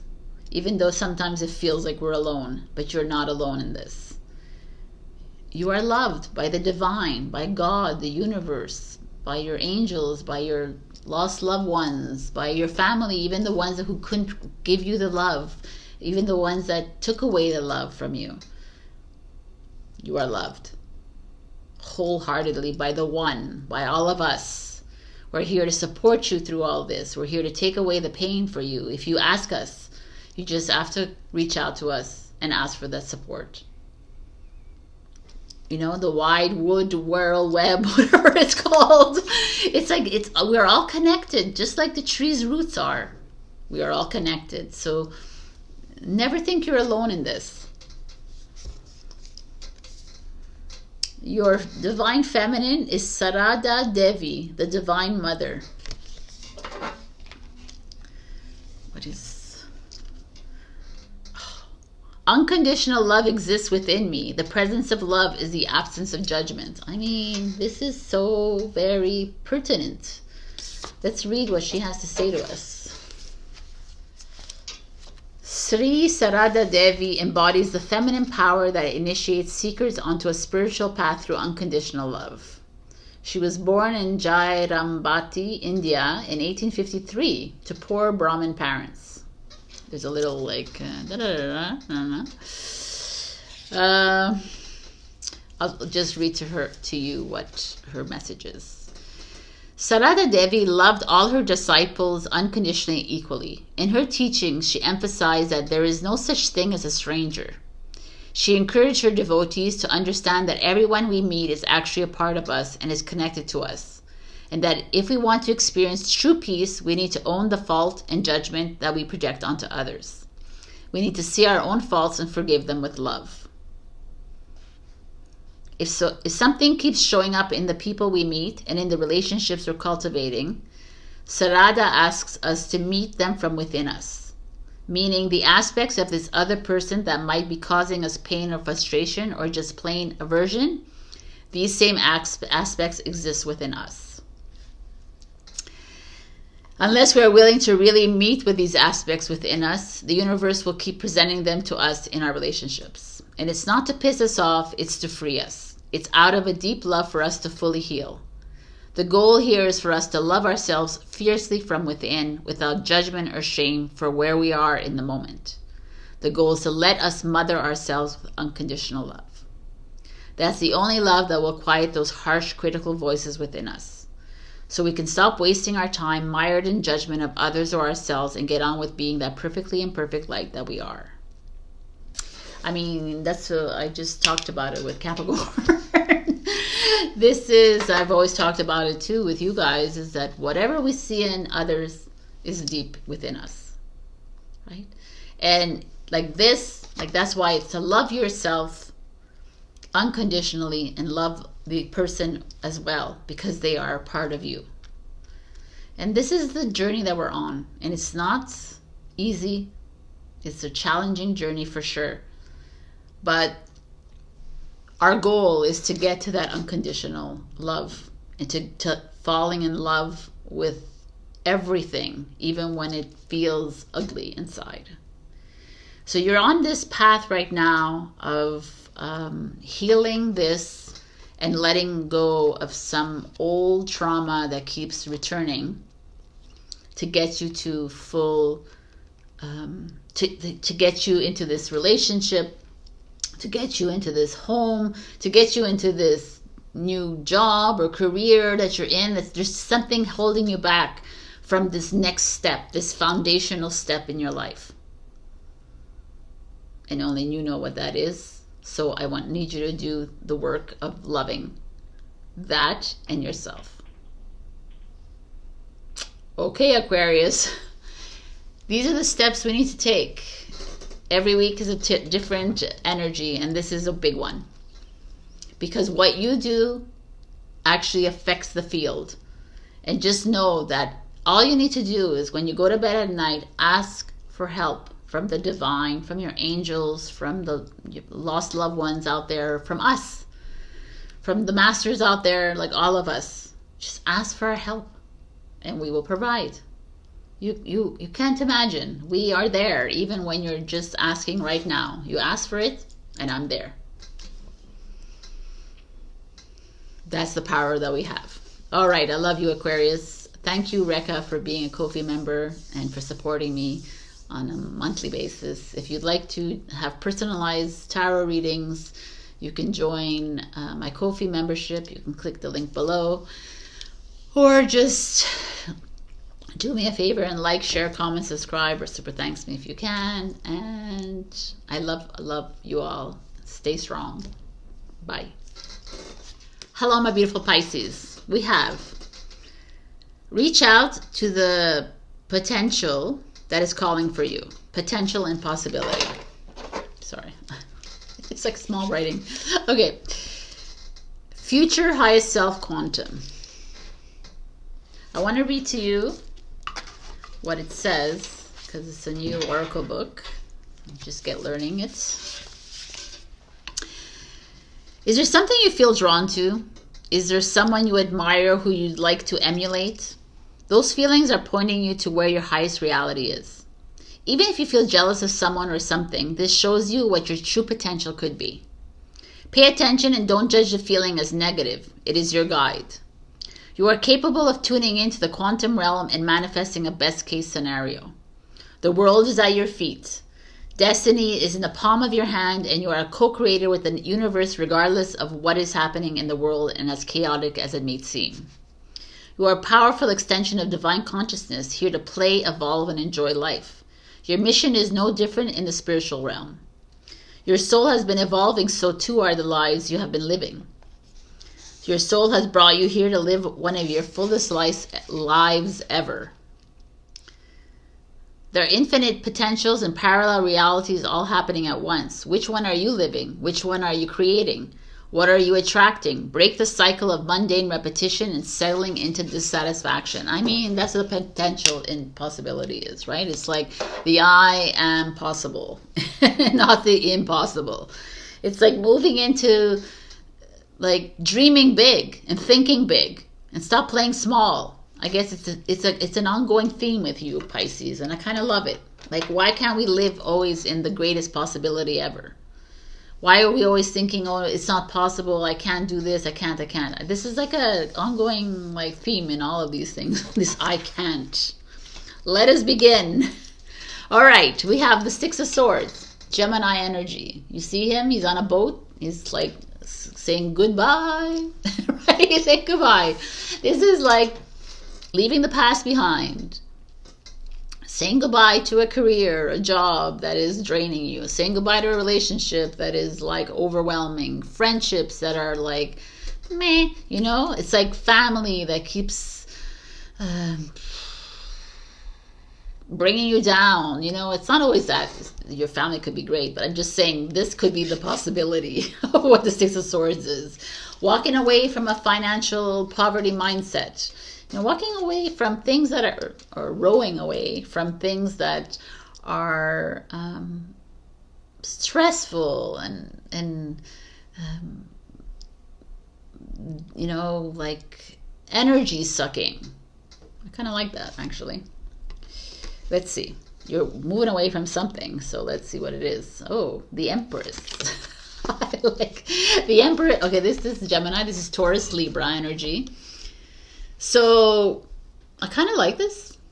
If you're feminine or a masculine, let's say if you're masculine, we can make this an emperor, and if you're feminine, it's the Empress. The Empress talks about nurturing self, creative expression, standing in your power, you know, or sitting on the throne of power kind of energy, like trusting yourself, believing yourself, you know, growing.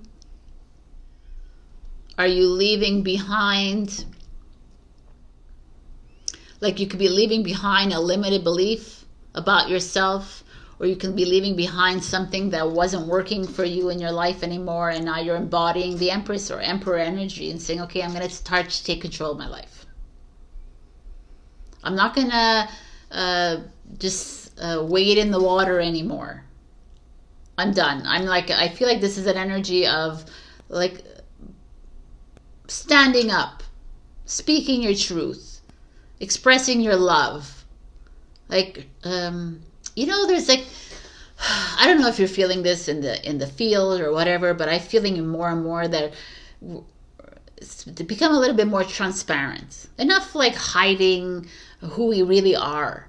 You know, this has been going on for 5 years now, where a lot of us had to hide who we are. Not that I did, others. But like, even though like we're skirting around and like not wanting to trigger people, and this is like you embodying this authoritative state within you. I kind of like this. Okay, I want to look at everything. The Justice is your freaking challenge with the Empress. Okay, I gotta see this here. The Two of Cups. Oh wow, this is awesome. What is this going on? I mean, it could be, when I see Justice, I think, okay, like this is a feminine energy, but if you want to see it as a masculine energy, you could see it as that. You're stepping away from something that was draining you, that was uncomfortable, moving into this empowered state of being, and now there's an imbalance in your life. Oh, okay, interesting. So some of you might be walking away from a relationship, let's say, whether it's a romantic, whether it's a friendship, whether it's family. Whatever it is, it was something important, significant in your life.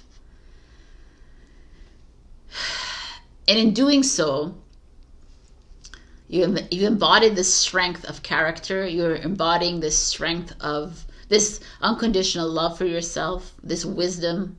You're saying you're feeling confident, worthy of, you know, that I know this from my past, is when I walk away from relationships that were freaking draining me and drowning me, I'd be like, oh, I feel alive again. And that's that kind of feeling, like you're feeling alive again. But then that moment that you feel this life and vibrancy, everyone else around you has something to say to you. It's like, are you sure that was the best decision that you made, Pisces? Are you sure you don't want to go back to that? Maybe you're like, you jumped into something that you shouldn't have done. Maybe, no. This is like, I feel like everyone else's opinions, everyone else's judgments that start to weigh heavy on you. And I kind of like that, because she's like, you see there's a glass case over the snake plant. This is you guys. Right? Ooh, oh my god, where was I? I was interrupted. There's this glass case around this snake plant, and it's like keeping you cloaked kind of energy, so you're not fully able to fully express yourself yet because of this Judgment card, this Justice card, because it's like this feeling of unbalance. I don't know, there's like a really interesting energy here happening. I have to say also, Justice card is, oh my god, this Justice card is also divorce, negotiations gone bad, you know, like contracts that were supposed to be signed but didn't. So, you know, judgments against you, you know, kind of energy. I almost want to say, I'm almost looking at this like you're running away from the law and you're like cocooning yourself at your mother's house, and the Justice finds you. Police find you. So I don't know who's running away from the law, but there's that kind of energy, you know, like you're running away from something maybe. And maybe some of you are finding like your safety net is your mother or someone in your life, and you're finding comfort there, but still there is a feeling of misalignment. And this could be relationship, this could be a work thing, this could be a a personal thing too, like you trying to contain yourself. You know, I don't know what you're running away from or you're moving away from, because I don't think it's only running away. You're just moving away from something, and something that could have been very stressful and heavy. The swords energy is all about your mind. Aquarius energy. It's like something that was keeping you restricted, something you felt like it was holding you back, and you're needing to release yourself from that. And then the Empress is always this like energy of power, control, but not like ugly control. She's like a creative embodiment, creative expression, nurturing energy, loving energy, comfort zone energy. That's that kind of energy. So it's either you going to someone that is able to give you that, or it's you embodying that. But then with the Justice tells me that, I don't know, there's something that's not aligned here.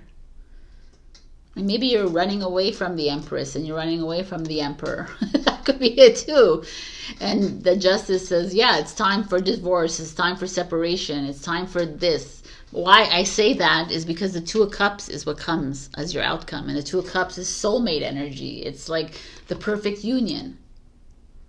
So a little like here, this, like the three of them together is an energy of you trying to be the best mother that you can be. You're trying to be the best father that you can be. You're trying to be the best partner that you can be. But it's not working out. You keep hitting a wall. You keep wanting to run away. You keep wanting to like step away from it. And you know, like that you run away and then you come back and you start to be the best person that you can be. But then you find misalignment again. So it's like this loop that you find yourself in.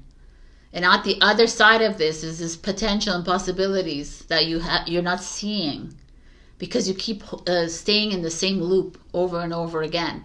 And I'm not only talking, I don't want to always like talk about your romantic relationship, because this could also be like a best friendship. You know, this could be within your work life, that you're trying to walk away from someone that you're working with, perhaps like someone in your team, or someone over you or under you. It doesn't really matter.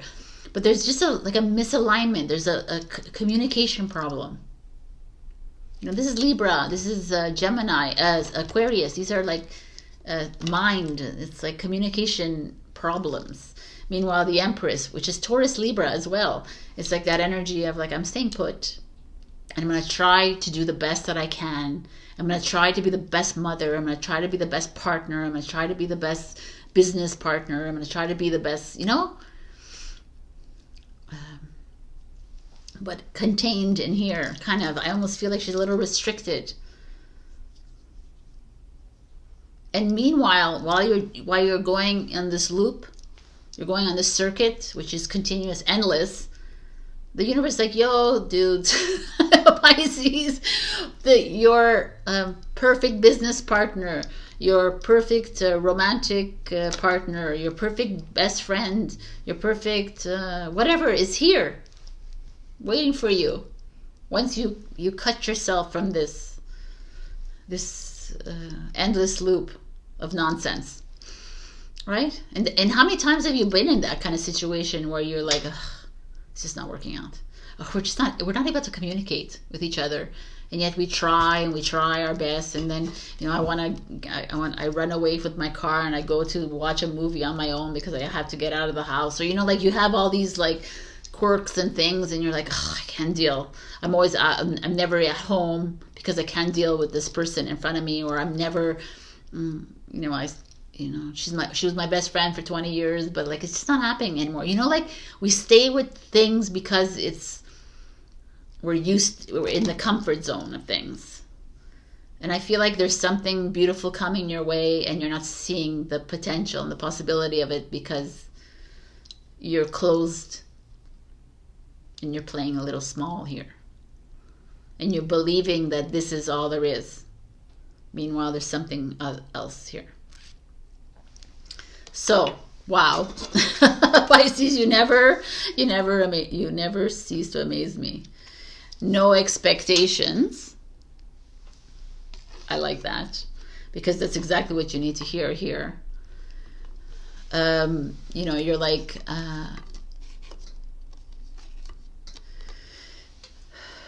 when you finally come to terms with whatever this is, you realize that this is actually not working. Whatever this is, like I said, career, romance, travel. It could be not travel. Like, it could be travel, maybe, but it's not. It's like they're fundamentals here. Maybe your home. Maybe this is like you having moved. You move into this home and something is not working. There's like pay attention to the clause, the contracts here. Like, be careful of this. But the no expectations almost tells me, like, when you've settled this and you're waiting for this to happen, or like ready for this, don't have like, just let the universe take care of everything for you. That's what living in possibility is. Just trust the universe that is going to bring you that perfect friend again, or the lover, or job, or business partner, or whatever it is. When we put too much attachments on outcomes or on how things should be, is when we get disappointed all the time. I'm kind of interesting. Interesting. Forgive. Full moon in Pisces. Hello. You're showing up here. Forgive this. Forgive this person and forgive yourself for going in this loop. Forgive. Always forgive yourself. Always forgive yourself for every choice that you make in your life. Every path that you've taken. Forgive yourself. Because you know what? In the end, you've learned something. It's a lesson. And you're like, okay, Sabrina, but it's like 10 lessons. Yes. I mean, this is lifetimes that we've been here, and we have to go through these lessons. And maybe some of us repeat the lesson 20 times before we finally realize, okay. You know, because it could show up in different ways. But this is the experience that you've chosen for yourself. And you're stubborn, Pisces. And you're like, you live in la la land sometimes too, which you prefer to live sometimes. And that's what makes you live in this kind of, no, it's going to get better. And then you get hit. Oh, no, you know, but it's okay. I truly believe that if we have to stop hating on ourselves for the mistakes that we've made, and just love them, forgive them, release them, just let go. Like, whatever, man, it's done. I laugh at my mistakes now. I look back and I'm like, what the F that I was thinking? Oh my God, hilarious. I'm going to sit here and like cry over spilled milk? No more. Finished. You have such a beautiful thing coming your way. Now, the divine feminine for you is Yemoja, the goddess of all that flows.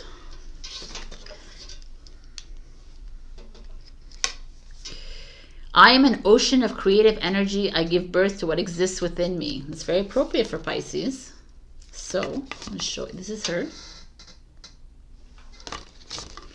I'm going to read to you who she is. All right. Yemoja represents the creative force of the unconscious, the secret depths that bring the unseen into the physical realm. The African goddess Yemoja gave birth to all the 14 gods and goddesses in the Yoruba religion. She is caring and nurturing, and yet also fiercely protective and strong, with a desire to relieve her children of any struggles or sorrows. She sounds like an empress to me. Empress? So, Yemoja creates a flow where before there was a block or a stagnation in our life force. When we feel uninspired or stuck in life or in a creative endeavor, from having a child to writing a book, Yemoja is the feminine essence that sets our energy back into motion. As a mermaid, she's a mermaid? She exists both in the world and also in the unseen depths. make sure that we're okay. She can help us dive deep into the unconscious or into the collective unconscious and retrieve the hidden secrets or the wise pearls that we need to integrate now for our life to flow again. Yemoja wants us to cleanse of the thoughts that are holding us back. Why do children calm down after a bath? Why do we feel healed and more centered after a nice long soak? Water is the element that held us in the womb. The return to our first and most primal element, the loss of gravity, the freedom of buoyancy. This allows us to release feelings or thoughts of being trapped or stuck. Yemoja reminds you to use your tail. You are not of this earth, you are of the sea. Love it. And it's very fitting that she shows up for you, Pisces. You are the ocean and the waters. So it's like fully falling in love with yourself here. Going deep into the emotions of life, of all of this energy that's showing up. Yes, water is full emotion. Diving into that emotion, feeling it to the core. Healing through it by crying, by punching a pillow, by whatever you need to do, screaming out into the ocean, into the world, whatever it is you need to do to release it. Forgive yourself. Love yourself. Move on. There's an energy here that is a little stagnant, that you're keeping yourself in this never-ending loop, and it's time to free yourself. Be the mermaid. Flap that tail of yours, because Two of Cups is here telling me that there's something phenomenal waiting for you as part of your soul contract, whether it's a lover, whether it's a partner, whether it's a business, whether it's a friend, whether it's a colleague, whatever this is for you, it's coming. Could it be a child for you? Could be a child as well that you're not allowing to enter into your life because you're stuck in some limited belief system. The potentials and possibilities are yours. Are you ready to dream big? Or are you ready to play small? Absolutely not. All right, my beautiful Pisces. Happy birthday, by the ways. I love you, as usual. I don't know why yours are like the most emotionally like insane of all of the Pisces. Of all the water signs. You'd think Scorpio would be crazier than you, but Pisces is really, it's not crazy. I don't want you to say it's crazy, but it's like I feel like you're moving through a cathartic moment in this lifetime that we're in. Which makes sense because we're at the end of the age of Pisces and we have moved into the age of Aquarius. So there's just like this feeling of you moving into your spirituality, into this intuitiveness that you have, this depth of soul. And it means like moving through this emotional vacuum that you're in as well, this whirlpool of energies. So kudos to you, Pisces. Trust that there's something beautiful coming your way. Trust the misalignments. Listen to it. And follow your heart and soul. All right. I love you. And that's it. I'll see you next week. Check your rising and your moon for other messages. Also share, like, comment, subscribe, and super thanks me. Enjoy my Ko-fi membership if you would like to support me on a daily for sure, or monthly basis. I love you. Bye.